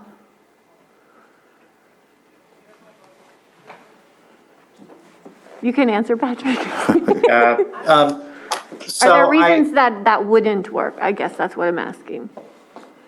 I don't want to speak for Stephen Carter or CIO or anyone else in our office, but what I would appreciate the opportunity to check in on with would be the Treasurer Tax Collector's Office to see how February impacts them. January was a month that was viable, and this is, there's considerable workload as more and more operations have come online. And it's been an increased burden in terms of the actual process of taking in the payments and handling all the associated reporting. So I'm mindful of that. As far as how that would impact budget and financial projections, I might see if Mr. Carter wanted to jump in.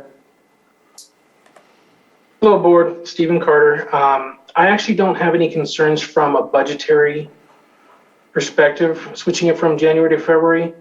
My concern would be more with the Treasurer Tax Collector's Office and their workload, if it's feasible or not. So from my perspective, that's okay, as long as I know by mid-year that something is happening. And in that regard, the Treasurer Tax Collector... Microphone. In that regard, the Assistant Treasurer Tax Collector, we've been in communication with her. She couldn't be here today, but she has been a part of our discussion process, and we can certainly follow up with her when she returns. And also, Anita clarified, I want to correct a point I made earlier. We'd only bring you a resolution if we were bringing forward a resolution of intent. If you give us more specific direction today, we can just return with an amended ordinance. Okay. Skip a step. So I just want to turn it back over to you all in the audience about what a difference January to February would make. And we can continue to look into it. Supervisor Sabatier? I'll wait till after public comment. Okay. Jennifer? I was going to wait till full discussion. This is Because I feel like we're kind of in the middle, but so I'm just going to jump in. Yeah. And hopefully, if I need a minute or two later, you'll grant me that.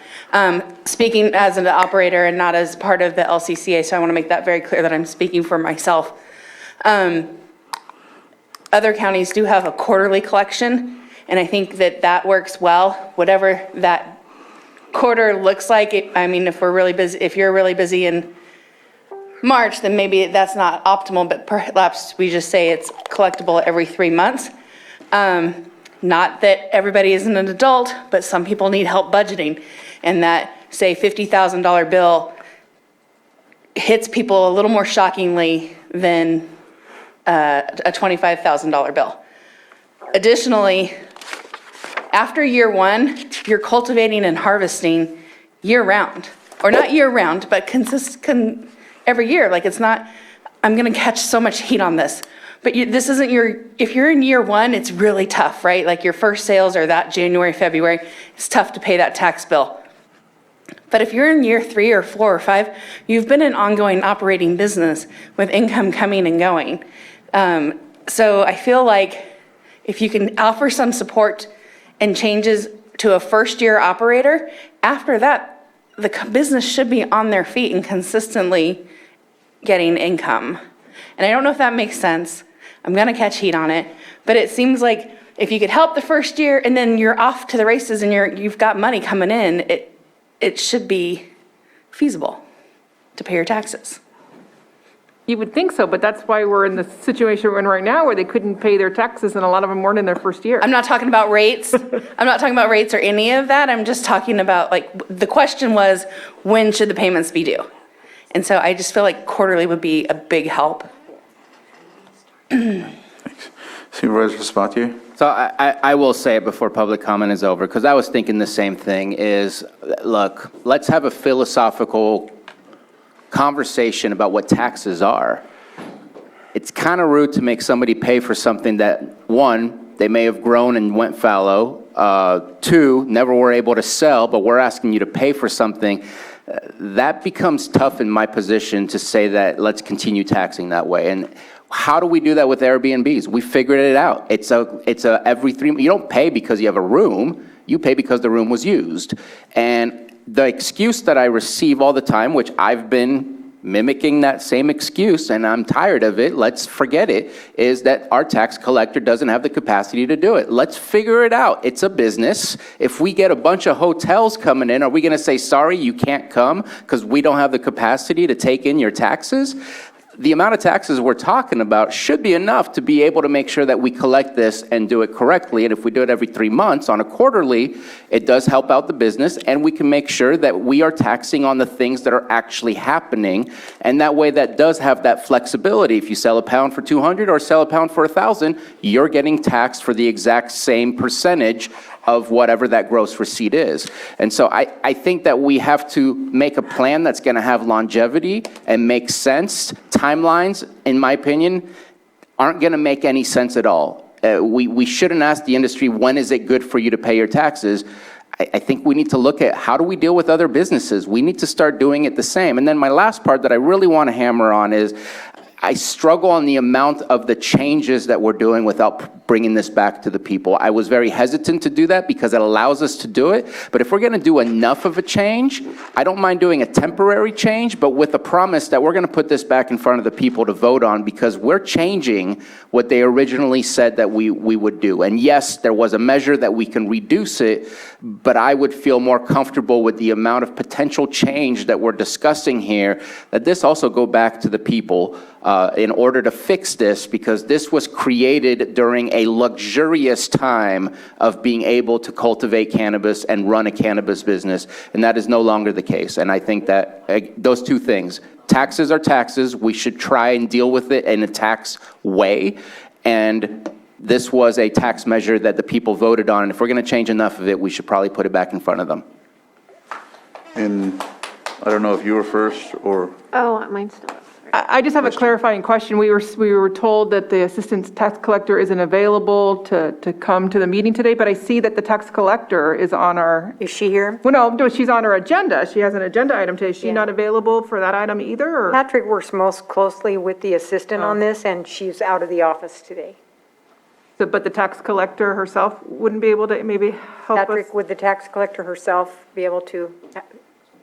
I think she may be able to answer questions regarding what the workload of the office looks like in February. But as far as specifics to the cannabis tax program, that's probably more effectively directed towards the assistant treasurer tax collector, since she's been working on the cannabis program. But if it's regarding the workload in the office, the treasurer tax collector may be able to weigh in on that.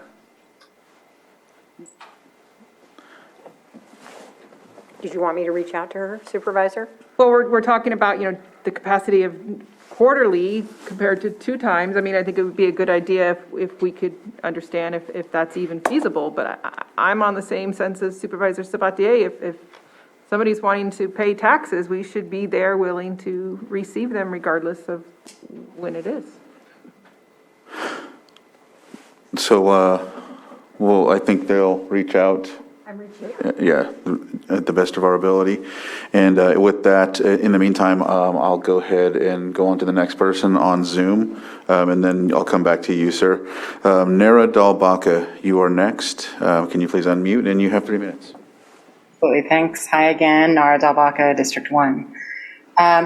We keep talking about the state here, and I appreciate the county availing me of my AB 361 ability to testify by Zoom today. You do not want my 3.5-year-old running around in there during the meeting, so thank you for that. And on state bills, there are several that have been introduced. Some of them are revenue neutral and some of them are going to be more impactful.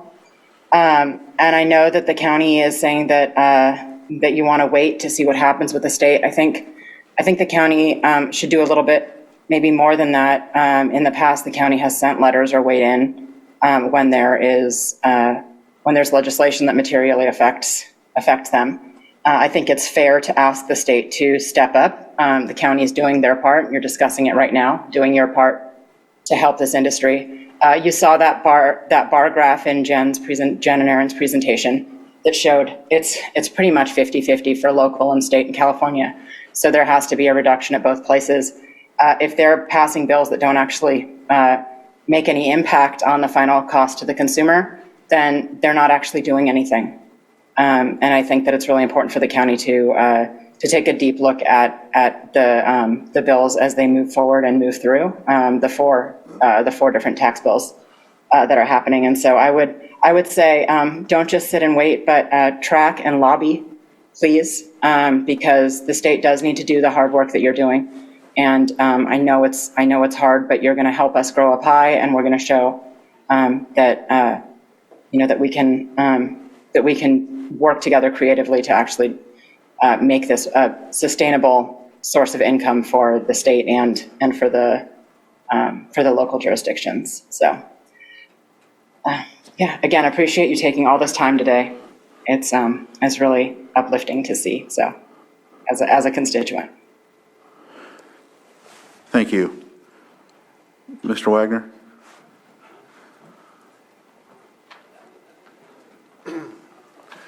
Michael Wegner.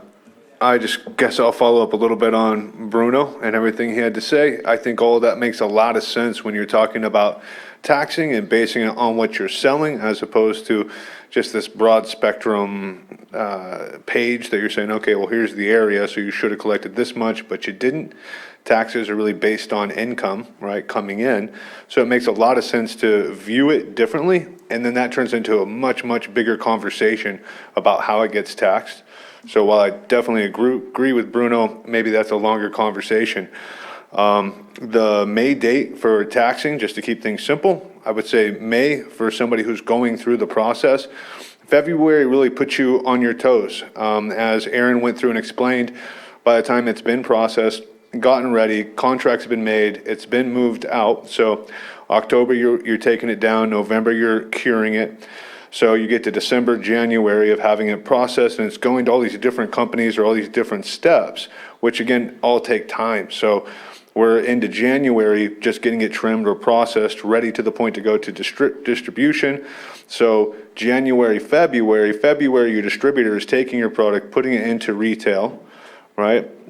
And then you take a couple of months to finally get it into retail and back out. And, you know, I've dealt with paying vendors from a retail point, and one of the things that was really important was that you pay your vendors, otherwise they quit supplying you, right? So that's one side of it. The other thing is, if you're not able to get paid, it's not that there is no mechanism, there is, it's a court, you know? So if you can't get paid, then you could potentially sue them to get your payment for whatever you drop to them. But again, all of it takes a little bit of time. So I think leaving that cushion up through May or maybe even a little bit past would be really necessary as far as functionality of everything. In reference to the canopy tax as opposed to the cultivation area, I don't think that you're necessarily reducing taxes, you're just redefining the taxable area. Right? So to Bruno's point, you're not changing what was a voter initiative, right? There was a voter initiative to make these laws. So without overstepping the bounds as the government, I think that changing that canopy area, that doesn't really affect that.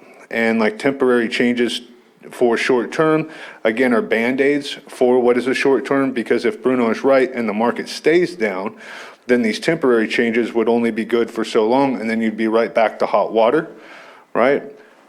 But in that time frame, then you could bring something or have something brought forward to be voted on. So I think we're moving in the right direction, and thank you for your time. Thank you. And I see that the tax collector's on. Should I just continue on? Yes, thank you, Barbara Ringen, for joining us. Barbara, there you go, thank you. Do you have audio as well? Can you just test your speaker? You're on mute. There we go. Thank you, Barbara. And Can you hear me? yes, thank you. Supervisor Scott had a question for you, and it pertains to a discussion we're having about possibly delaying the timing for receipt of cultivation taxes in 2022. And what staff has proposed is that the first installment would be due on January 1st, delinquent January 30th. And what's come up in discussion is this: what if it was the payment was due on February 1st, delinquent at the end of that month? How would that impact workloads in your office? The current secured tax bill, the second installment, is due February 1st. It is delinquent April 10th, so our workload does start to pick up the beginning of February. Also, what we would hopefully maybe like to see in the future is moving our tax sale from May at the end of the fiscal year more in line to where it was in the past, which was generally February, because it's that in between first and second period collection for the current taxes. So it's not critically busy, but it is a time that we do pick up in our workload. Oh, what if it was quarterly installments? Depending upon when that hit. I'd like to also talk to Liz about that, because she's been the one that's actually been producing the invoices, and I'm not sure, I wouldn't want to speak without asking her about that first. I know there's a lot of work that goes into that process. Supervisor Scott, did you get the answer you were looking for? I did, and I think quarterly, if we're struggling with capacity right now, I think quarterly, will just double the amount of work and invoices, correct? I mean, I know it'd make it easier for the grower, but it's going to impact our departments. Yes. Yeah. Supervisor Sabatier? How do you process Airbnbs and TOT? That's quarterly. No, but how do you process it? Like, what is the process? Do they send it? Do you send them a bill because you don't know what they've done? So they send you a quarterly amount and tell you what kind of business that they've incurred. And granted, we have the ability to audit those things, or how does it work? If you can provide some description and detail of how you do that, because I don't see how it would be much different than that. Sure, it wouldn't be different, but right now TOT is processed through our megabyte tax system, which has simplified the process quite a bit, but we do send out quarterly returns, and they return the quarter return within 30 days submit their payment. So that is processed quarterly. And then that would mean if the cannabis was done quarterly, then that would probably be a conflict, with that also.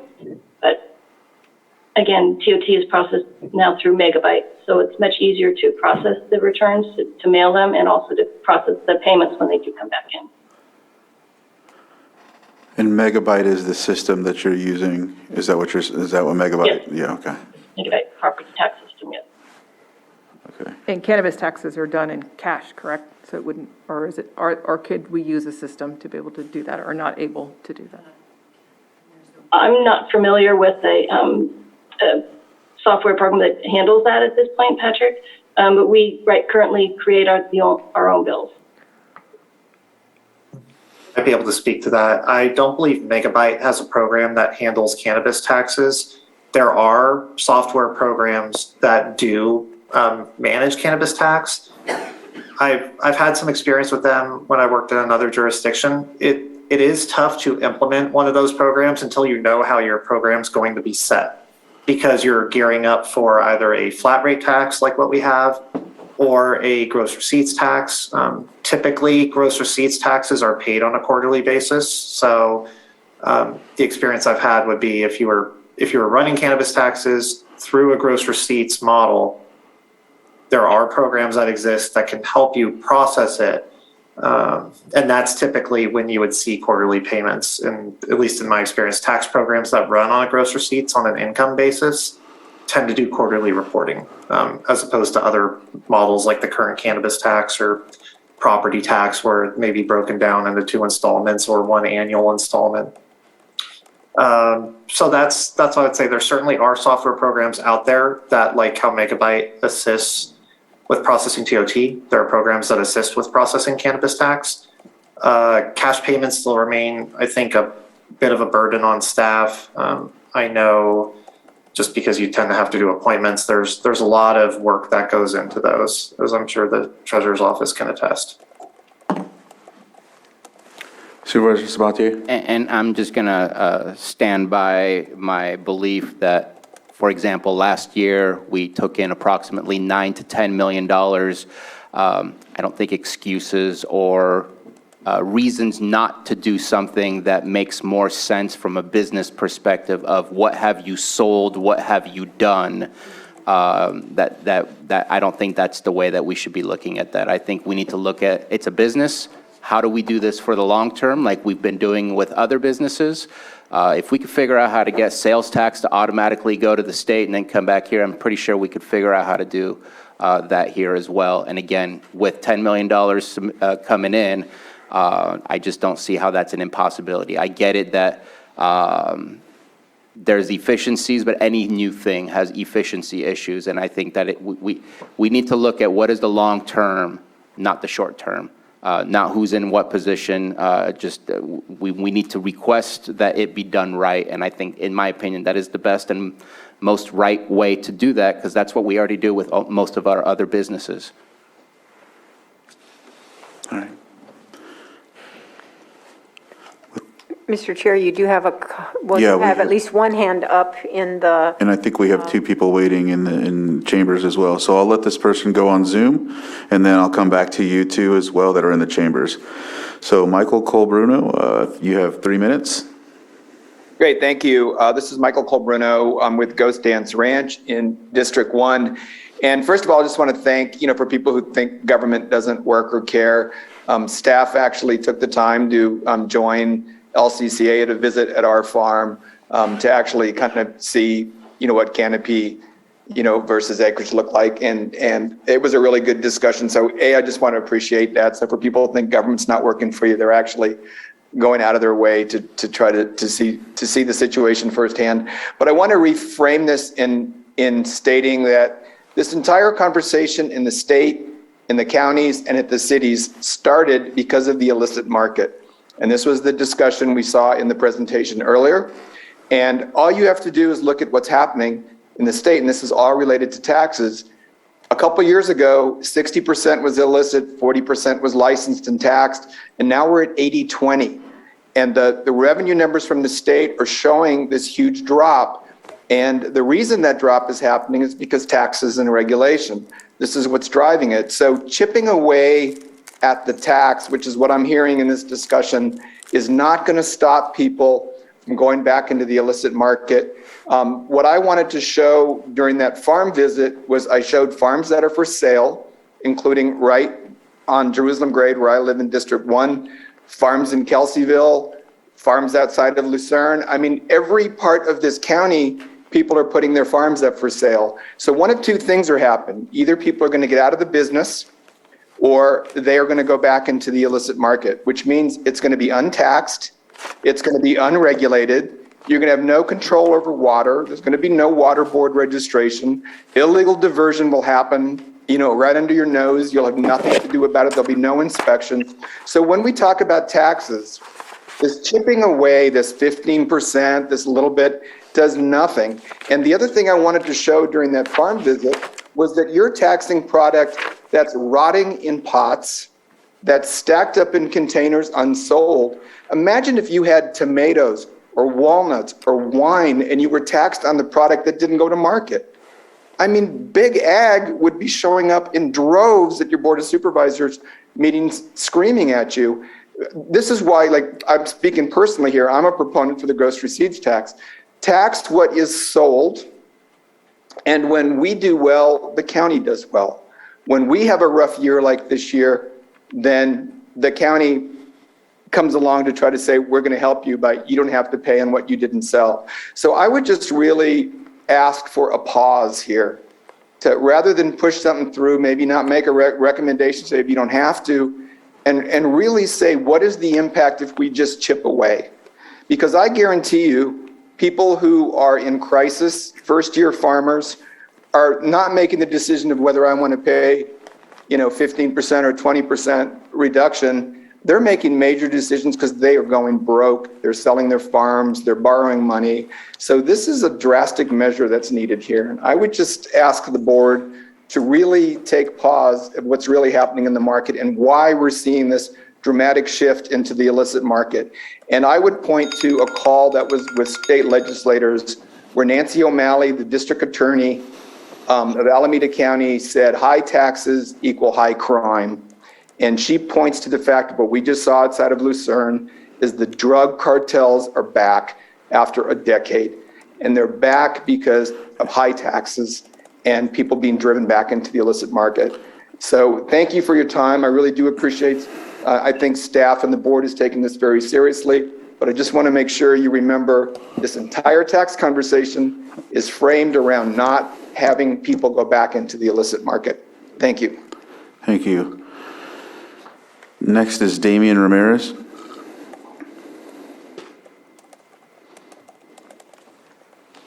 Yeah. Damian Ramirez from Lake County Ground. First off, thank you for all the thoughtful consideration of everything and the opportunity that you gave LCCA today to present. As far as the canopy, I agree with the canopy calculation putting in place instead of cultivation area. I'm glad to hear that everyone seems to be on board with that change, as we're the only county or municipality that I know of which assesses cultivation area. So a big resounding thank you to everyone involved with hopefully making that important change.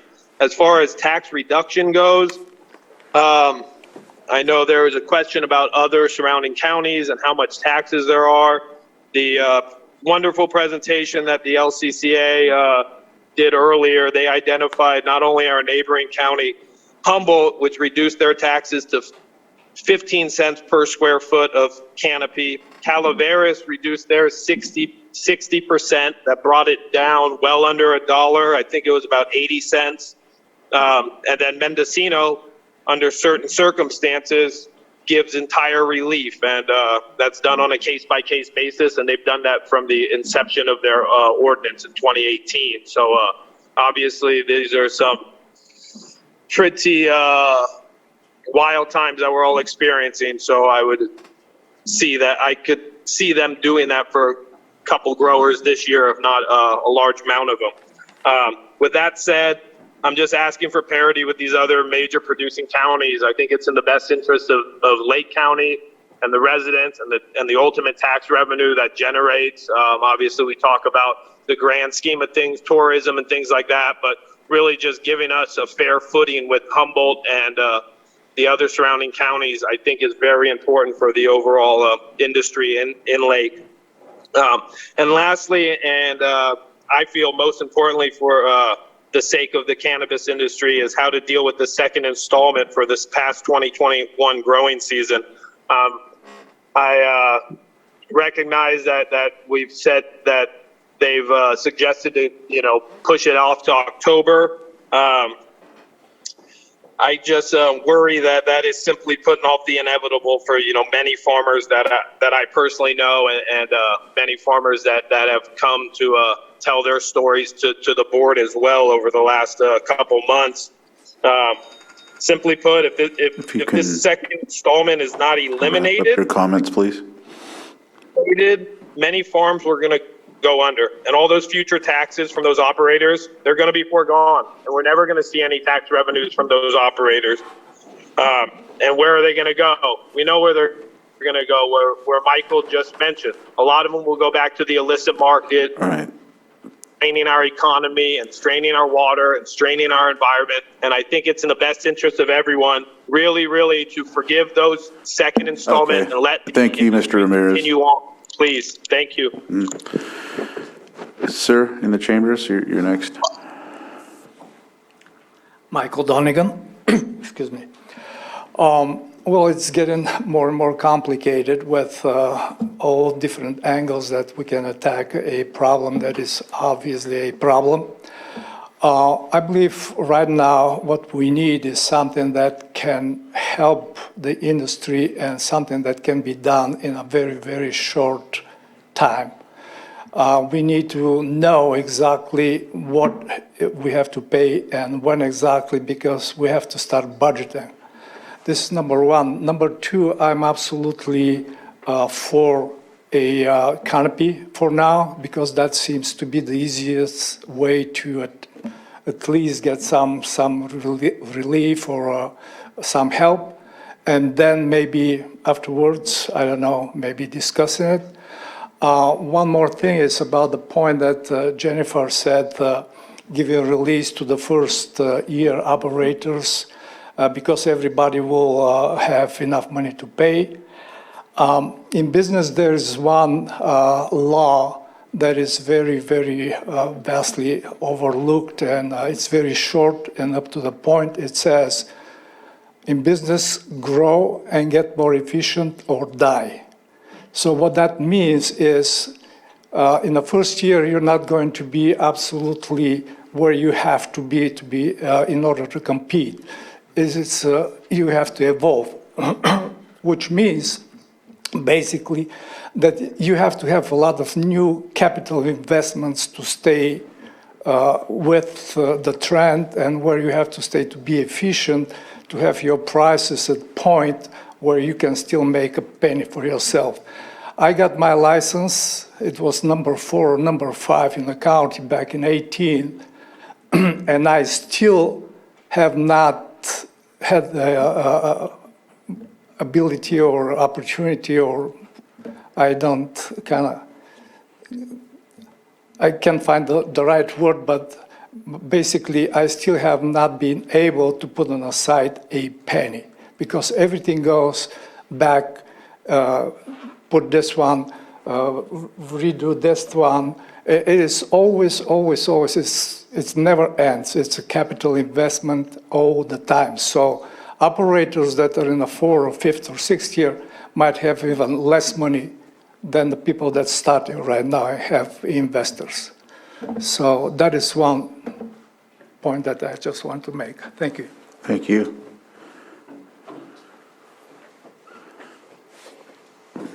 Tired of hearing me. Hi, I'm Kristen again.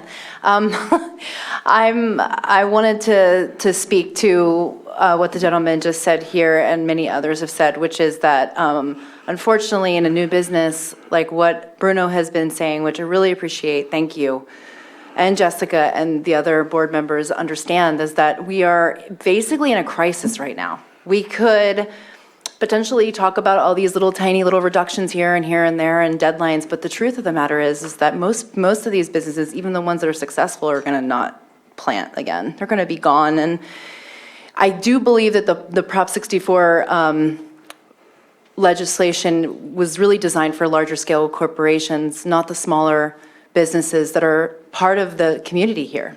And I think that we can see the future, but in the moment, I do believe that gross sales and a structure that's designed for collecting taxes based on the revenue you're bringing in is a more realistic path forward. And then to speak to the tax office, Liz, I was one of those people that had to make an appointment to pay in cash because cannabis doesn't use banks. Because it's just a lot of money and banks don't want to work with us yet. So it's not federally recognized. So what I want to say is that if we did do the quarterly tax concept on gross sales, like Jennifer spoke of, it would also reduce those appointments and the amount of cash that you're bringing into to Liz at the tax office to make these appointments. So we can adjust and maybe find a different way, a system to collect our revenue. And since we are bringing in so much and there are so many businesses that are up and running in cannabis, so we should be able to, maybe hire some new staff. I don't know, but I do believe that the economic long-term benefit in our county is really about supporting like the family operators that are here that were in the very, very beginning, getting licensed, following all the rules. And just to speak on one thing that I want to say about regulation, the red tape and the regulation last year for my farm, I planted something called autoflower. It's a seed that isn't photosensitive. It completely goes right into flower, and I had to tag 26,000 seeds. They hadn't even sprouted yet. It cost me $10,000 in labor just to tag every single seedling that never sprouted, and half of them weren't viable. So $10,000 I could have been giving to the tax revenue went to spending money on keeping up with the regulatory system, and I could have put it into my bank account. I don't know any grape owner, any other agricultural crop where they have to tag an individual plant the way that we do. And these regulations are actually the reason that we don't have a lot of extra revenue to spend towards our county, which is where I would like to put my money into parks, schools, education, and art centers, and all kinds of stuff. So I feel like making a stand, eliminating the taxes for this year, and then going to a quarterly gross sales tax would actually benefit the success of our community. Thank you. And how many are repeat or have already spoken once? Have you spoken before, sir, on this item? Okay, yeah, come forward, please.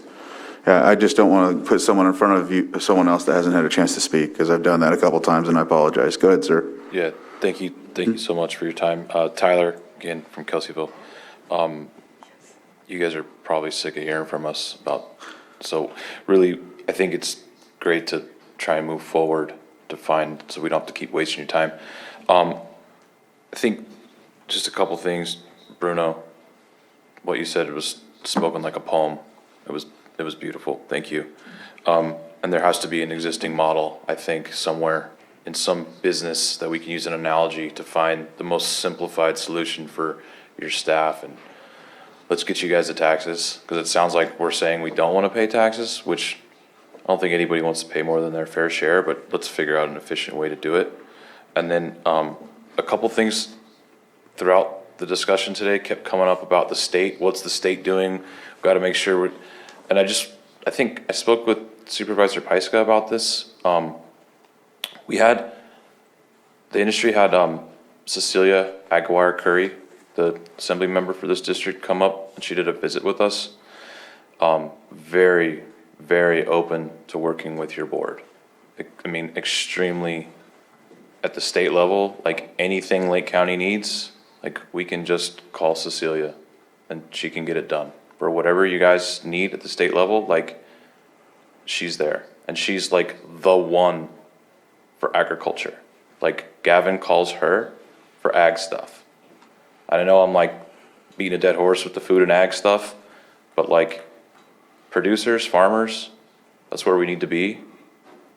I know we can figure it out from an existing analogy and we'll make it work with what we got.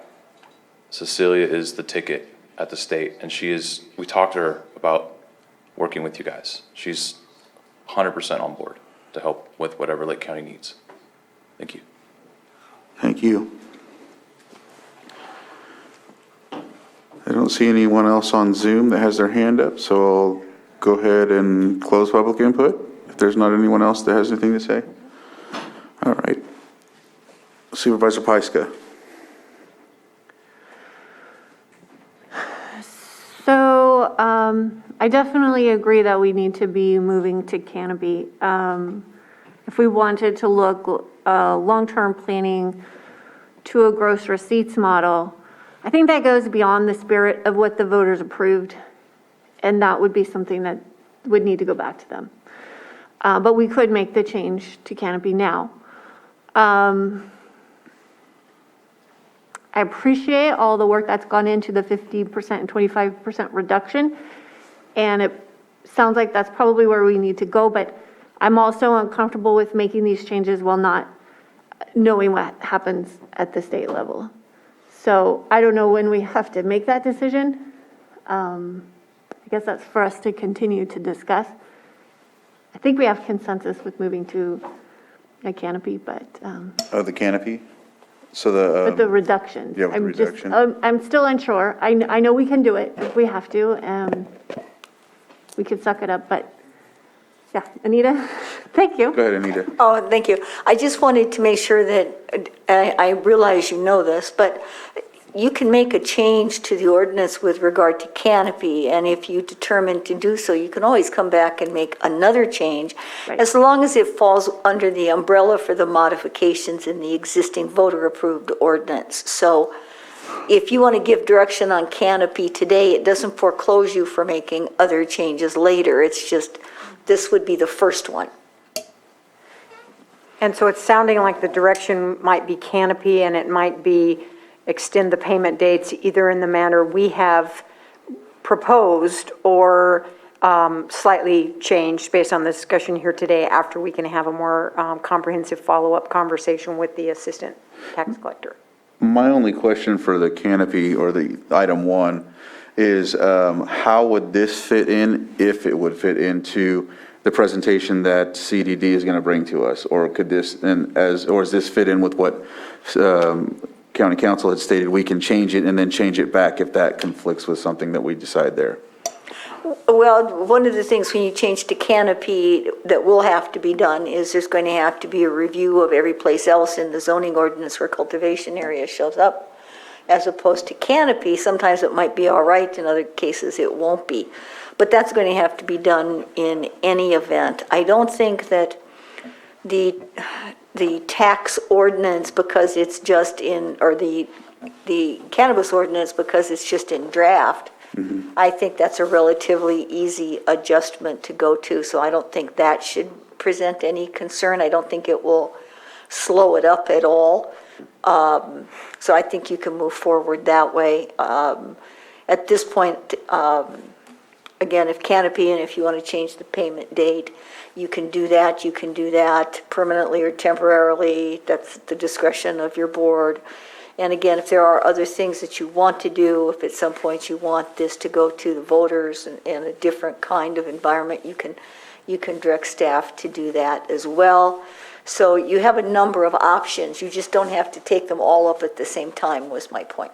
With the voters, that discussion, when we're talking about bringing it back to the voters, is that in regard to sales receipts or something, gross receipts? Or is that what we're talking about if we go to that measure? And I heard Supervisor Sabatier say that if we went that route, am I hearing you correctly, Supervisor Sabatier, where if we went that route, you would want to go back to the voters? I don't, Ms. Grant would be able to respond better than me, but I think that the tax measure allows us to decrease the tax. I don't know that specific ways of decreasing it are alienated from our ability to do so, but I think that if we do change it enough, it would be ethical to just put it back in front of the voters, because now we're really starting to play around with something that was entrusted for us to do. Ms. Grant? Yes, the ordinance as it exists does speak to those modifications, but it also speaks to the overarching purpose of the ordinance, and the voters have spoken to it. So it's certainly a reasonable position for your board to take, that any additional, especially permanent substantive changes, could go back to the voter and do so in a more comprehensive fashion. This original ordinance was done at a completely different time, and the laws were not nearly as strong or clear as they are now, so it's quite possible if your board determines to put something to the voters, it could have a degree of specificity and clarity that you haven't had before. Thank you for that. So, did you finish? You got to finish? I finished. Okay, and then I don't know who was first.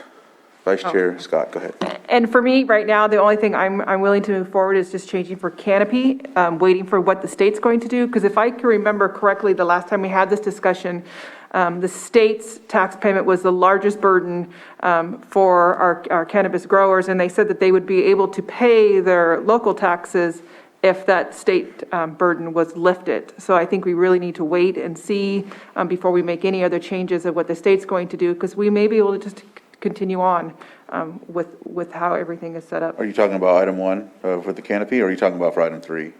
I'm talking about just doing canopy for right now and waiting for the state to see what they're going to do, because if they lessen their burden, we might be able to continue, is my thoughts on the matter with how we have things set up. Okay, thank you. And we would still have the May 15th tax payment due deadline upon us, so you'd need to consider. Consider moving that one, Todd, the number two. Well, move I to think if she October. said we're waiting for the state, that automatically means that we'd have to postpone that until we figure out what the state is doing. I'm assuming, that's what Right. it sounded like what you were saying, Vice Chair Scott. I wasn't thinking about the dates, but I was looking at changing anything else in our ordinance, not wanting to do the 50%, 25%, because that may be feasible for them to be able to pay if the state burden has been lifted off of them. I don't know if I'm. So the be a October difference. payment would work for you, or do you want to keep it in May? I don't know. Well, we were going to have a dialogue with the assistant tax collector anyway about timelines in their office and how adjusted payment dates will work for them. So that can certainly be part of what we bring back for your consideration after we know more. Supervisor Sabatier, I think, well, first, Ms. Grant had. Oh, I was just going to say that if your board wants to make the adjustment to Canopy, and because admin's going to be speaking to the deputy tax collector about this issue, a draft ordinance could come back to you with it could be a question of alternatively either a deferral of the May date until October or maintaining it, but the language for Canopy would be ready to go. And by that time, your board will have the benefit of the information from the tax collector, from the deputy director, so that may assist you in making a decision, but that'll keep it moving forward. And that's more exactly where I kind of want to keep things going, is just moving. Supervisor Sabatier, I'm sorry. So I'm going to make a comment, and then I want to speak of what we're doing moving forward. And the comment's not going to be taken very well, but I think we really need to slow down on almost the feeling of a threat that if we don't do something, it's going to go back into the illicit market. That plays right in the hands of people who don't want to see you here in the first place. And we need to figure it out, but that just feels a little too much. We're going to do whatever we want to do. No, we got to work together. We're part of a community. We want you to exist. We want you to survive. But we also don't want to hand out things that we shouldn't be handing out. That's why I think that even if we decrease the tax today for 2021, they still have the tax from the state at the same time. So whatever we do for 2021 today means absolutely nothing in comparison to the state tax that they'd have to pay. So I think we do nothing for 2021. We postpone until the state does its thing so we can figure out what kind of burden are we looking at on the local area. And 2022 is what I think we need to look at for, as was suggested, the canopy. I don't think the canopy, going down to the canopy, should impact 2021. I think we really need to split and separate how do we move forward and how do we deal with yesterday. And I think dealing with yesterday cannot be done without understanding exactly what the state is doing, and also where we stand as far as everybody who's paid and who hasn't paid. Where are we? I know that Mr. Sullivan mentioned that 2.1, I believe, around that amount, 2.1 million has been paid for the second portion, but where are we when we discuss this again around May or when the state makes its decision if it happens to be around July? I'll just leave it at that, but I agree with the movement forward, and I just really think we need to look at those two different items. How do we move forward? And while I agree with the canopy, I still think in the long run, to be able to fluctuate with whatever the market does, canopy or cultivation area, doesn't matter. It should just be every 3 quarters, the gross receipts, just like we do with receiving our sales tax from the state, just like we do with receiving our TOT from our Airbnbs and our hoteliers all around the county. Eventually, we need to figure out how to marry those two processes together, because we're still ending up taxing something that may not have been sold. And that, to me, is a very awkward tax and becomes very, we originally taxed the entirety of your use permit, which made no sense, because are we forcing you to do your 1 acre, or are you choosing to do a 1 acre?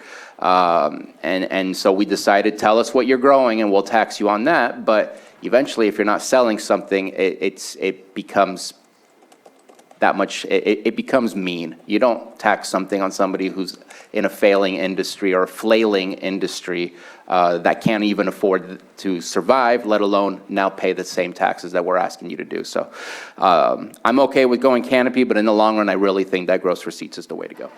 Yeah, and I agree with that, and we can take that time and do that really well and make sure that we have the capacity and the initiative is well written, and we do it the best we can, and we know that we can't do that quickly.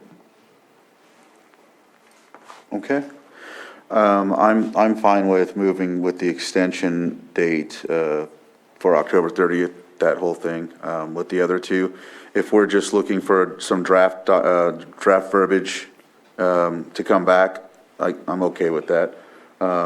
And I do want to wait before making the decision on the 50%, 25%. I don't want to move on anything sooner than later and then come back.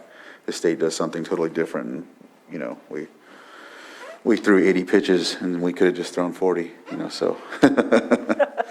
All right, so do we have direction there? Yeah, if you don't mind, I would like to just run through it so I'm sure we're understanding. Please. What you'd like us to bring back is an action item whereby you would switch our methodology to canopy going forward, not retroactively.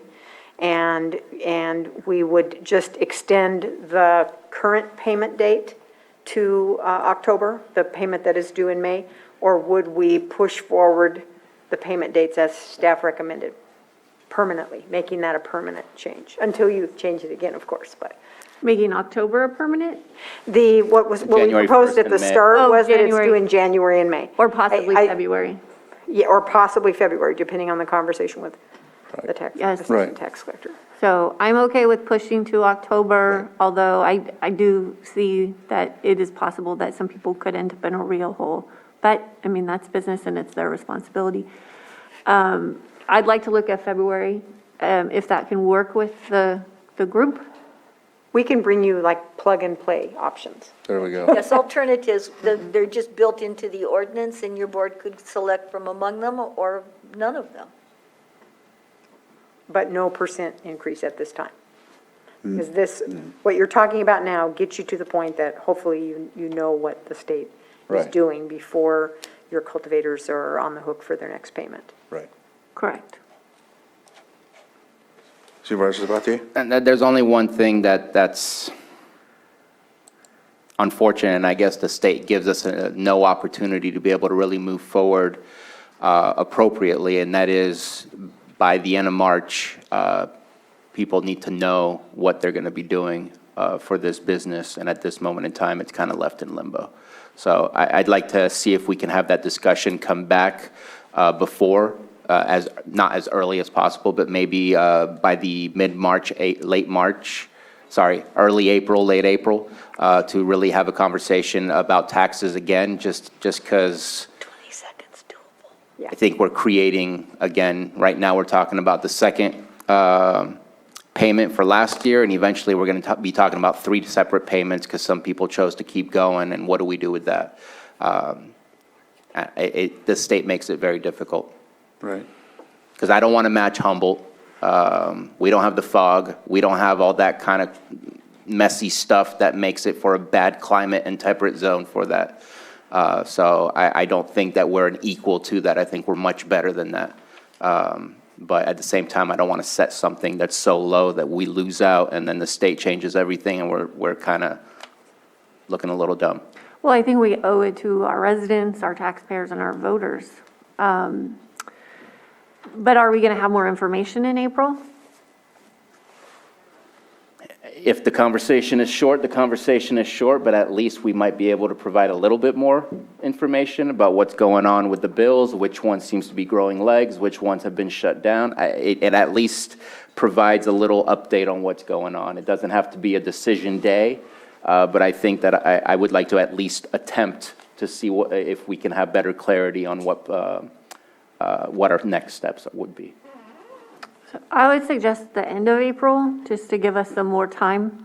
And then if we need to send letters, if there's one that we feel like we can back. And like I said, mid-April to late April, I'm okay with that. I think it's getting close, but Because we're already mid-March. I know, well, I'm going to be gone in mid-April, so I want to be here for that conversation. That's why I'm hoping maybe the 26th.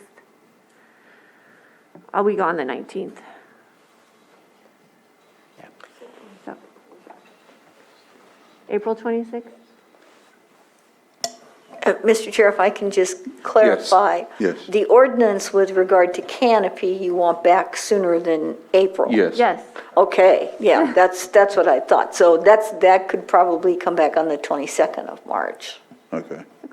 Okay, and your further discussion is the one you're talking about in April. Thank you.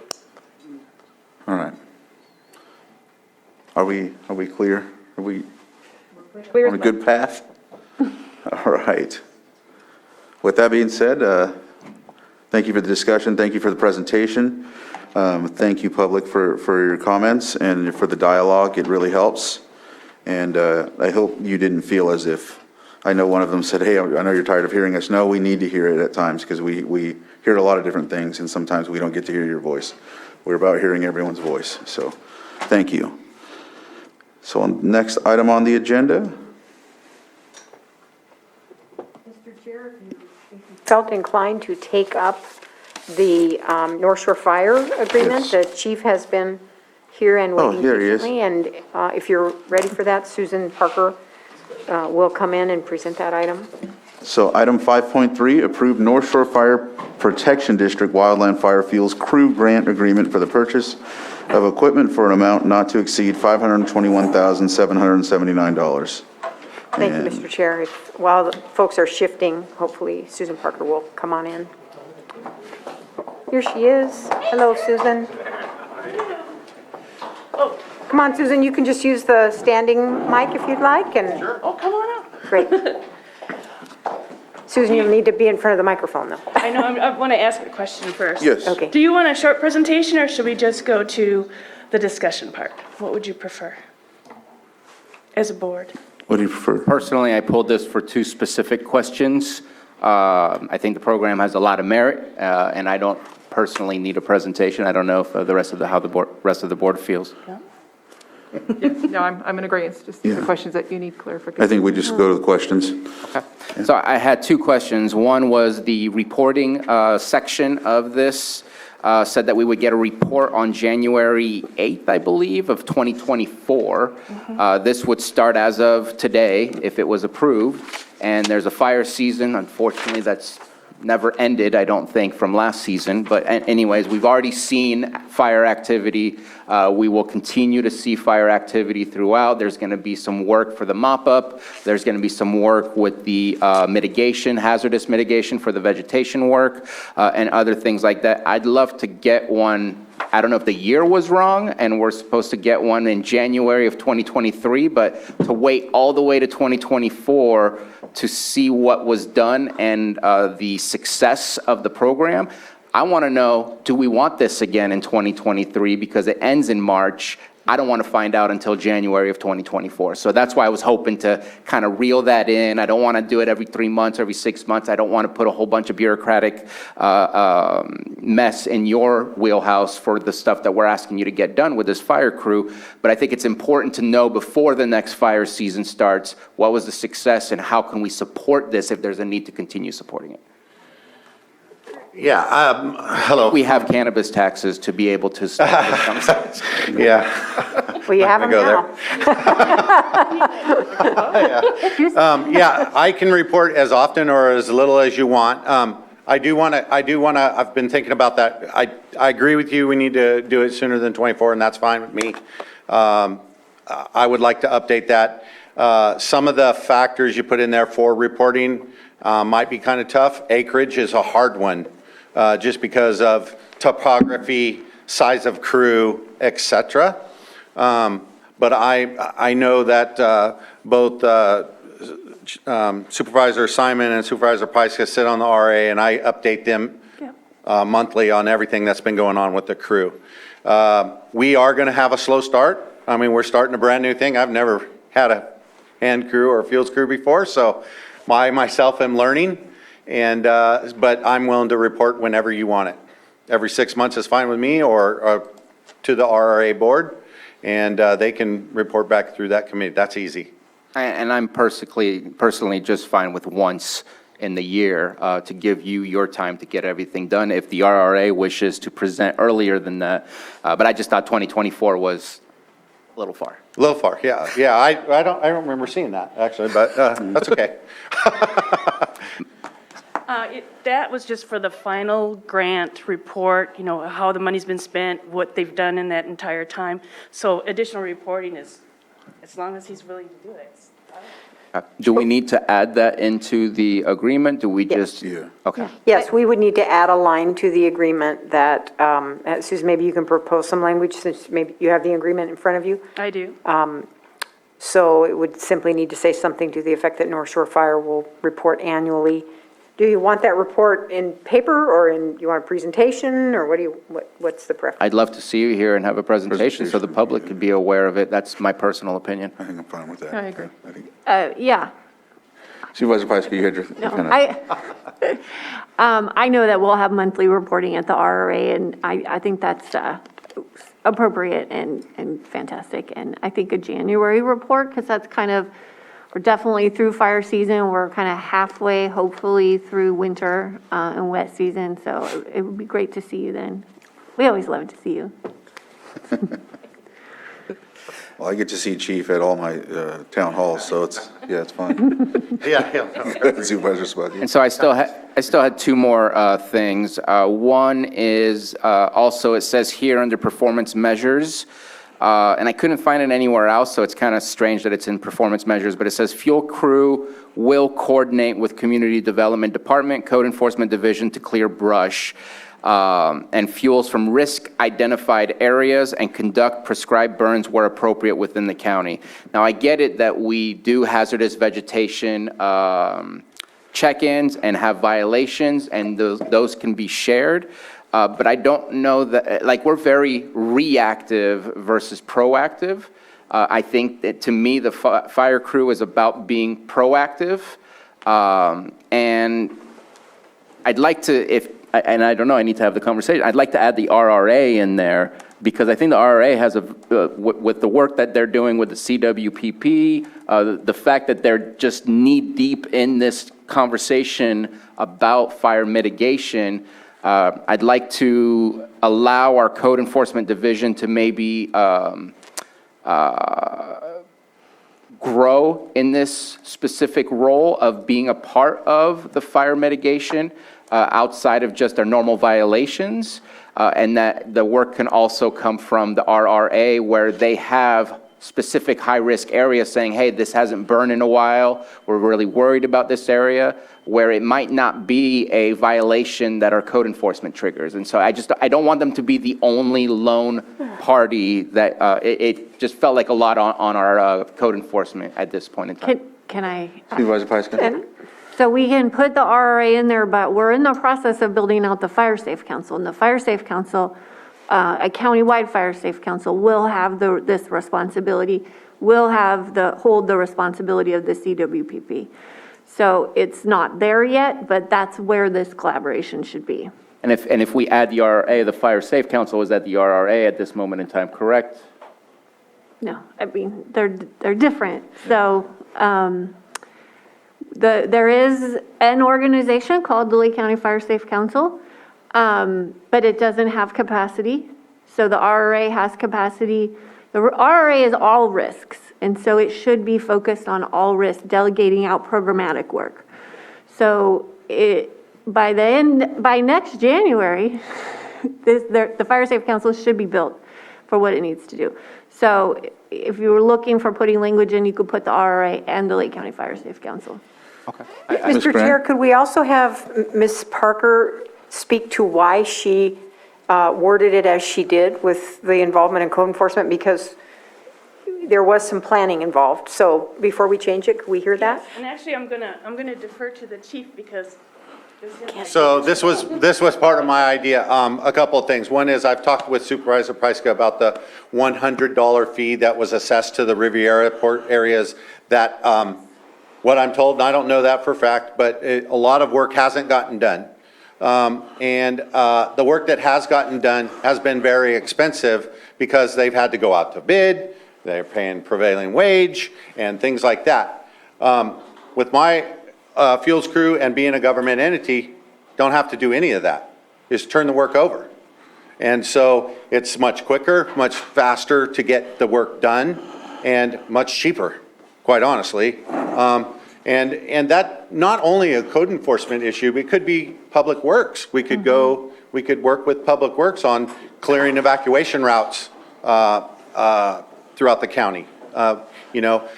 So that's where kind of my mindset was when I offered up, we'll work with code enforcement to speed up their process and get some of the work done quicker than they would the normal vendor route, if that makes any sense. And Susan, then you took the conversation to the code enforcement manager?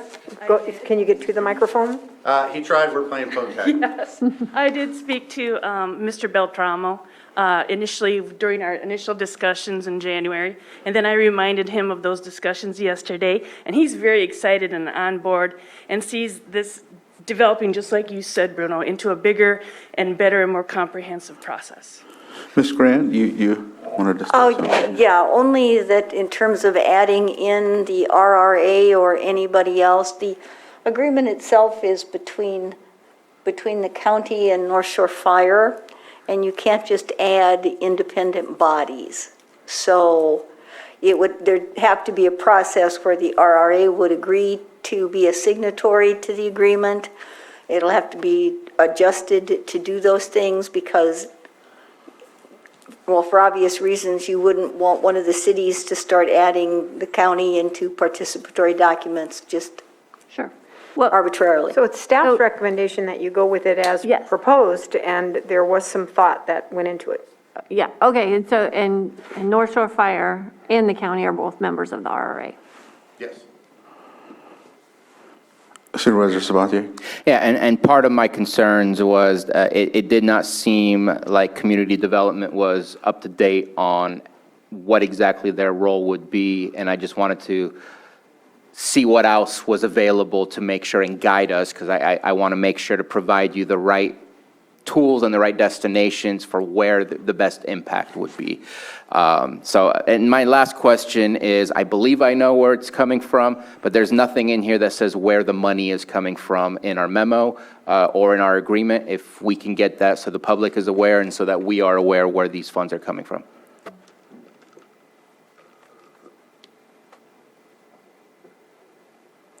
Are we waiting for an answer? Yeah, those are all, We're amenable to those? yeah, The- we're the talking staff's about amenable to two those? revisions, the one you already took note on, and then you can just put in a whereas Yes. that addresses the funding. Okay. And so it'll just basically spell out where the funding, the $521,000 came from the discretionary funds from supervisors, and then the other portion came. It's a mixture of Right. cannabis discretionary funds and then regular cannabis funds. Okay. All right. Are there any other comments or Nope, that's it. questions? I just want, I want to add something, obviously, so. Yeah. That's all right. I've been one of the more vocal chiefs on there with Supervisor Pyska about the CWPP. There's a lot of projects on there. They're not shovel ready, but they're projects that have gotten started. We're still probably 2 months out. I have 5 people for the fuels crew we're interviewing tomorrow. They're probably all going to get hired, quite honestly, but that's happening tomorrow. Our large equipment items have been purchased. We don't have them yet, but we had to buy them because they're still in the Pacific Ocean somewhere.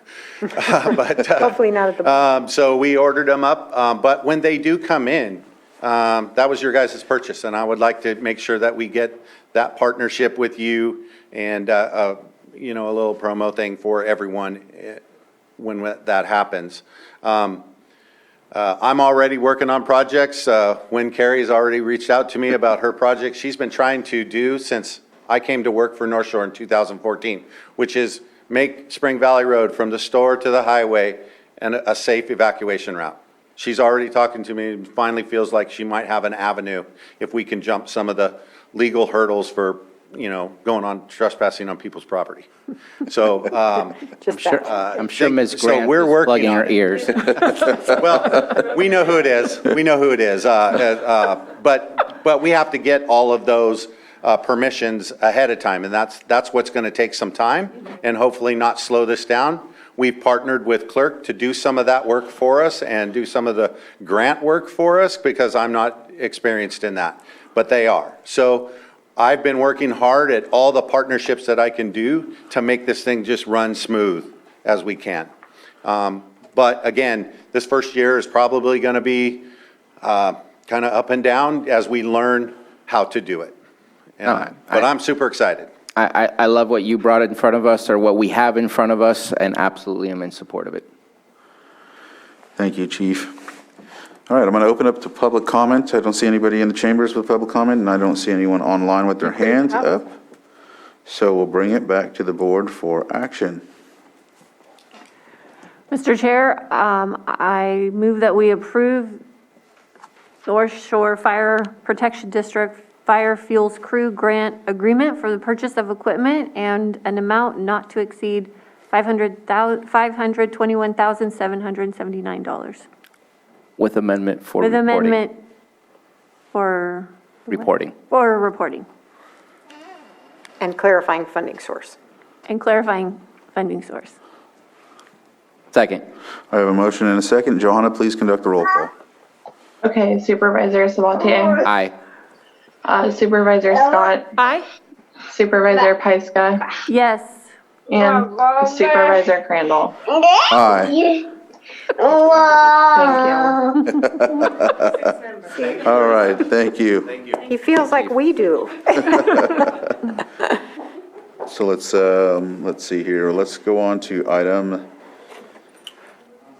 Mr. Chair, if you wanted to go back to 5.9, I believe I can speak to the minor Okay. change that caused that to be pulled off the agenda. Yeah. that's And fine. also, I've been advised that I need to ask your board to go back and reopen 510 for a moment. There is an error in the dollar amount for the late travel claim to be paid that the department has called our attention to.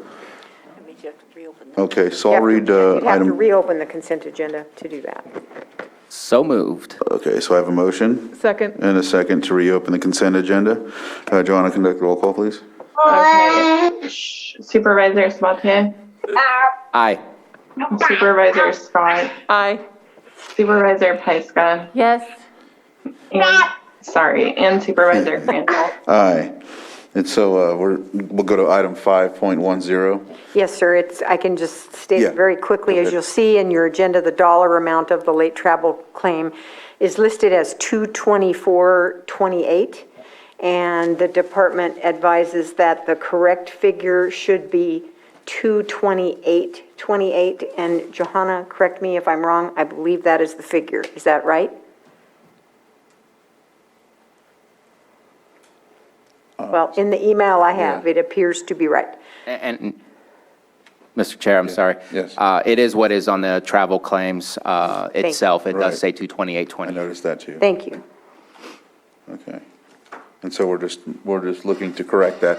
Open it up for public comment. I'm not seeing any hands raised in the Zoom room or in the chamber, so I'll bring it back here for action. Mr. Chair, move to approve late travel claim for Water Resources Program Coordinator William Fox in the amount of $228.28 for the Western Groundwater Congress Conference held in Burbank, California, and authorize auditor to pay. Second. They approved this separately because they pulled So I have a motion and a second. Johanna, conduct the roll call, please. Okay, Supervisor Sabatier. Aye. Supervisor Scott. Aye. Supervisor Pyska. Yes. And Supervisor Crandall. Aye. Thank you. And Mr. Chair, I move to approve the consent agenda items 5.1, 5.2, since we reopened all of them, 5.4 through 5.8 from the consent agenda. So I have a motion Second. and a second. Johanna, conduct the roll call, please. Supervisor Sabatier. Aye. Supervisor Scott. Aye. Supervisor Pyska. Yes. And Supervisor Crandall. Aye. Thank you. All right, item 5.9. A, adopt resolution recognizing, endorsing, and accepting the technical and financial support provided to Lake County by the Northern California Coalition to safeguard communities in an effort to address criminal activities associated with the illegal cultivation of cannabis by drug trafficking organizations. And B, adopt resolution amending resolution 2021-115 to amend the adopted budget for FY 2021-22 by appropriating unanticipated revenue in the Sheriff Corner Budget 2201. Thank you, Mr. Chair. And so what happened on this one, and I will note that Mary Beth Strong is here in the Zoom. If I get this wrong, I hope she'll help me get it right. But what happened on this one is that when your agenda originally posted, the one of the two resolutions required a change which occurred later. And so apparently a change was requested from the Auditor Controller's Office, which I'll show you in just a second. It was a minor change. But staff then posted the corrected version of the resolution yesterday. So some members of the public might have looked at the original resolution because that was what was posted over the weekend. The corrected resolution, if you look at your screen there, you'll see what was corrected. It's relatively minor. It's the B of this agenda item, but there was just a minor language change. And I see that Mary Beth's in here as a participant. Did I get that right, Mary Beth? Yes, I believe so. Thank you. So again, really minor change, but since it did change from the original that the public may have viewed, we wanted to illustrate that for you. All right. Okay? Thank you. Any questions Thank from the board? Open it up for public input. Not seeing anyone in the room, obviously, and then not seeing any hands raised. So I'll bring it back to the board for action. Or, yeah. Mr. Chair, I move to adopt, I offer a resolution, I offer the first resolution of Part A. Resolution's been offered. Okay. Supervisor Sabatier? Aye. Supervisor Scott? Aye. Supervisor Pyska? Yes. And Supervisor Crandall? Aye. Thank you. And I offer resolution of Part B. Resolution's been offered. Okay, Supervisor Sabatier? Aye. Supervisor Scott? Aye. Supervisor Pyska? Yes. And Supervisor Crandall? Aye. Thank you. All right. So that brings us to our next item, which would be 7.4. The Barbara Ringen, the treasurer tax collector, is still in the Zoom Okay. if you wanted to skip to 7.5. Yeah, let's go to 7.5. Discussion of interest apportionment with the treasurer tax collector. And so with that, this has been brought by Supervisor Sabatier. I'll give the floor to you before we start. Thank you very much. We had talked about our investment pool in our first quarterly report that we have received for quite a long time. And during that conversation, there was a discussion about the allocation of the interest into our account, into our school board's account, and into our fire district's account. Those are the partners that we have in our investment pool. And during that conversation, it was revealed that we had not submitted the allocations for the fourth quarter of 2021, so that would be April through June, and the first quarter of 21-22, which is from July through September, and from quarter two of 21-22, which would be from October to December, and that all three of those had not yet been allocated to our partners in the investment pool. We were told that it would take about 2.5 weeks to get that completed, and we said, please get that done by March 1st. Let's have a conversation. I emailed Ms. Ringen on the Thursday before March 1st, which I'm going to just venture a guess that was probably the 25th or the 26th. Of February, did not receive a response, showed up and asked her on March 1st, and was told that it would take another 2.5 weeks. And It has been, and at this point in time, I'll stop and pause and ask Ms. Ringen if that is still the case or if that has been accomplished, the allocation. And you're muted. Yeah, you're on mute, Ms. Ringen. There you go. I apologize. It has not been completed yet, but it will not, I don't believe, take 2 to 3 weeks. We did do partial. The interest deposits have been done. Now we're in the process of reconciling everything so we can actually do the posting of the interest apportionment. We did have something come up unexpectedly right at the same time that I mentioned we could have it done in 2 to 3 weeks. We had an employee on our tax division who accepted a promotional transfer to another division, another department in the county. That leaves then just one employee, full-time employee on our tax side. So we have been busy trying to bring things up to date for that employee to leave and also to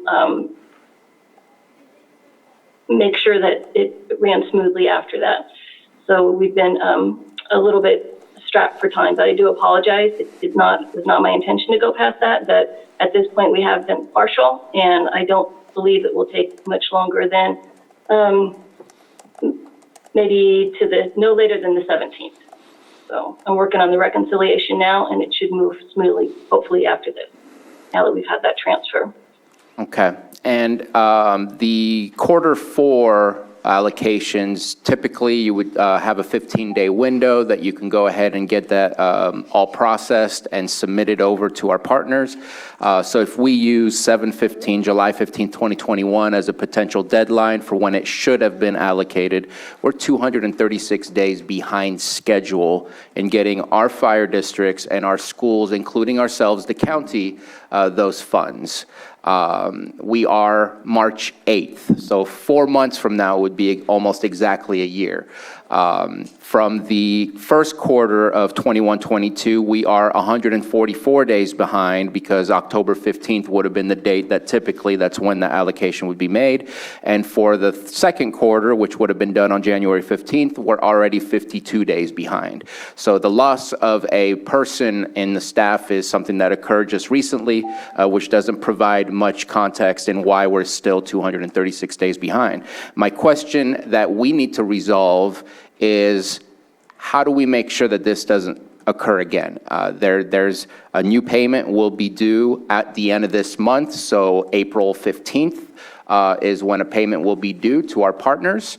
And I want to know how are we going to resolve this problem where we're not always looking so far in the past. We need every dollar that we can get. Our schools need every dollar that they can get, and we're holding on to it. And there's something wrong with that. We have to be able to fix and solve this problem rather than keep reoccurring the same exact barrier for people to our partners to access their financial their financial funding to make things happen. And so I'd like to know if you have suggestions on how we're going to make this work. And just to let you know, on April 15th, or at least as close to that date as possible, I will be putting this back on to check in and see where we are, because it feels like we need to have that continuous discussion. But I'd like to know what is going to be done to make sure that we can have that positive relationship with our partners where they can get their funding in an adequate timing. Okay. Well, I would appreciate the opportunity to meet with admin right now to find out what resources are available to us, if not permanently, temporarily, to get us through this time period, especially now that we are having the tax sale in May, and we only have the one staff member in tax that will be working with that. So if that's possible, I would like to meet to discuss what resources and support we can get from the county to get us through this, and then also follow up with that. CEO Hutchinson? Yeah, so thank you, Mr. Chair. We're happy to meet with Barbara and Liz, or however she would like to have that meeting. As she knows, even though we're having, I believe we're having improved recruitment outcomes in recent months, it still takes time to get staff on board. And so the question I would ask Barbara, it might be faster to look to the form of contract support. And because I'm not an expert in her field, I would not know what potential resources there are in that area. Barbara, do you know of contractor resources that could support your work? The assistant and I have talked about this, where we could reach out. So we have thought of, or perhaps management. Retirees from other counties, or? Yes, to see what would be available to us. So that is one of our options that we are working through. We've had, even just recently, another failed recruitment for the accountant.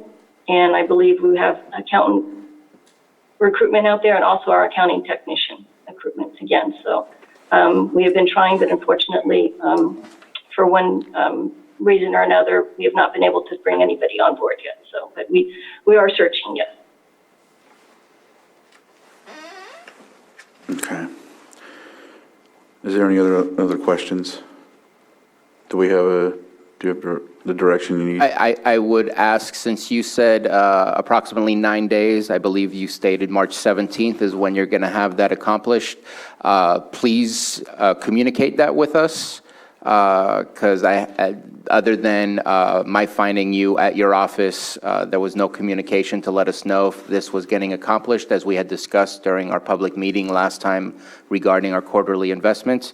If you can reach out and let us know, because it's important that, and I'll just be candid and say things that might put us in hot water, but there are conversations happening at our school districts to pull their funding out of our investment pool, and that's the last thing I want to see is us losing their partnership. And so we have to do better than what we're doing, and we need to have that level of communication to understand where we are, rather than finding out at one point that we're 200 days behind on getting something done.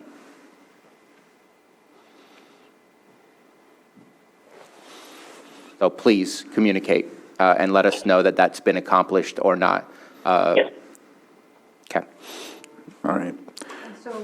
CEO Hutchinson? Supervisor Sabatier, when did you want to continue this item on a You say April future agenda? I 15th? want to make sure I've noted that. Well, depending on the communication we get, it might need to come back after the 17th. But at this moment in time, I would like to have that discussion on March 19th. April 19th, to check in and see where we're at with the third quarter, sorry, I had to think. Third quarter of our allocation to our partners. Okay. Thank you. All right. So we'll go ahead and open this up for public input. I don't see anybody in the chambers, and in the attendees, I don't see any hands up. Is there anything else to add while I bring this back to the board? No? I think we have an understanding, and we'll be looking at this further, and we'll be looking out for some communication. Mr. Ringen, thank you very much for being with us, and we look forward to getting this resolved. Thank you. Thank you. All right. Item 7.4. Discussion and possible renegotiations of certain provisions of agreement approved on September 28, 2021 with RCH DC. Discussion and direction on audit for financial activity regarding loan and loan forgiveness regarding Collier Avenue project. And Supervisor Sabatier? So this is, again, a conversation that's happening over at the Oversight Board. Last Monday, I will let Ms. Grant provide greater detail, but they did have discussions to kick this back to the Housing Commission. Housing Authority is where the assets are located at this moment in time, and so we are the Housing Commission, or at least we plus an additional Housing Commissioner. Right. And so that will most likely return to us to, again, revise certain provisions of the agreement in order to be able to meet the expectations and requirements of the Oversight Board. I will hold back on any further details other than what Ms. Grant provides to you based on the discussion that was had yesterday. But they're going to be looking for us to make some changes, going back to the Oversight Board to approve those changes. And then I still want to make sure and keep open the potential for the audit, as I have not seen still anything to calm my concerns that I have not been able to identify the money that came in and the money that came out. Ms. Grant? Thank you, Mr. Chair. The overarching satisfaction here is less with the Oversight's Board approval of language and more with the responsibility to ensure the protection of housing assets. And in 2012, all of the county as successor agency, the former redevelopment entity for the county, all of its interests associated with Collier were considered to be housing assets and were duly transferred to the Housing Authority. That included loan receivables as well as other interests. The community redevelopment law itself, which was decades old prior to being dissolved, had a massive focus toward the development of affordable housing and using tax increment for that purpose.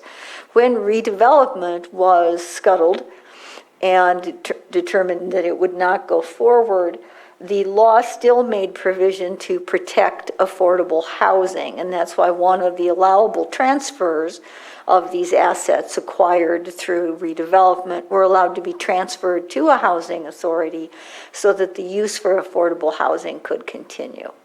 So that's the overall backdrop that informs this discussion as you go forward. The provisions that I presented to the Oversight Board yesterday, seems like longer, but it was just yesterday. It's a long week and it's only Tuesday. I know, it's okay. Was to add a provision that in the event the housing authority would obtain ownership of the Collier Avenue property, should there be a default of a type that's described here by RCHDC, that the housing authority would covenant that it would use the property for residential occupancy by low-income and very low-income households. It went on to also strengthen the provision that in the event of a default by RCHDC and a demand by the housing authority, that the RCHDC would convey the property, the Collier Avenue property, to the housing authority for $1. The RCHDC would also agree to a covenant in the agreement that the property would be used solely for low-income and very low-income affordable housing, which should include persons suffering from mental disorders or substance abuse disorders who are at risk of becoming homeless.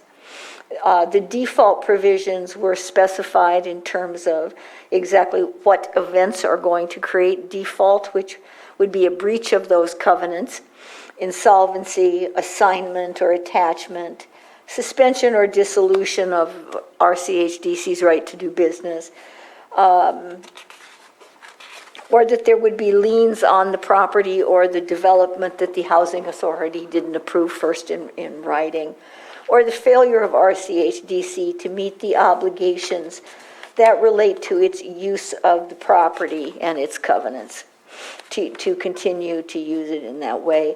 The remedy, again, would have been, in addition to specific performance under the agreement, would have been to allow the housing authority to acquire the property Collier for $1. The reasons for that are given more specificity in terms of the housing authority's significant responsibilities, its divestment of certain rights and entitlements, all to effectuate the goal of the agreement and bring affordable housing to fruition. So that is also done. The remedies are cumulative.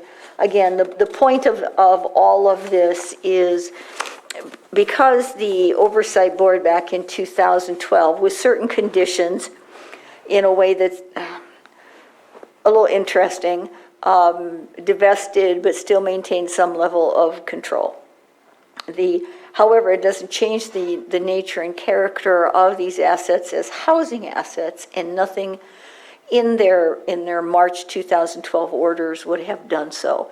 So the question is whether the agreement can be improved essentially to protect further these housing assets, to ensure that the project goes forward, or at the very least that the assets would be then taken by the housing authority to ensure that hopefully some project would go forward.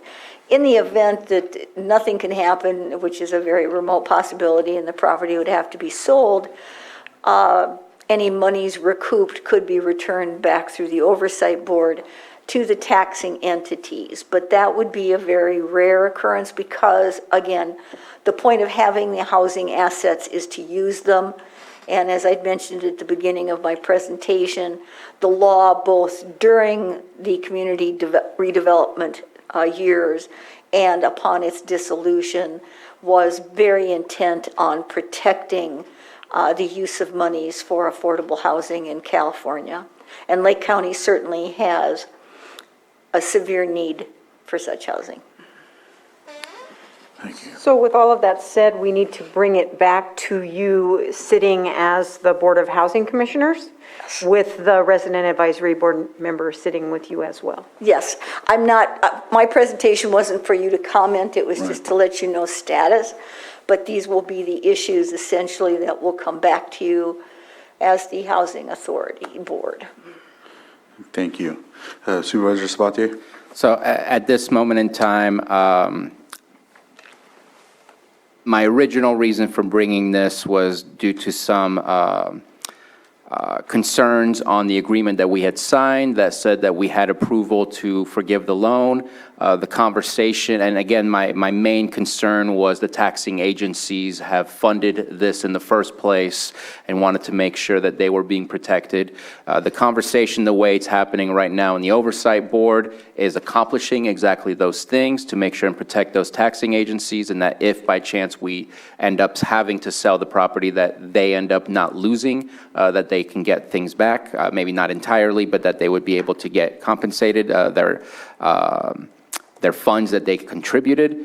And at this point in time, I would suggest that we don't need to see this again on the agenda until it comes back to us as housing commissioners to review the new agreement. But I would request that the Part B come back simultaneously. And I think that and Ms. Grant will let me know if it's the best way to do it, that one would come back under the guise of the supervisors, not the guise of the Housing Commission. So that would probably be, Part B would be a separate agenda item attached somewhat right after the fact that we go over the Housing Commission agreement. Ms. Grant? It could also come back under Housing Commission. So I wasn't that would sure. be up to the supervisor putting it on the agenda, Supervisor Sabatier, but an audit could be called for by the Housing Commission or by the Board of Supervisors. All right. Thank you. Any other comments from the board? Open it up for public input. And I don't see anybody with their hands up in Zoom, so with that, I'll bring it back to the board. And what do we have, no action taken, right? The direction is, things are already moving. They're moving, got it. Okay, with that, I think that covers every item on the agenda, except for close. So, We made it. we made it. Closed session. I'll read those off. 8.1, Public Employee Evaluation, Health Services Director, and 8.2, Public Health Employee Evaluation, Public Health Officer. With that, we'll go into closed session. I have a question of the yes. board for this. Yes. I would love to have a evaluation and conversation with both these folks, wondering if we would like to wait until Supervisor Simon is with us, or if we want to have that conversation today. We did pass a policy that it would take all 5 of us for evaluation. I'm just putting it out there. happy to have the conversation. Right. I was operating under the assumption that you did want to see them, that these early conversations were important, and so I've asked them to wait around all day, so, but it's up to you. Yeah, I think we need to touch base with them. Yeah. Okay. All right. Well, we'll And so go. Mr. Portney would be coming in person. Okay. And we'll bring Mr., or Dr. McLaughlin in via a separate Zoom invitation. Excellent. With that, we will go into closed session. And thank you very much for staying with us if you're still there. All right.